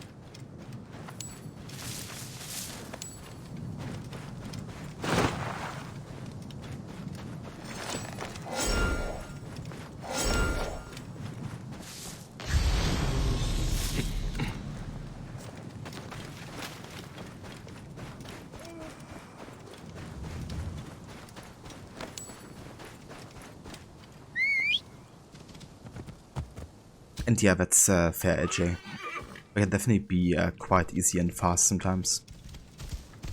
But yeah, getting all the optional objectives, however, that's like a real challenge with the naval missions. There's like a few that are really damn tricky. That's also partly because of like RNG and luck being a factor. For example, when you get like a weak point creation and when you don't. That's true, Aura.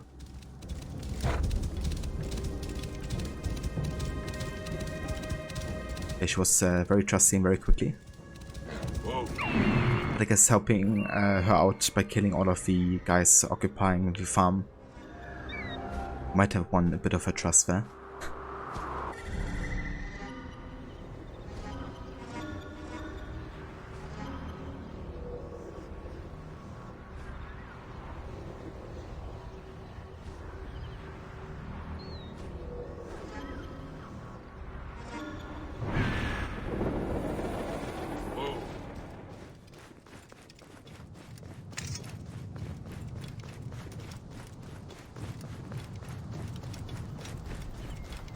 Oh, nice. There's a ballista. Could be using that.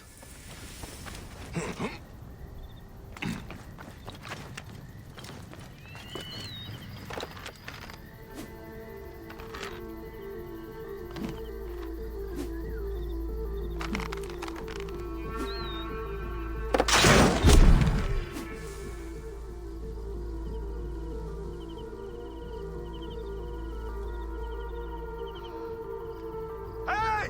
Trouble here! No one would get the trouble. Would have been the first time someone tried.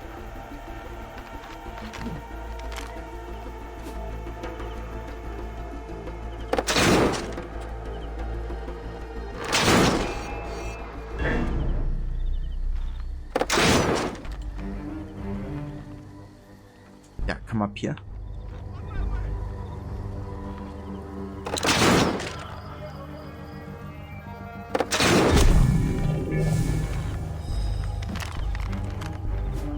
Hey, what? Stay alert. I found this renegade to work alone.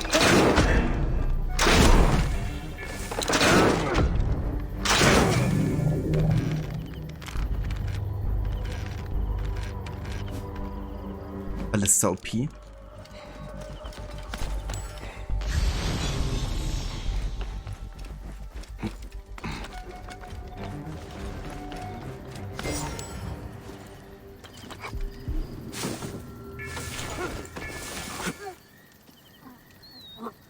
Haven over here with they convened in private and made a decision that benefited them. The only difference between them and me is that I don't feign affection. Yeah. I mean, it's kind of interesting though that you know, he's criticizing them and then saying that the only difference is that he doesn't want affection. It's not really painting a very good picture of him either, you know. That's the only difference. Did a bit of a self-burn there.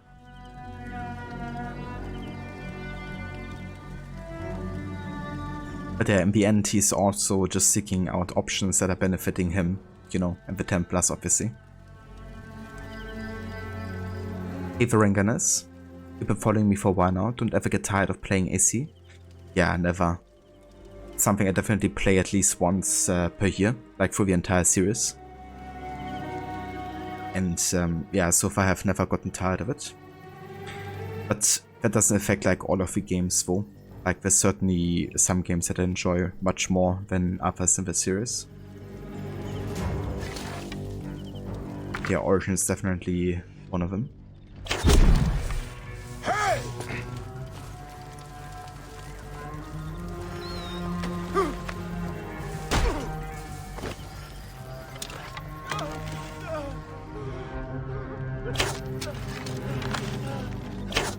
Come on. Stop, you shit!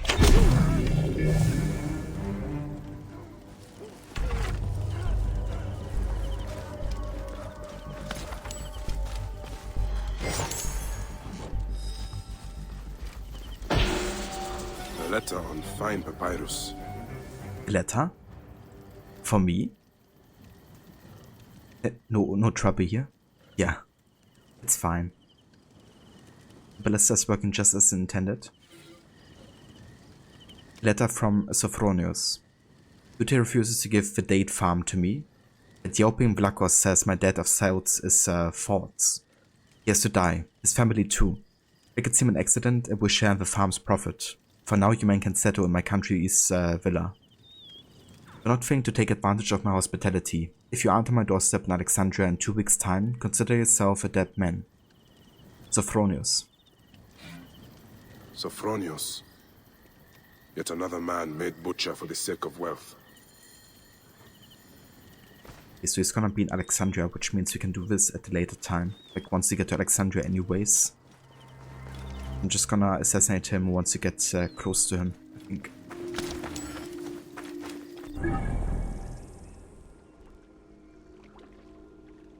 Okay, we got to like more locations here, but kinda wanna focus on the quest stuff in this playthrough, I think. Might not even go for all of the question marks.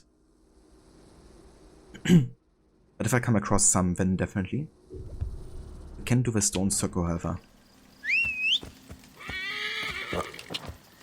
It's something I don't want to miss out on. Whoa. Yeah. Stop your shit. Hey, I say that too. Yeah, we're not allowed to talk to Bike in that way. Whoa. These naked eardits. Haven's only mistake was not feeding charts to Connor. Yeah, I really dislike how Haven is like actively defending Charts, despite often it's been proven that Charts also did things behind his back, you know, and in general just really has been an awful human being. Okay, he still keeps on defending him.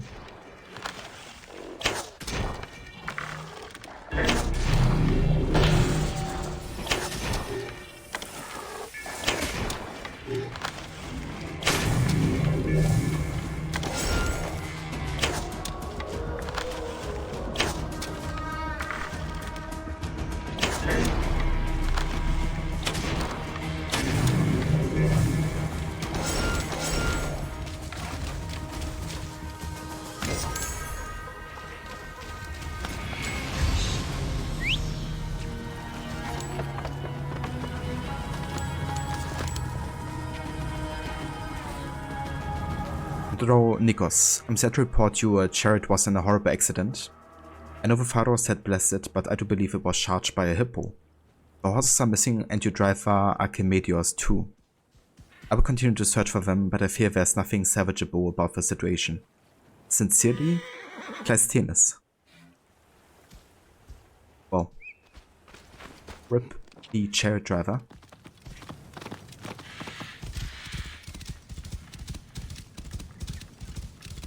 You know, if Connor grew up with Haven, we'd be British right now. I mean, yeah, could have been. But I guess the whole situation was unavoidable eventually.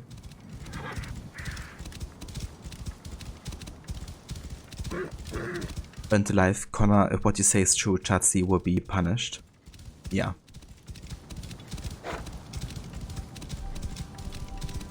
Yeah.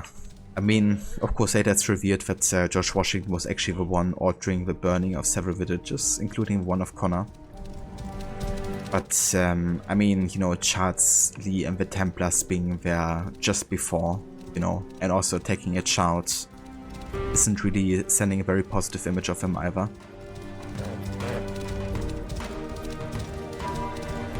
Like, you know, the way Charles is just choking Connor there. While he talks about what he thinks about the indigenous people, you know, and from his perspective, primitive way of life. I mean, if that's not like a villain moment, I don't know what is.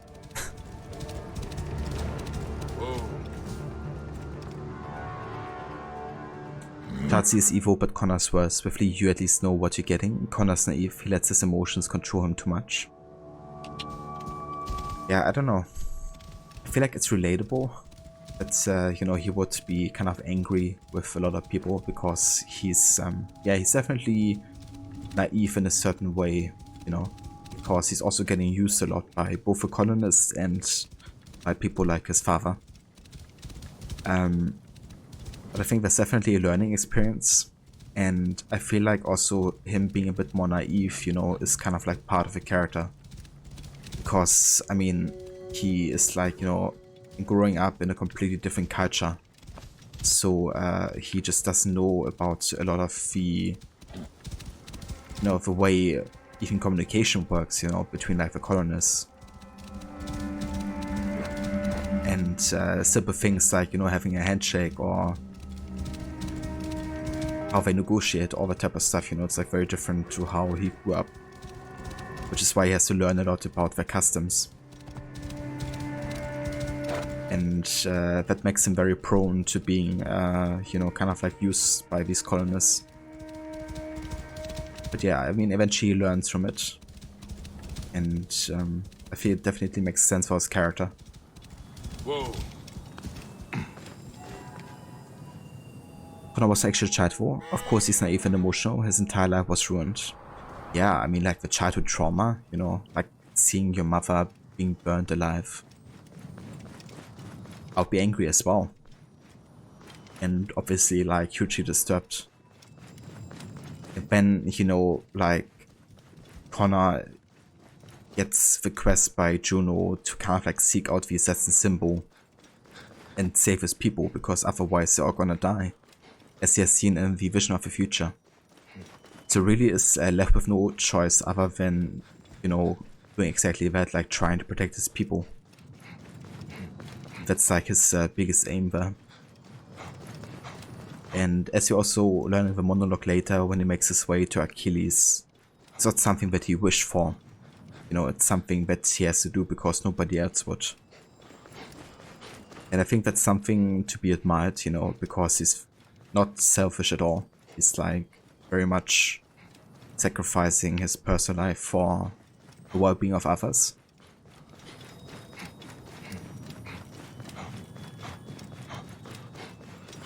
So yeah, it's just super tragic that he doesn't succeed, you know, that his people get driven away regardless. His mother's murdered and then his entire village is displaced. That will mess you up. It definitely would, yeah. But he's not a good guy to you. He let revenge guide him. He said he wanted to protect his people, but it was revenge if you look at it. It was like Elise, not Arno. And you know, you're alone here, but you're gonna die on this hill. I mean, that's completely fair, AJ. You know, as you said, you're entitled to having your own opinion. And they're definitely not expecting you to, you know, having to agree or something.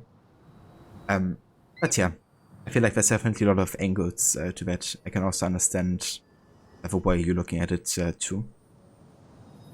But yeah, I feel like it definitely makes sense as a character though, and his behavior.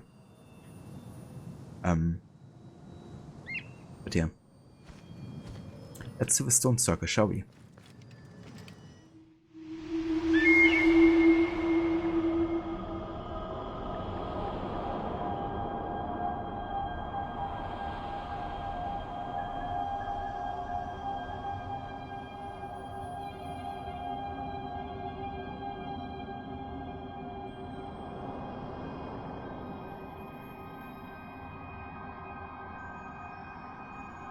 Papa, how do you know if you're in love? Why, Khemu? Do you think you are in love? I don't know. Love should feel good. You and Mom are the only ones I love. But this hurts. Sometimes I can't even think straight. That sounds like love. It could be. I was once like that. I'm very sorry, son.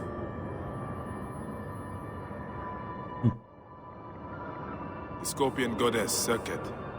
She protected Iset and Horus from jealous Set. She still protects against poisonous animals, but not love. Against that, there is no protection. Not even the gods can.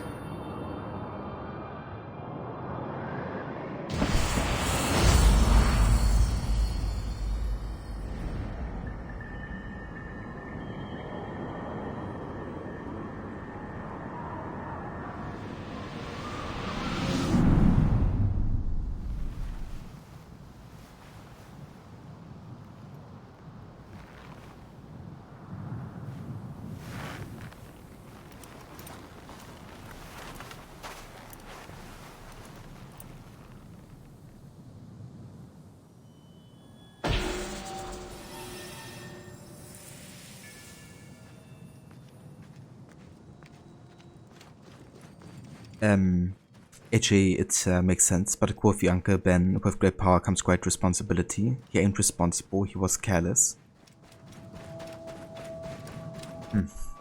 I don't know. I would say he's careless.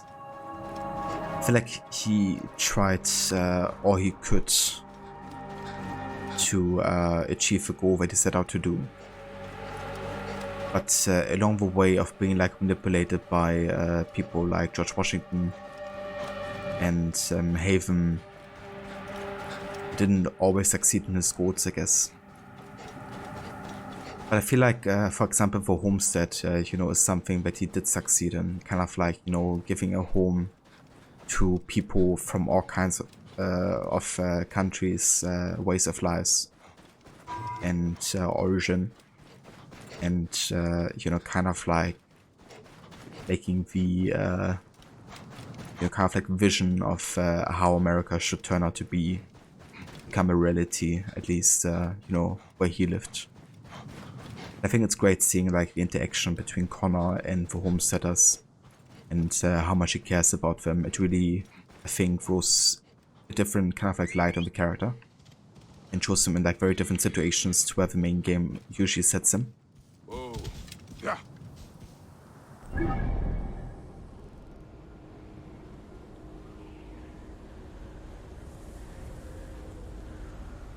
Right, I think we're gonna make our way to Alexandria now. Could go over here, but I kind of want to focus on the quests, like the missions actually, and just, you know, take on like locations of the way there. So yeah, let's make our way over there into the city.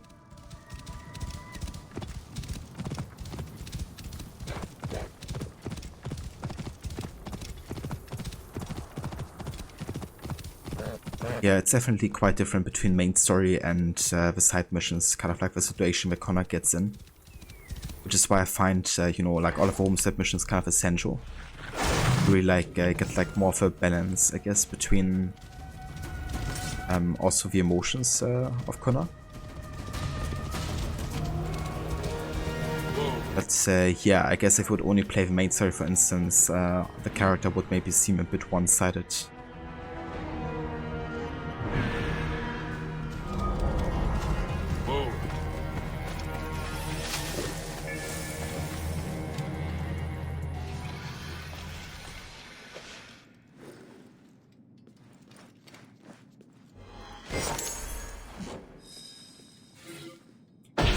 An offering to Sekhmet. Sekhmet, watch over me. Today I embark on the journey I've long dreamed of, to live among the most magnificent of beasts. I will join the pride of lions on top of the western hill. May my newfound family always be protected.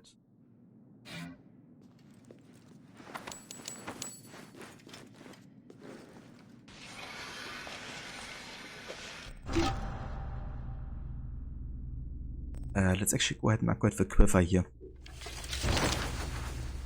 Our arrows never hurt. And maybe also another 2-pouch upgrade as well.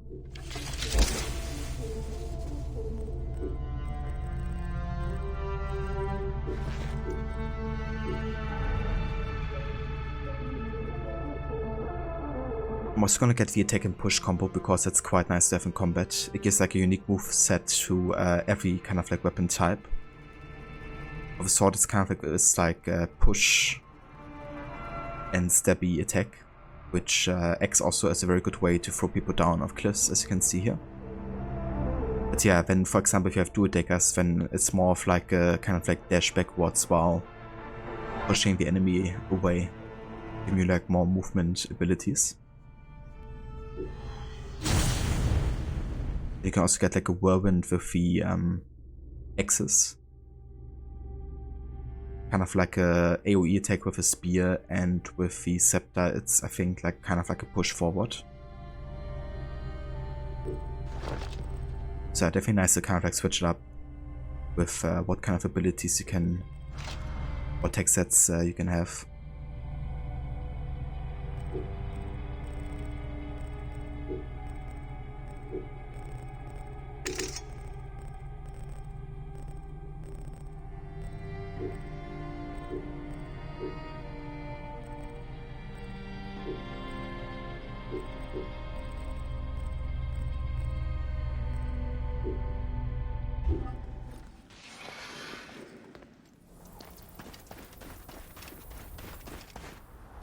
The wind rises, and the sand with it. Hold on, there's actually like a viewpoint up here. Let's go for that one.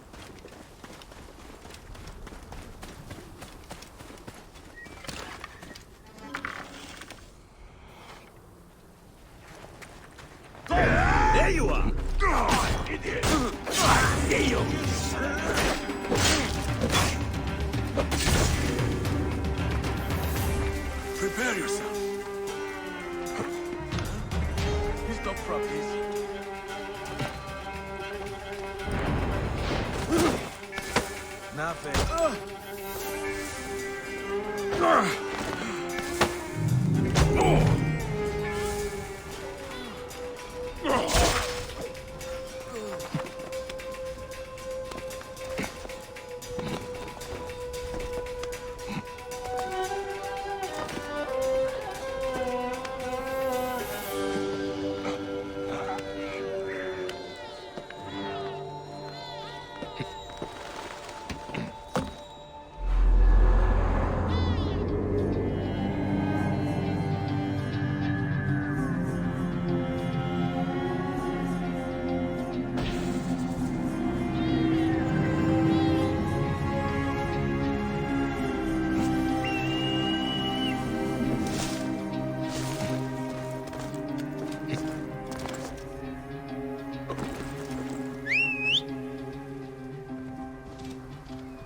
Rod, you've been trying to get Prince of Persia 3D for PC to work. For a while it wouldn't load at all. I've managed to fix that, but the cutscenes still can't play. You've looked at all the folders and there isn't any that you can see. That's really weird, dude.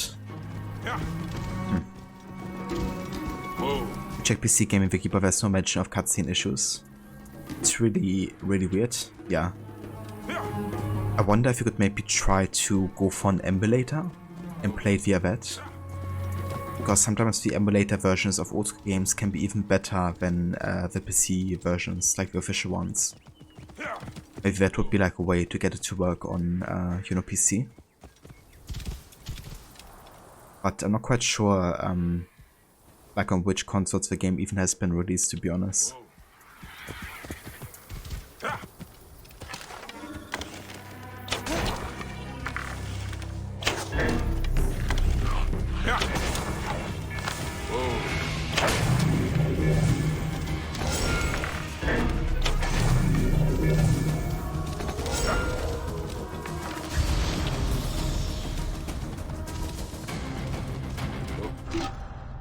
Crafting available. Sure. Let's go ahead and upgrade the stabilizer glove for more ranged damage.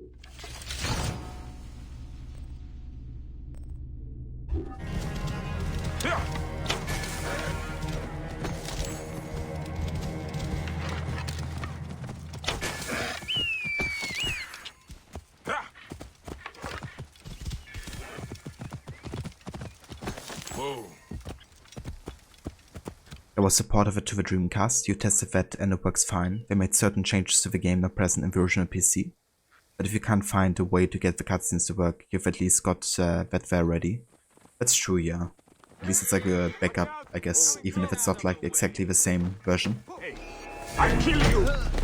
But yeah, hopefully you still get it to work on PC though. I reckon somebody must have had that issue.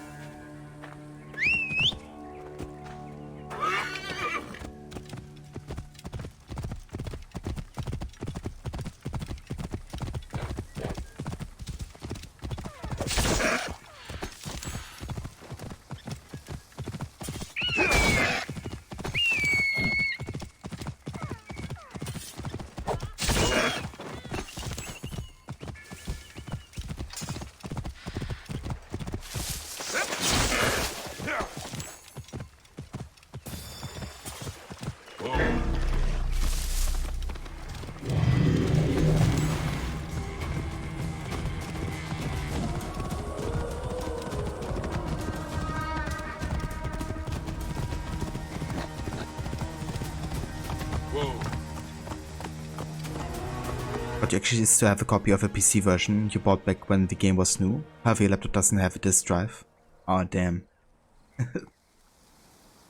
So you actually have like the right version and then not the way to actually play it. That's definitely a bummer.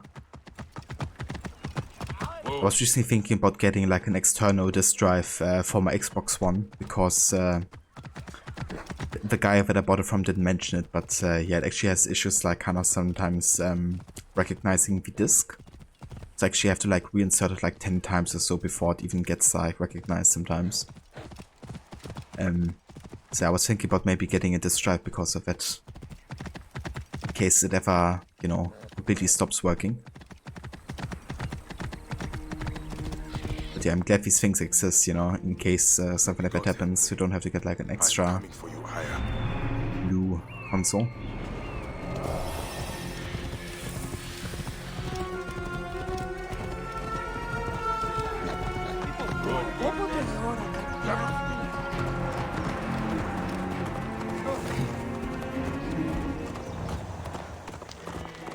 Yeah, so far I got everything to run that I wanted to play on there, but yeah, it can be annoying sometimes for sure.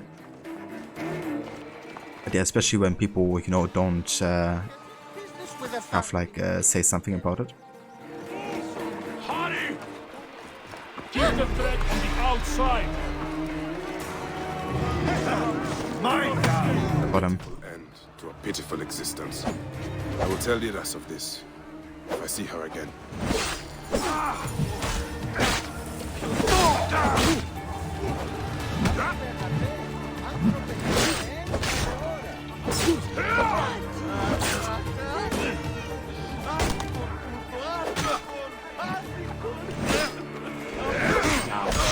Now you see.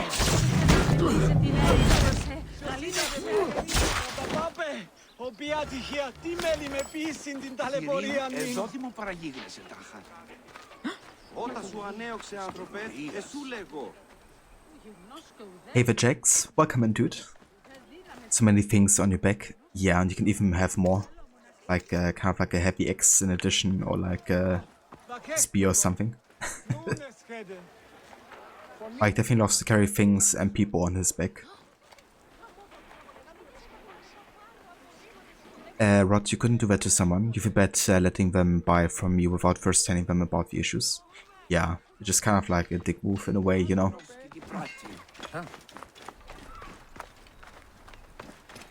Like I probably would still have gotten it because it was a pretty good price, but yeah, you know, like no bother and just telling about it.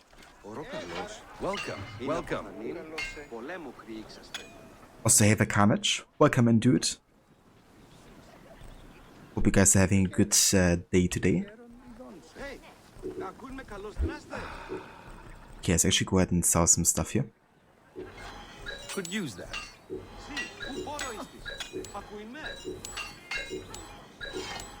Yes, all right. I need that money. Deal.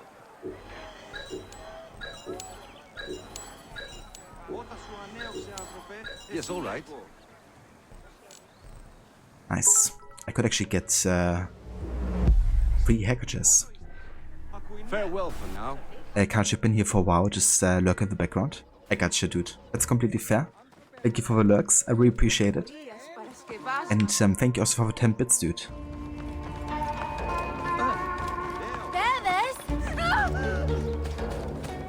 Yeah man, it's so good to play Origins again. I think you mentioned you also really enjoyed that game, Carnage, didn't you?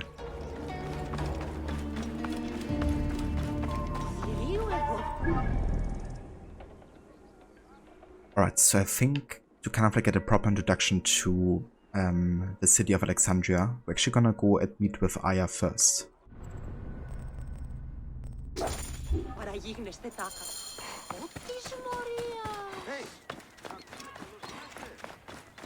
Nice dude. Yeah, Origins is actually one of my absolute favorite AC games. Along with AC2, I would say.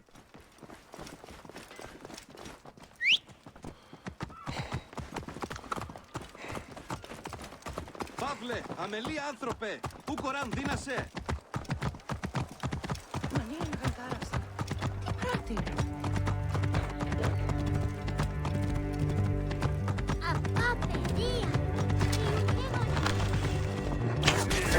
Do not expose yourself, kid!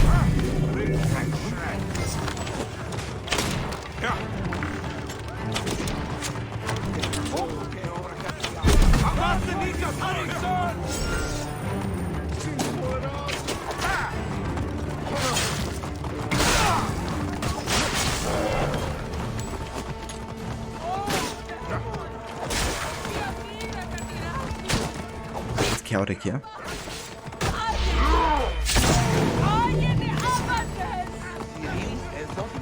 Yeah, it's fine. Serapis. The snake will get his answer.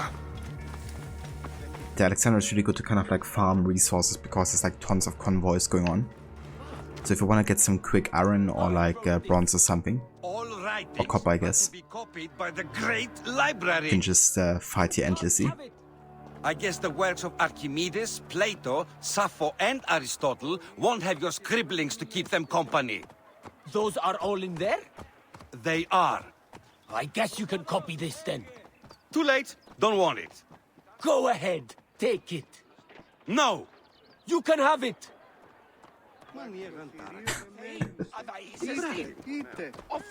Oh, he changed his mind rather quickly there. Kind of need to retry Valhalla at some point. Or do definitely. Valhalla I really enjoyed, especially the main game. It was also made by the same team that made Origins and Black Flag. And yeah, it has a pretty good story actually, if you really get into it. Just like, you know, a really long game. That's like the only downside I feel. That you spend ages until you get to the actual ending.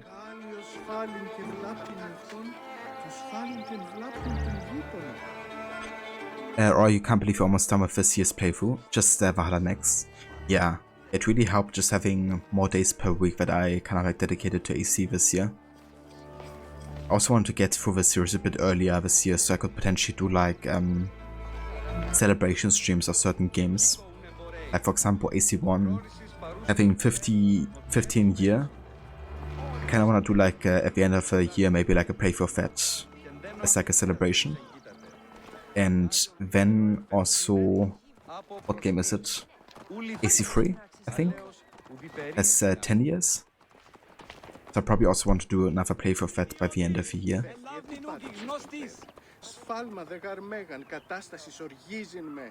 If you would have Netshut here, you could roleplay a real soap peddler.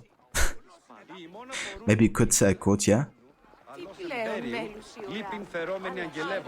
was something you didn't like about the fighting in Valhalla Carnage? I don't know how far you've gotten into it, but it definitely opens up a bit more once you get like more skills and stuff. It's pretty basic at the start of it, but yeah, then later you get some pretty cool skills to kind of like play around with. I feel like it's quite similar to Origins, just like a bit more advanced, I guess. You haven't played the DLC for Valhalla yet? Are they good? Yeah, I thought they were like alright. The thing that I didn't enjoy too much about the DLCs was the fact that they're like more like another adventure for Eivor. Eivor, and they don't really advance the storyline, you know? So like for example, if you played the main game all the way through, you're not gonna consider the character evolution that Eivor went through, or kind of like what Eivor discovers by the end of the game.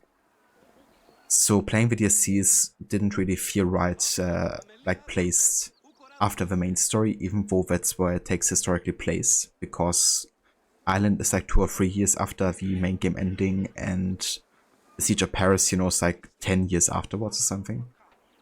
But yeah, it's like Eivor is the same character as like midway through the game, which feels a bit like a setback to me. The actual DLCs themselves though, and the content were pretty solid. Like especially Siege of Paris had some really cool gameplay that kind of like brought back some classic assassin flair. Like, you know, having like unique assassinations and stuff, and like, yeah, really like, you know, that you gotta plan out assassinations similar to Unity. And the location is also really cool to uncover. But yeah, it's just like, you know, another adventure for Eivor. And not really vital to the overall lore or story of Eivor, I would say. I kind of feel like the main game is actually enough, because you already spend so much time in it, and the DLC just add more time on it. It's like the main purpose, I think, to keep people playing for longer. AJ, you still haven't finished the French one, let alone the new one. Yeah, I haven't played Dawn of Ragnarok myself yet. I don't know, didn't really feel that it would be a very good one, to be honest. And by what I heard of all the reviews, it seems kind of like be very mediocre, like how it treats the Easter lore and stuff. I'm probably gonna play it this year once I get to my Valhalla playthrough, but yeah, didn't feel like reinstalling Valhalla for that DLC. I also still have to play the crossover with Cassandra, because I didn't really feel like doing that either. Not the biggest fan of Odyssey, obviously. How will I find Aya among all these endless scrolls? He has some interesting ideas. Very radical. It's almost alarming. You're right about that. But can't he express them concisely?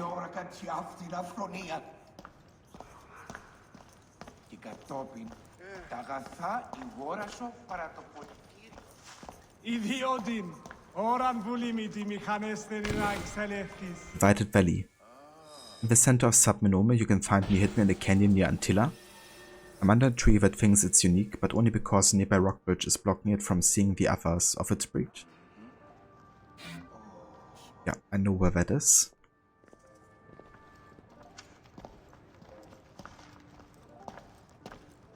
The knowledge of the entire world is at your fingertips. Here, one can reflect upon the oppressive regime under which we find ourselves laboring. The Alexandrian poets, have I mentioned them? Are a group of dramatic artists dedicated to promoting free thinking throughout the land, no matter what the pharaoh says. Despite the fact that the ruling pharaoh is given to arbitrary and despotic decrees, here at the library we support free study, any topic you like. There he is. Thanos the Younger. He's one of my absolute favorite side characters. He's like very much a pure libertarian, I guess. In a very extreme form. But yeah, it's kind of like an extreme answer to an extreme regime, I guess. It is making all of the citizens obey them. And suppress, like, you know, free thought and stuff.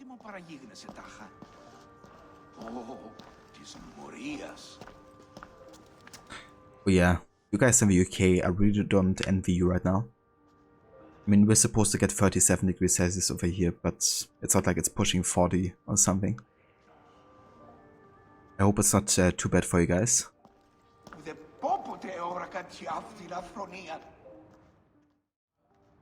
Alright. Serapis.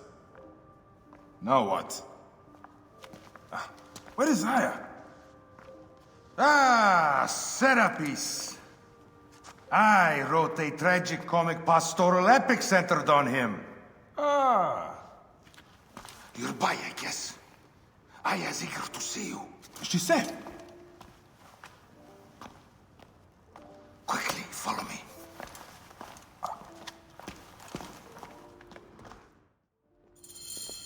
I am sorry, my good fellow. You appear to be drunk. This library is for serious scholars only. She is in hiding. Who are you? Ah, interested in Homeric verse, eh? This way, please. I am Aya's cousin, Phanos. Ah, yes, Phanos. Nice to meet you in person. Tell me what is happening with Aya. Why are you being so discreet? Gennadios sent his men on a house-to-house search. Often they drag people into the street and torture them for information. Typical of the system we live under. Gennadios. A monster. The Philokitai of Alexandria. He is ravaging the city to find her. And where is she now? I have a very powerful friend, Apollodorus. No doubt you have heard of him. I have not. You will. In any case, he made a hiding place available to Aya after she ran into trouble. But what happened? You do not answer me. It is a mess of political intrigue. She will explain all, fear not. Move out of the road!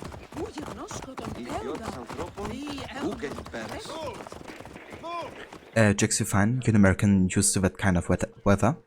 1340s are a cakewalk. Of course you got AC. Carnage on the other hand is mounting in the little rapping in Paro. Yeah.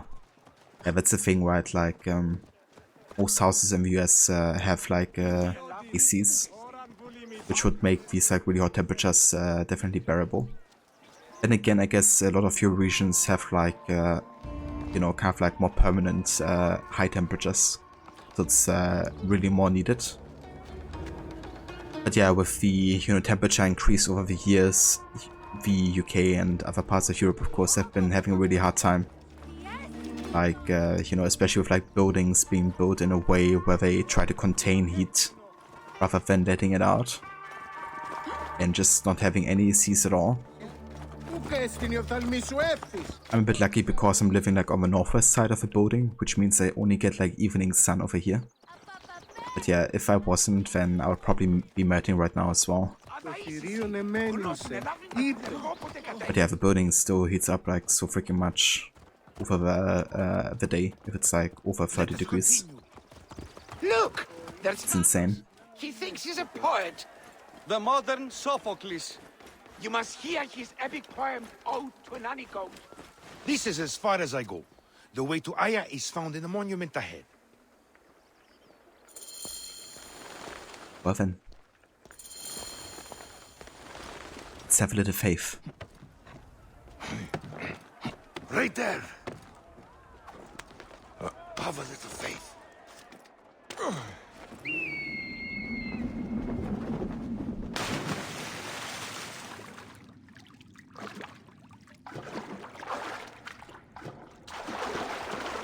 Yeah, exactly, Carnage. Unfortunately, it's only for like a few days each year, or like weeks, but yeah, I mean, that's probably gonna change, you know. I don't reckon it's gonna get any better with time, so yeah, gotta do something about that.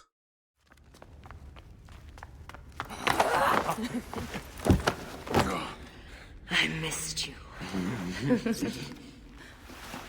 Never again should we spend months apart. We only have each other. Without him, what? Let us be together. Us two. Each to each.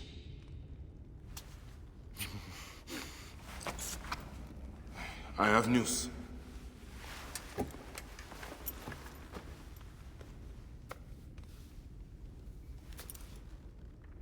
You are scarred by justice. I bludgeoned Medunamun with this. I hate that we have to do these things. But I am grateful that you did. If I am honest, I took pleasure in it.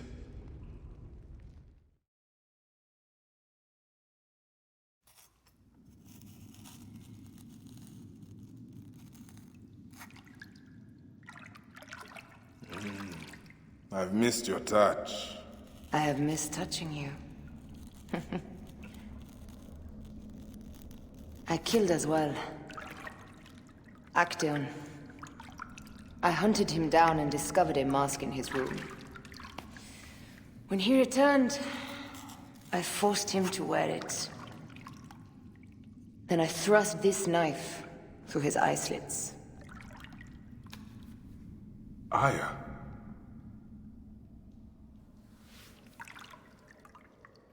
But I was careless. Another of the masked ones tracked me to my home. It was even more difficult. We have one more. Then, we will be done.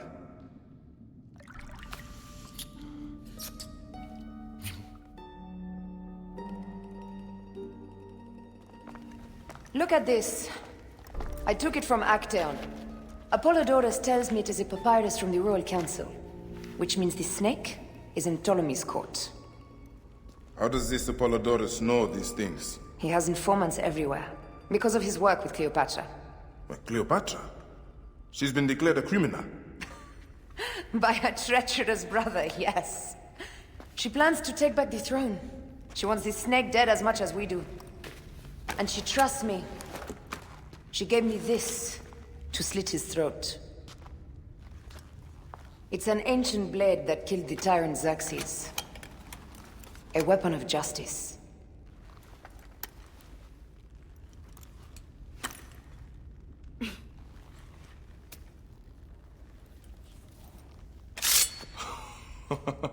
Ingenious. Ah. I will go to the palace and discover who uses the seal of the snake.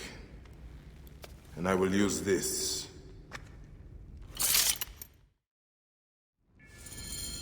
You'll find plenty of information in the Royal Scribe's office. He spends his time at the bathhouse. Go search the palace while he's away. And you? I cannot leave here as long as Gennadios walks the streets. He is determined to kill me. In addition to the snake, I will see what I can learn of this Gennadios and silence him. Discover who the snake is and show him the face of death. I'll meet you at the Paneum when you have killed both the snake and Gennadios. My heart aches until I see you again. As does mine, my love.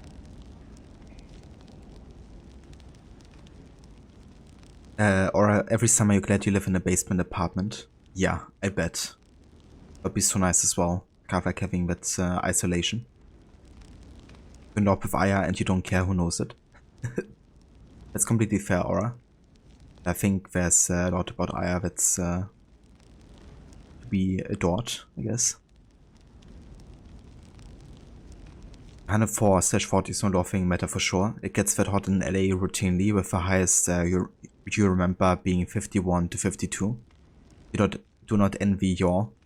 Yeah, that's insane. I never actually experienced like 50 plus. I think the highest we ever had here in Germany that I noticed was like 43, 44. It was like the summer 3 years ago. That was actually insane. And we actually had like temperatures up to 40s for like 2 weeks straight or something.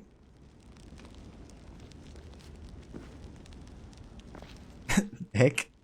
Aya. The table wasn't made for walking.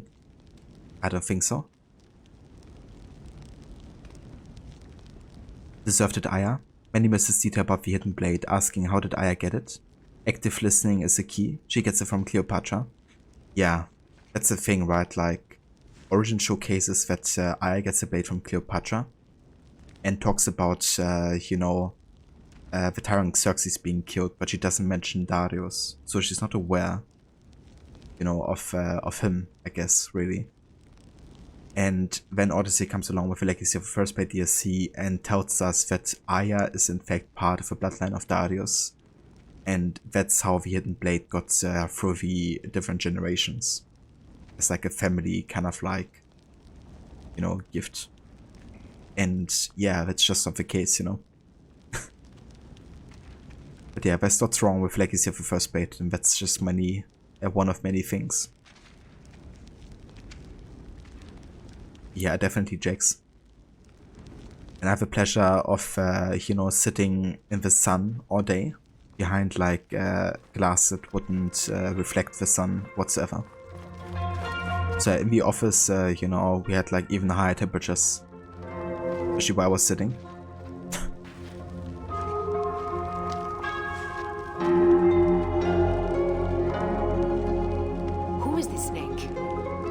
To discover that. The clue must be there in the palace. Search for the seal found upon the letter. It's too dangerous to leave this den as long as Gennadios and his men are searching for me. I mean, the writers of Legacy of the First Blade didn't bother checking the lore. I am very shocked. Yeah, me too. You will also be very shocked to know that they also didn't do any historical research. I believe that Egypt basically started existing after 400 BC. And all of the major pyramids, these great things, you know, they all have been built between 431 BCE and 49 BCE.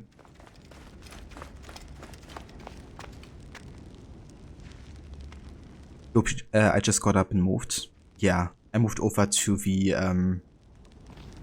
like to a window, I guess. It wasn't like harassed by the sun all the time. But yeah, I still had like my kind of like permanent working place, and I kind of had to sit there, I guess. But yeah, it was definitely horrible. The seal will certainly be found within the palace. I cannot leave this den as long as Gennadios lives. The Statue of Liberty wasn't built until last year. I mean, that's true as well, you know, if you think about it like that. I think they got everything right in the Legacy of the First Blade DLC. A lot of history is a lot more recent than we like to believe, right? The seal will certainly be found within the palace. I cannot leave this den as long as Gennadios lives. Aias' notes. Panos is right. I should meet with Apollodoros. According to him, Actaeon is involved. I need to slip into his quarters. The mask, he's one of them. This is blood for my Remo.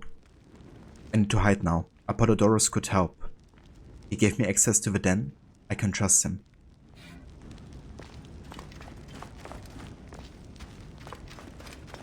I mean, can you?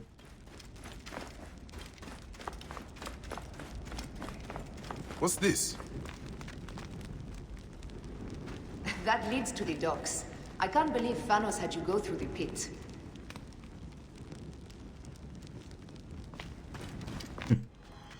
Have a little faith. Or actually, you could just use the secret entrance on the back, but yeah, you don't need to know about that.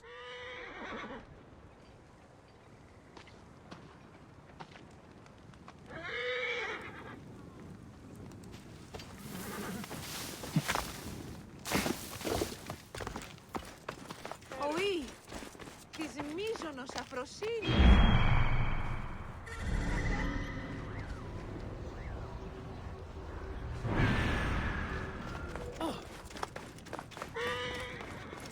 Θεοί της Δοκίνη, Ποσειδών.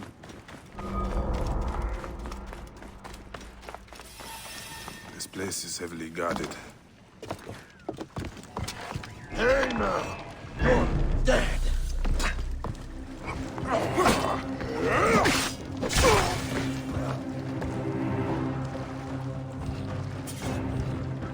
Hey, where are you? There you are. Hang on.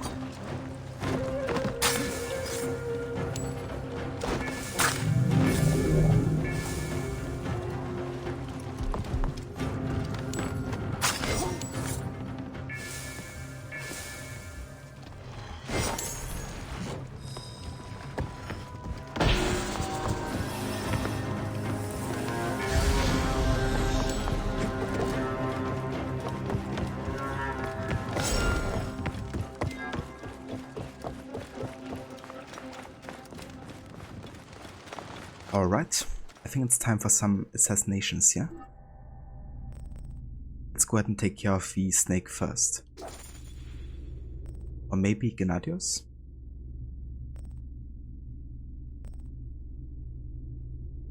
I think I'm gonna kill Gennadios first, actually. Because the snake is gonna have a more important kind of a cutscene happening. The reason why they have the losing a finger ritual in the Brotherhood.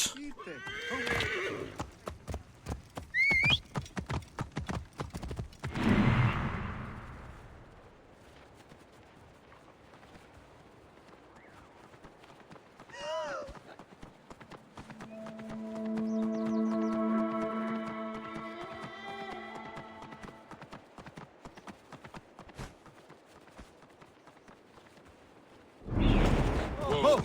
Now! Shit! Stay with me. Conduct is down. Got you!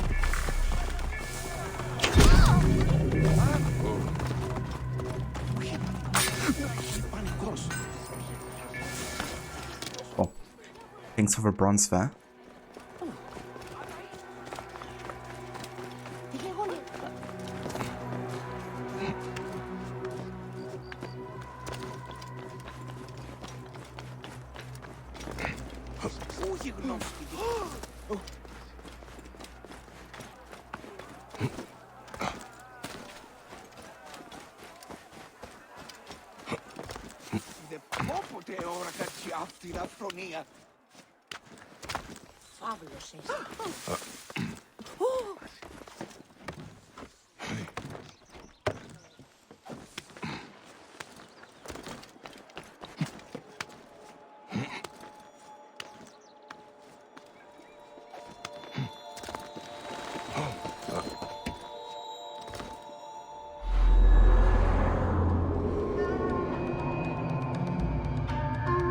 And the city is so beautiful.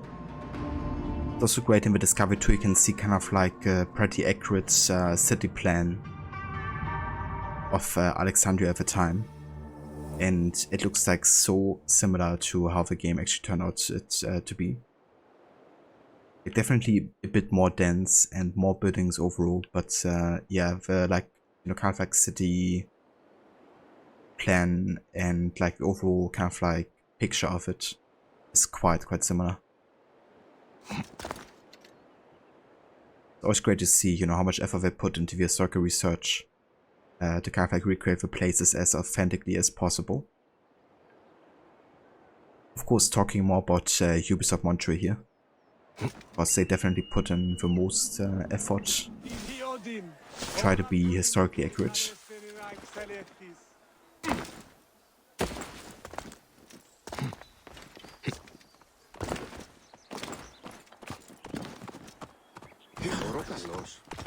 Είναι από φανήν πολέμου κόπο πασπαρά του ιδίου. Ίσως θαλμονίδιο κατασχέθηση.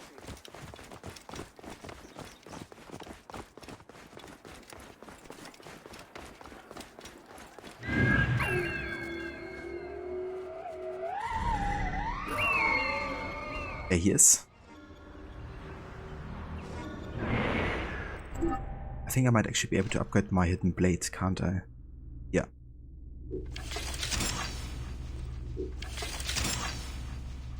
There we go. That's better.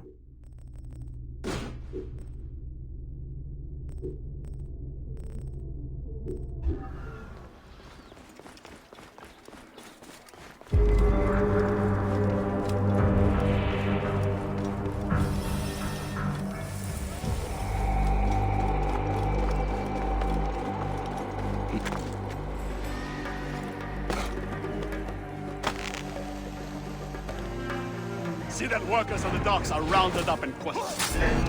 What's up? Harley's down!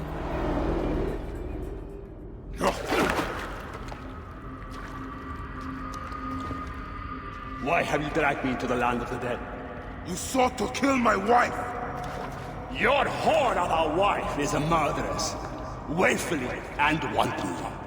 I did my duty as a Phylakitai, and for this you have taken my life. Is your vengeance above all law, Medjay? Be warned.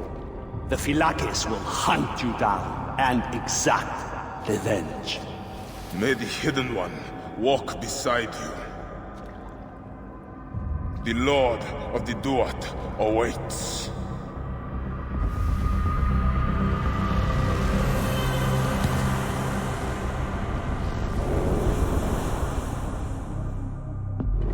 Assassination was smooth as heck with the side there. Phylakis can suck it. Yeah. They're gonna do so one after the other. The Phylakis are after you. They're powerful bounty hunters and will take you on sight.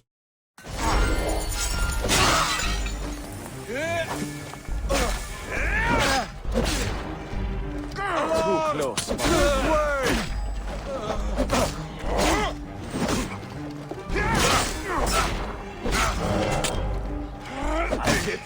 Promoted!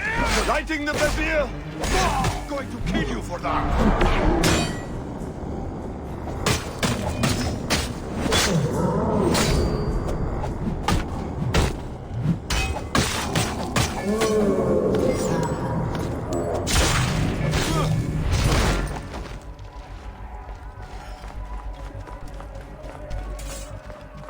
Oh.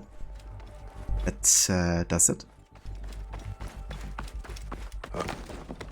But yeah, I feel like it's actually gonna be quite difficult at this point at least. The first one's for level 20, I believe. So that's 7 levels above us. Gonna wait until at least level 17, I think, before we go ahead and challenge them.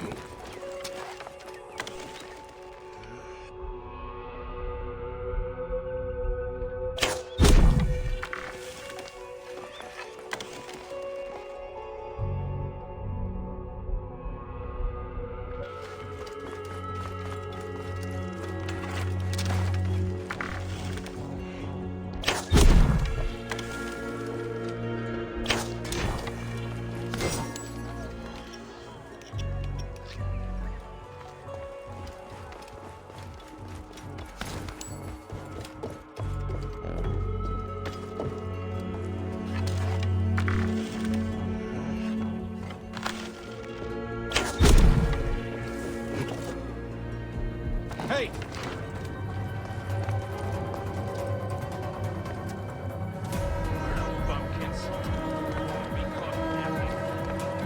Hey, what? Alarm! Trouble here! Huh? On my way.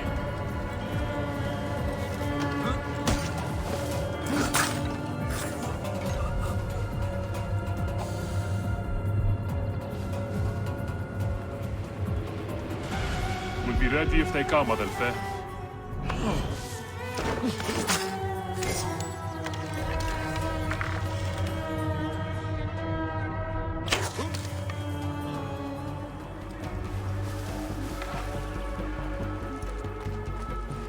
Awaiting orders.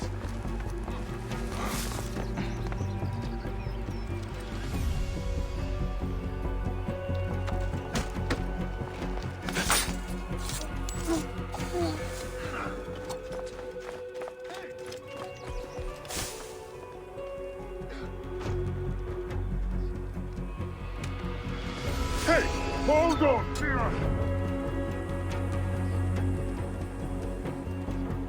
Eyes peeled, little thing.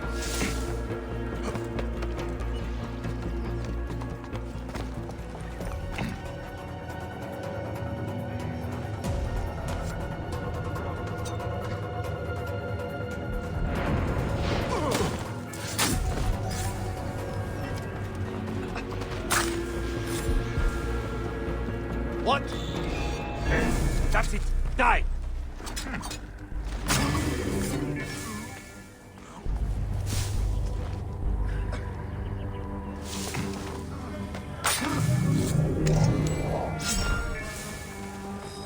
Nice.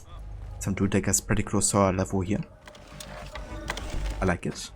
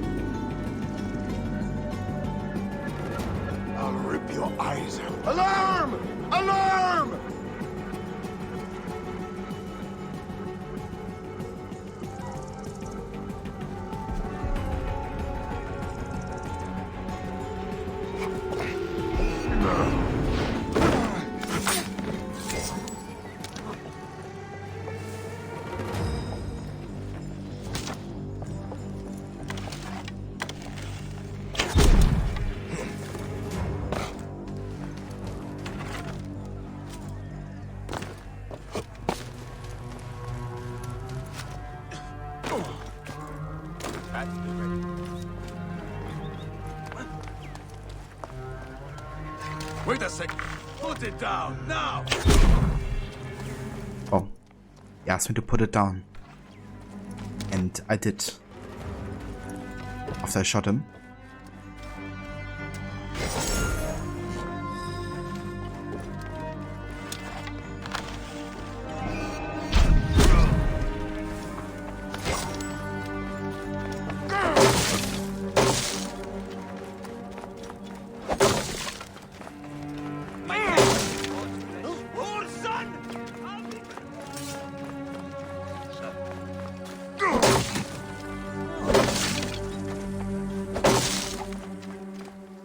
You are a good friend to me. Oh, thank you.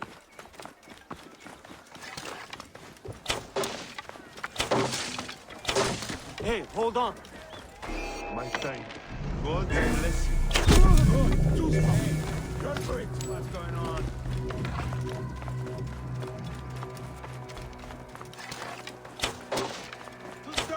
Run! Run! Round is okay. Cannot escape!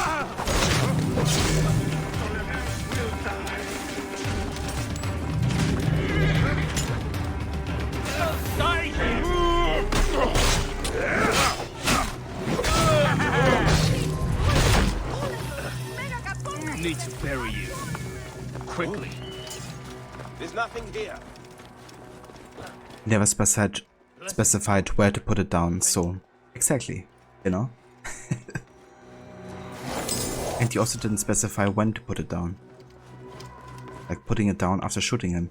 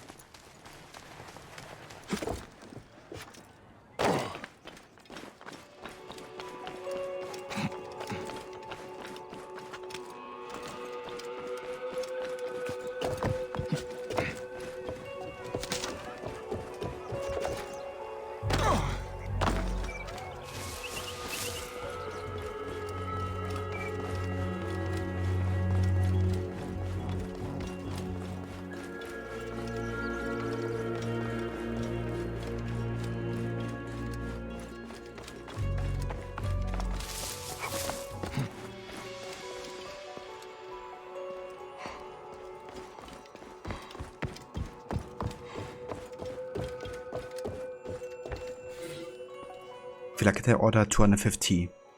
Looking for an armed woman. She's very dangerous and she murdered the noble Actaeon. Take some men and go look in all the sewers near the Jewish district. She's probably hiding there. Don't hesitate to kill her if she resists. So the woman we talk about, of course, is Aya, because she's the one who killed Actaeon. You can even see the place where it happened and her kind of like former home, I guess, in the city. Even see the mask that she also used to kill him by inserting her knife through it.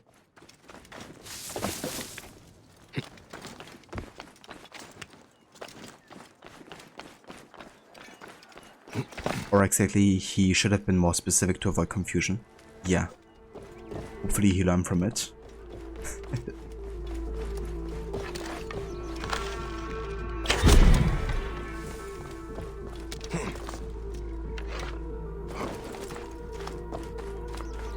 Right then. So that finishes the location and Gennadios. Let's read about the other targets here actually. The Vulture, Actaeon. Aya's first kill, while tracing the order in Alexandria, Aya came across Actaeon and verified her suspicions when she discovered one of the masks in his apartments. He died a horrible death while wearing the mask. His role in the Order of the Ancients is clear. His role in the death of Khemu, however, is nebulous. The Ram, Ktesos. He hunted down Aya, the killer of his friend Actaeon, in Alexandria. However, he met his end at her hands. So Gennadios isn't listed here because he's actually not part of the Order as far as I know, but the leader of the Phylakes, I guess. And he's been an ally to the Order instead. But yeah, not an actual member though.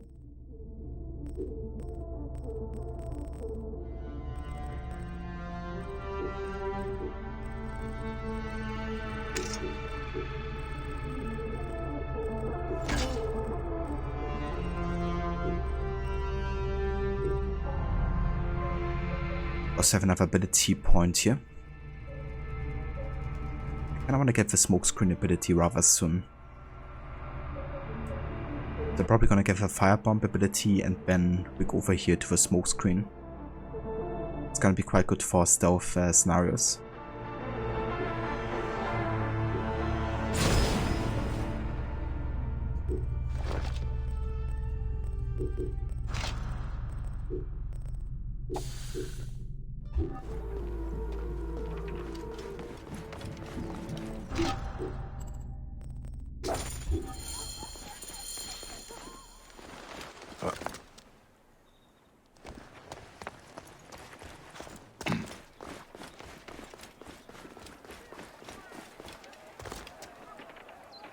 Like any kind of like boats nearby?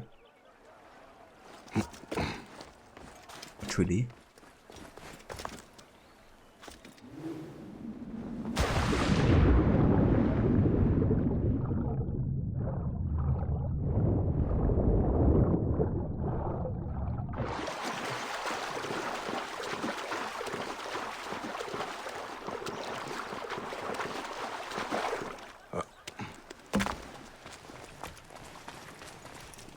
Dio, så sker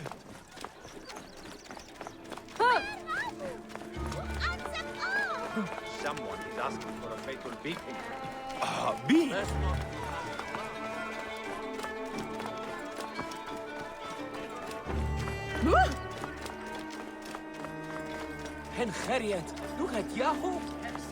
Look at Yahoo!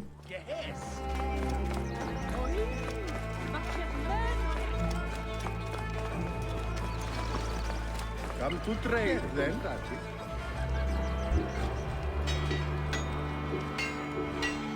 Done. Agreed. Είπε τα πρώτες του λέξη. You thief. Agreed. Come back soon.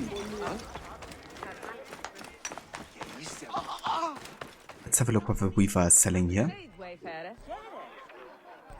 Persian Prince, Egyptian Vahid, Confident Tar. I think I'm gonna buy both of these here and add them also to the list. Let's go ahead and edit the command here real quick.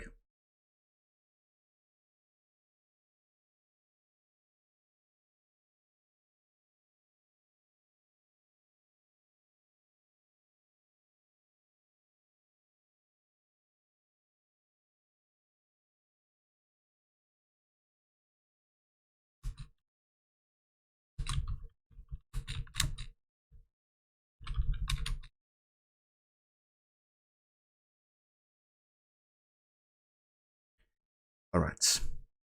Yeah, there's gonna be quite a lot of outfit choices throughout the game. Because there's so many you can buy from the Weavers and then also get through the hacker chests and stuff.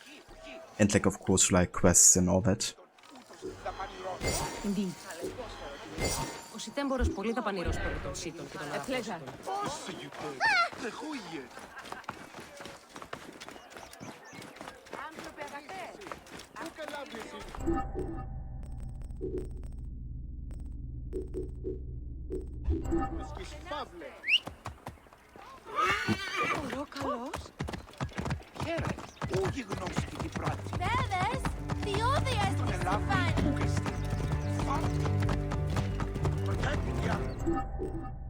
Just want to check if the border is actually increasing performance here while streaming or not. I guess full screen is better.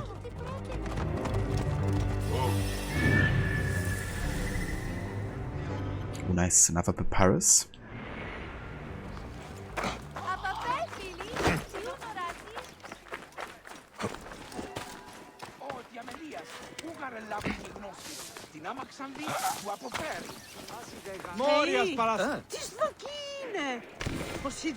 Nature's Way.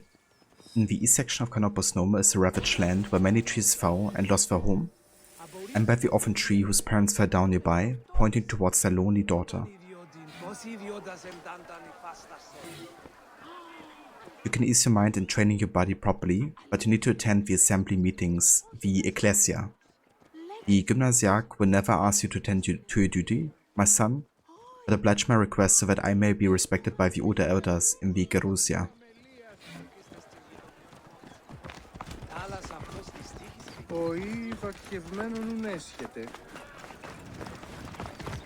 Can't embarrass the parents, right?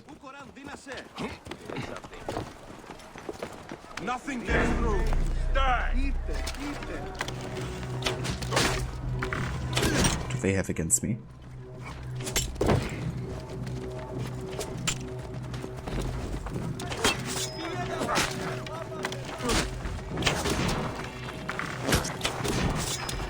Hey! I've got trouble here!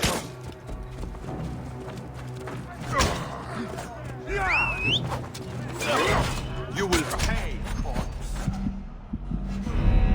Jesus Christ.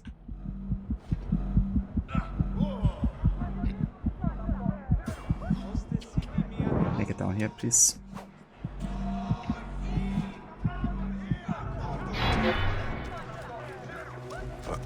Making archers on horseback.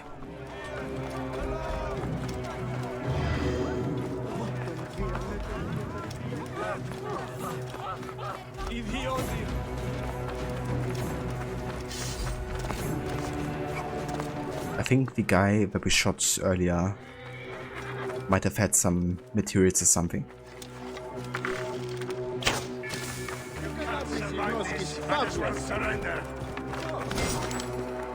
Indeed.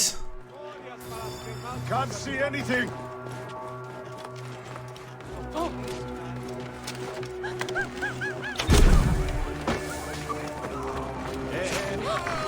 You must die!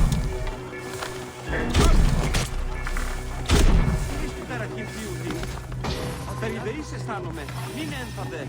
Λέει θαύμα ξένων χειριστών, θαύμα βασάρων. Ούτε διδάσκεσαι Ελλάδη. Μήπως πρώην και εχθές. Hey, what? Κυρίου, εδώ δεν παραγίγνεσαι τάχα. Θεοί, αλλά είσαι εσύ. Ο φθαγμούς είναι αιώρων απόλεσεν.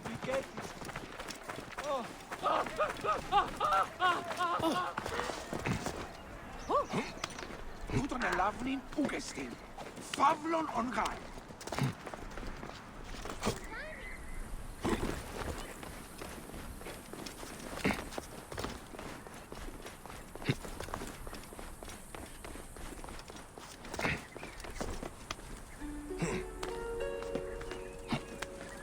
I should be cautious around here.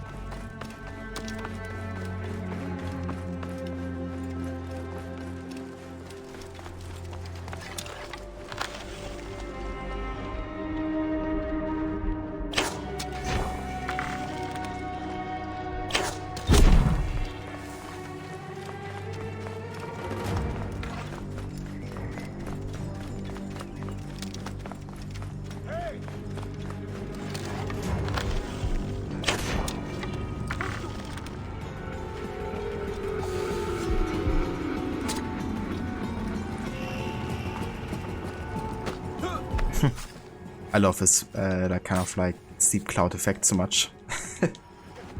So overpowered, but fun to utilize.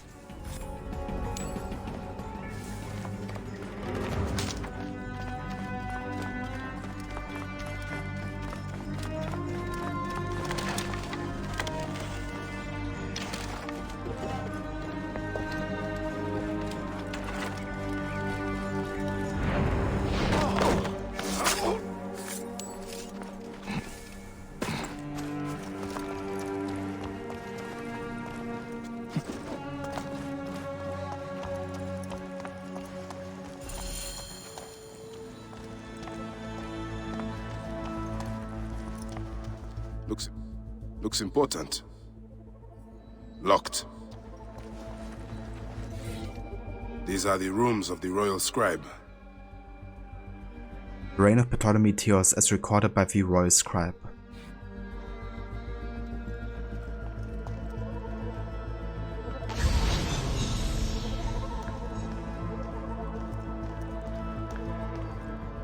A ladder. A ladder? For me?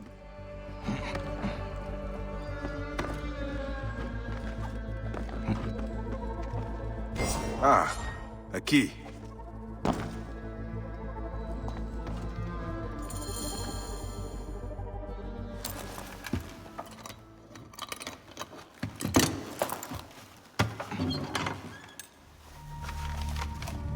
Official papers.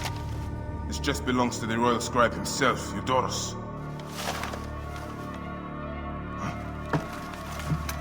False bottom.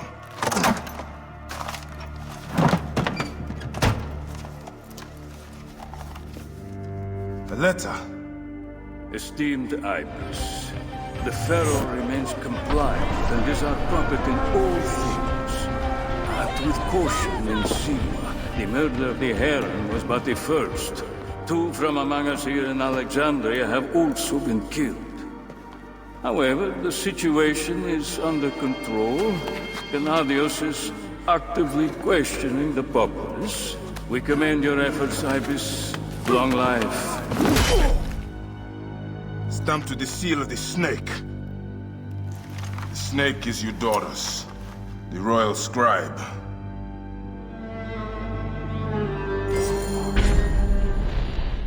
I have said that the Royal Scribe is often at the bathhouse. I will kill that naked ear that Eudorus there. Damn, so close to level 14 there.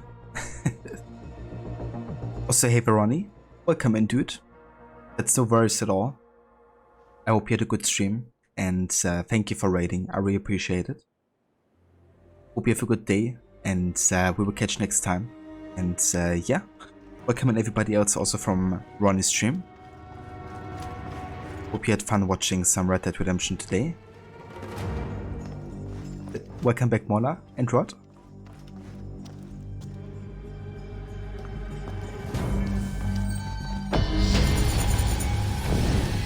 So, better late stealth kill Streaver.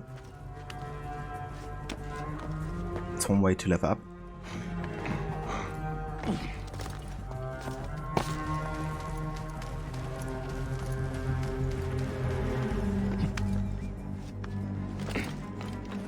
But time to unlock another outfit.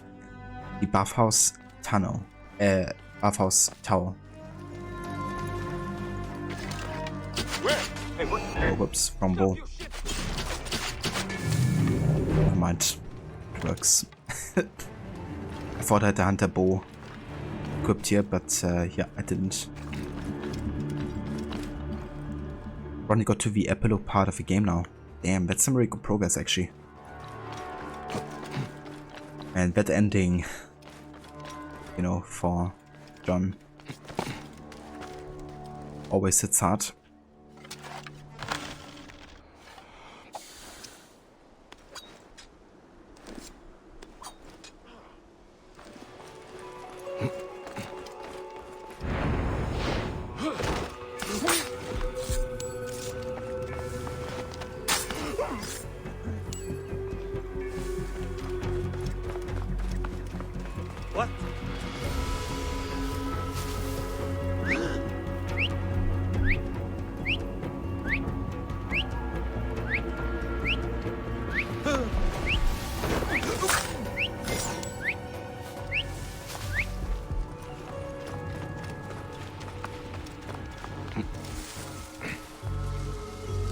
Rotocho does, no matter how many times you play it or see it, always hits hard.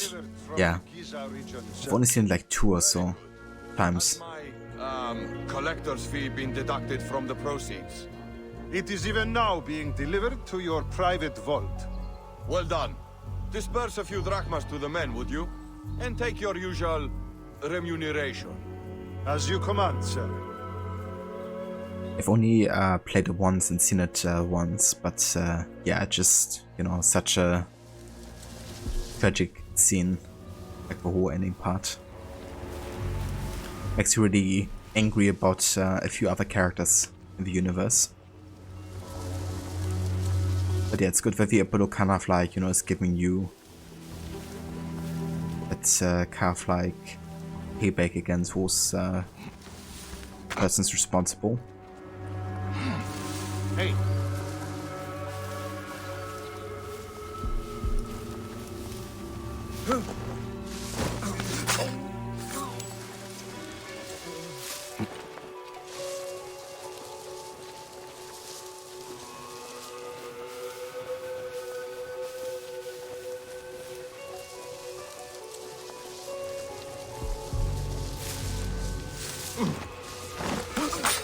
Wait a sec.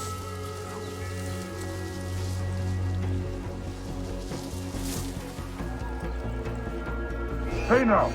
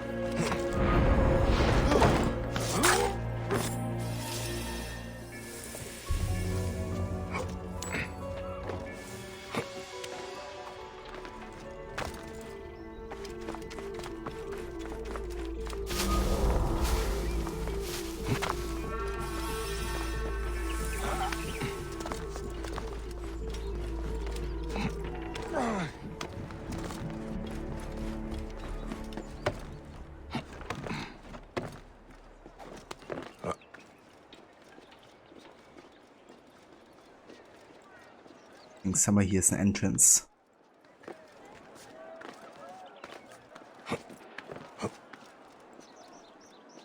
But one window would be open.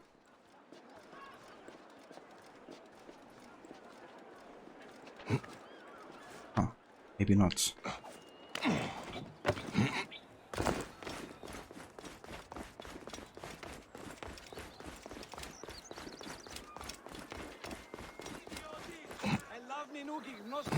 Let's go in here from the front entrance, I guess.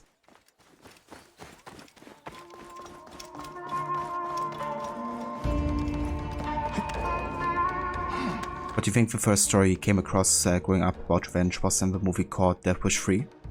The movies were about a vigilante who lost loved ones or had loved ones hurt really bad, but who gets revenge against those responsible. But also any other criminals doing these same things. The third is much lamer in comparison to the first two, which you didn't see until you were much older. But 3 has him lose a friend to a gang and he gets revenge for that.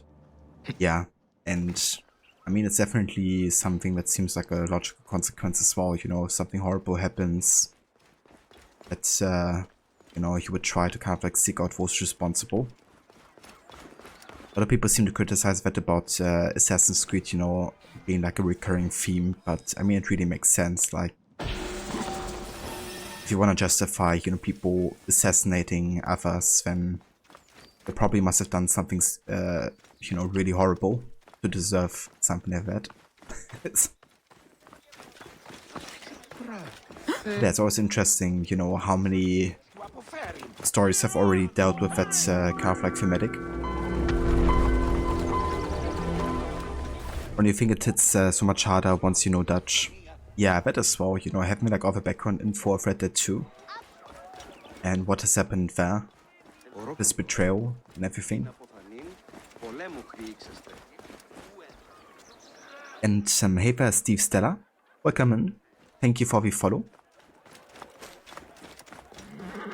Alright, time for social stuff. Bathhouse Tower assassination. Is that a thing?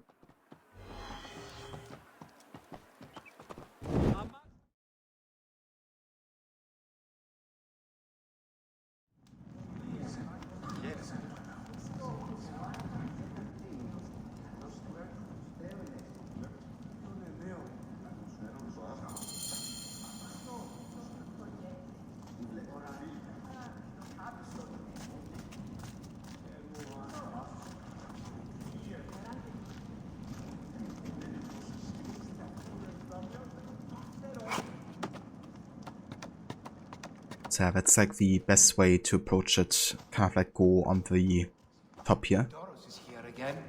I pity him. His skin affliction is an endless source of discomfort. I suspect he comes here principally to ogle naked boys. As do we all. Jesus. Because yeah, then you can just like take him out with an air assassination. Also a good way of escaping as well.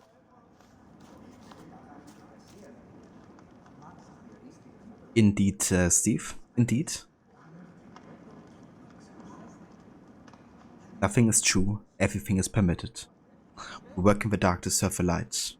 We are assassinos. But revenge is a very powerful motivation for our characters, and especially in a series like AC where you have innocents getting killed and those close to them wanting to get revenge.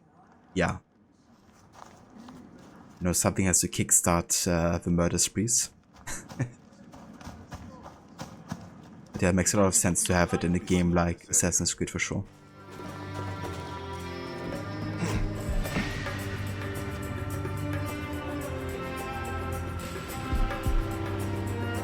My lord, are you properly served? Quiet. See that my towels are ready.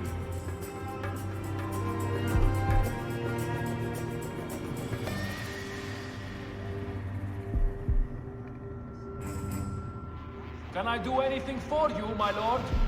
Stop annoying me, if you please. Idiot.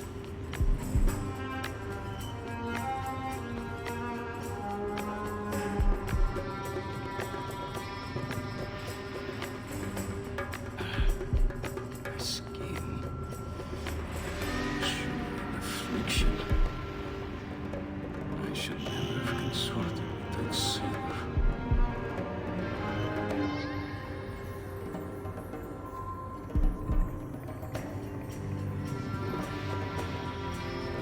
Yeah, imagine if we could rot. Good God! Must I find everything for myself? Oh, I can give you some entertainment. Yeah, that's definitely a cringe moment for a viewer. Totally. Any moments away from that petulant child are a blessing.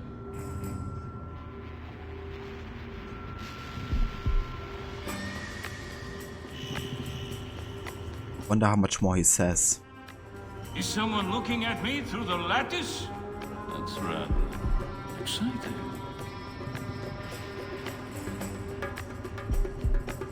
Yeah, exactly, Rod. He's just never happy with anything, I guess. What a miserable person. Bring me my roast piglet. I love to eat in a warm bath. Okay, let's do it.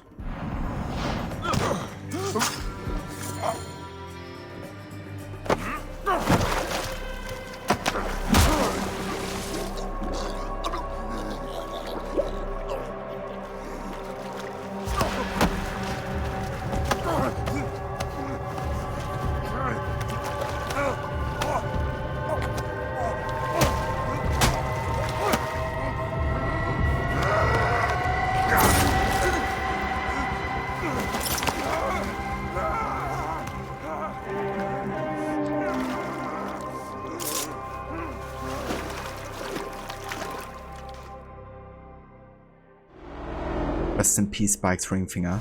Die! And be done with it! May the gods curse you.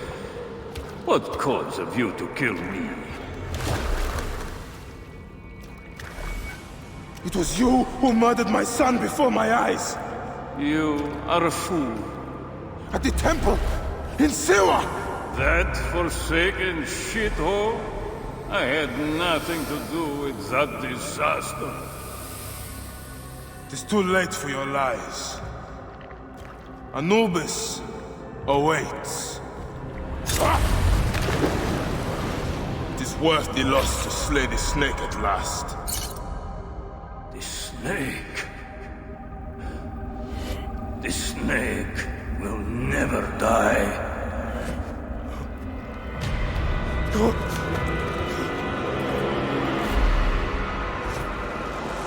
Son of Apep, the Lord of the Duat awaits.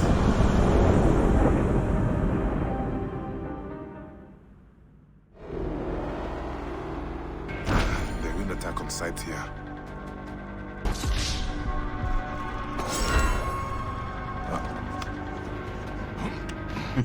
I like how you get like a hippo skin from killing him.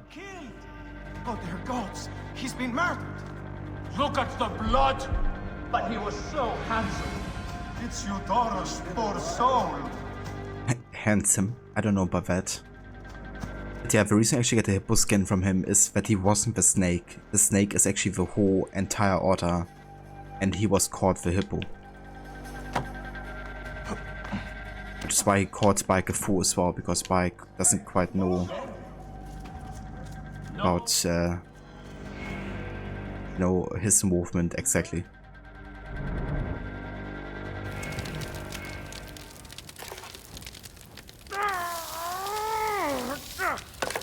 Jesus Christ. Poor Bike. Oh my god. Happy to do all of it in a buff tower as well. I don't envy him. But yeah, now we got the bathhouse tower outfit. Amazing.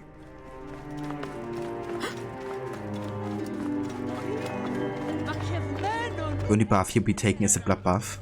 That's right, Rod. It's the last bath he's taking.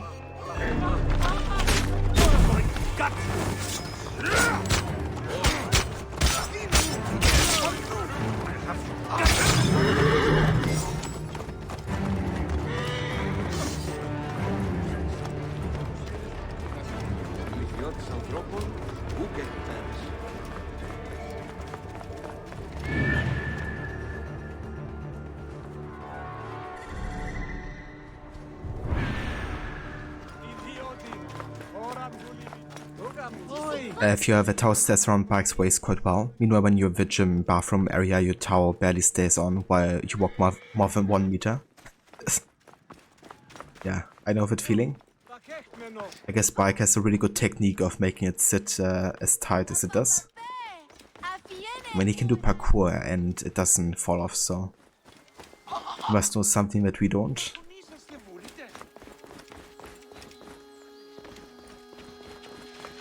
How much longer do I think I will be streaming? I think I'm gonna call it after the next cutscene, probably actually. Definitely rather soon. Probably like another 10 to 15 minutes max, I would say. Dr. Bite performing finger surgery without so much as a stick to bite. Yeah, I mean, it was clean as heck.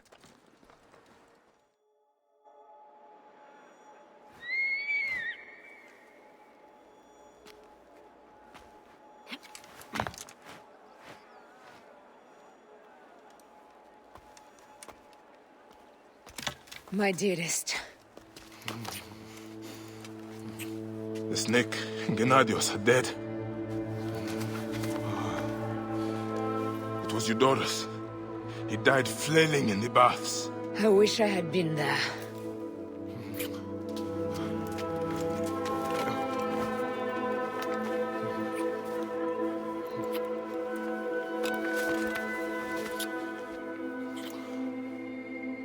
My wife.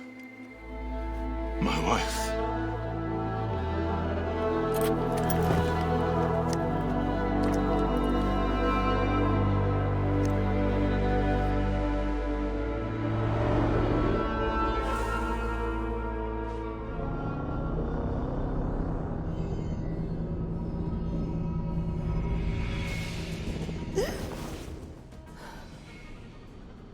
V. Hey, I was wondering if I should pull you out.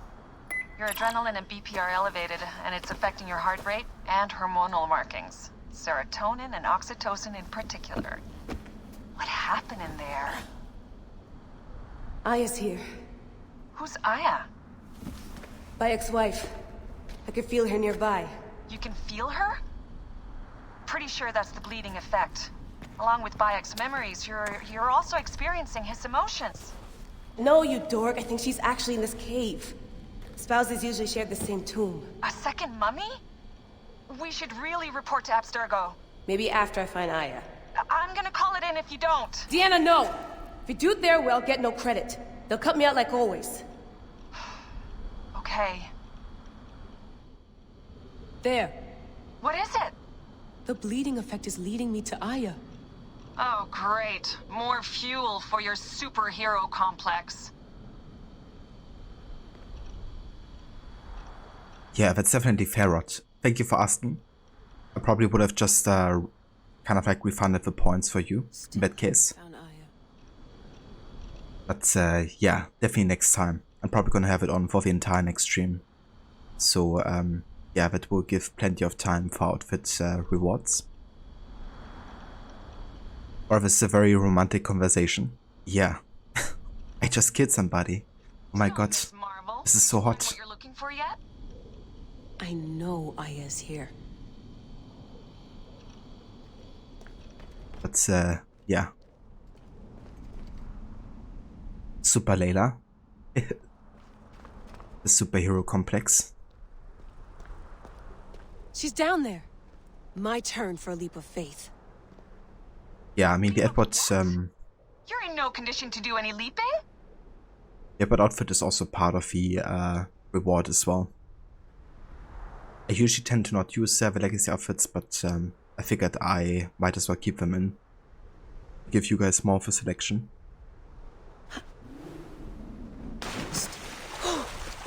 Jesus, these water bugs. It's been happening ever since like one of the Nvidia upgrades for the driver. Pretty weird. I was right, she's here. There you are, thank God.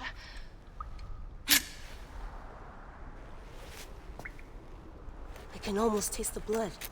Okay, you're making less and less sense, Layla. We need to report. Not yet. Not yet? So when?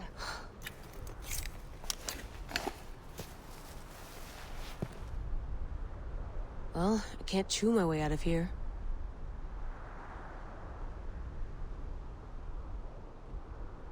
Damn. Poor Aya. You know, being over here. And now she's like rotting away pretty much because Layla has also like, you know, cut through the mummification. The bath tower.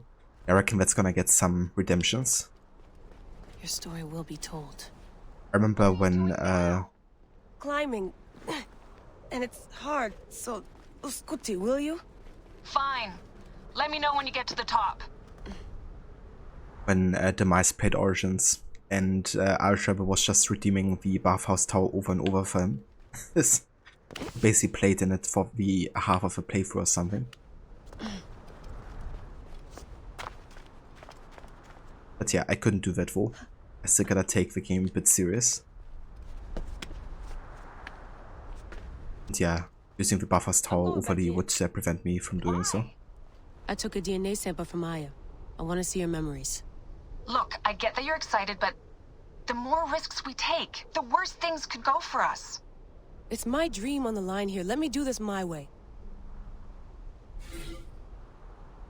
The best TV show in town.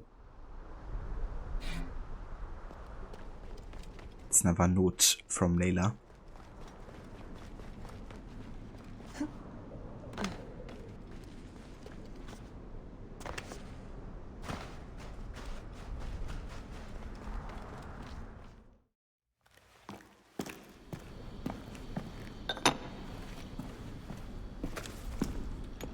Adding Aya's DNA to the chamber.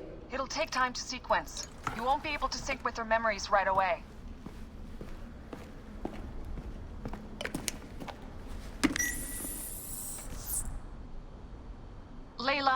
something else you should know. Since you're mixing gene sequences in an uncontrolled manner, the transition between memories will likely be unpredictable. I'm comfortable with unpredictability. Yeah? Well, I'm worried. You always are. Alright. But yeah, I'm not gonna go back into the animes for today anymore. We're gonna do it next time. And then next time we're also gonna check the laptop again and read up a bit more on the modern day stuff that we have. But yeah, for today, this is where we're gonna call it. I wanna thank you all so much for coming by and for joining today's Origins session. It was the first proper one, even though it's been the second stream. But yeah, last time we only had like 1.5 hours or so of playtime because I also finished Odyssey before. So yeah, it was really good to dive properly into the game. And yeah, to also get as far as we have, because we've done some really good progress actually. Finishing both Siva and the Alexandria main storyline, really. But yeah, for now I'm gonna go ahead and quit the desktop here. And then we're gonna have a look who's online and who we can rate. So yeah, let's have a look.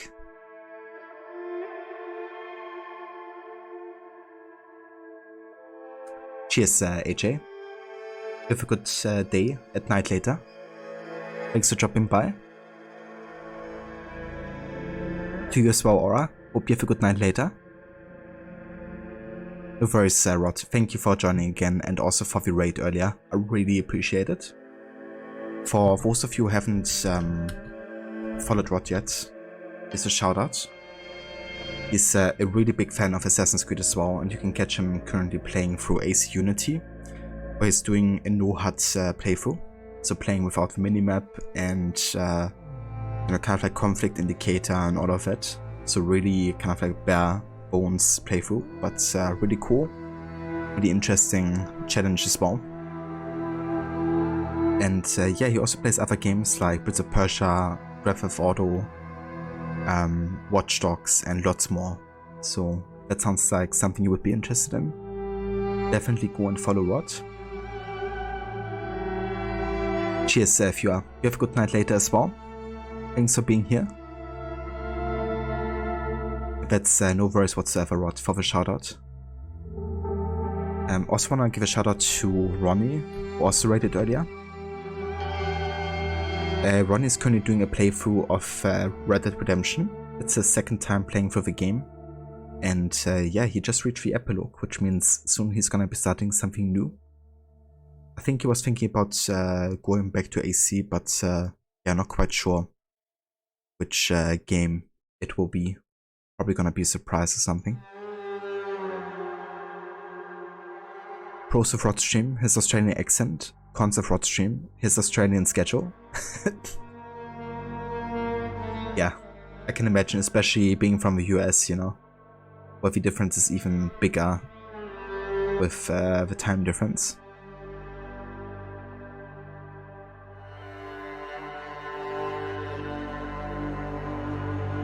But yeah, guys, I think, let me have a look here.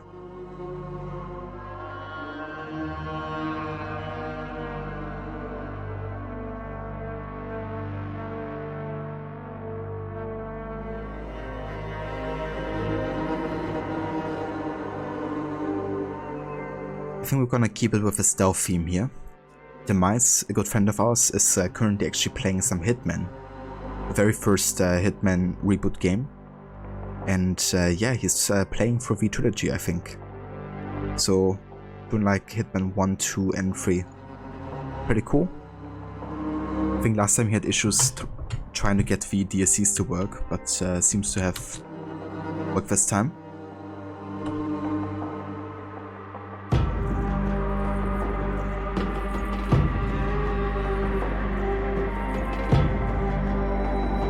Oh yeah, Unbassett. That's something I really look forward to playing myself as well. I think the entire trilogy is on Game Pass as well, including all of the missions. So I reckon that's how Demise is playing it now.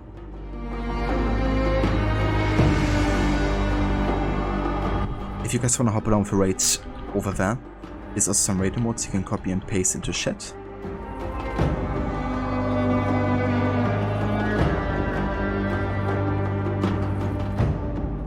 favorite series just about. It is on Game Pass. Yeah. Yeah, definitely great they decided to add it as well. The Game Pass in general has just such a good value nowadays. And yeah, the games look really fun with like the unique assassinations and different ways of like, you know, getting your target assassinated.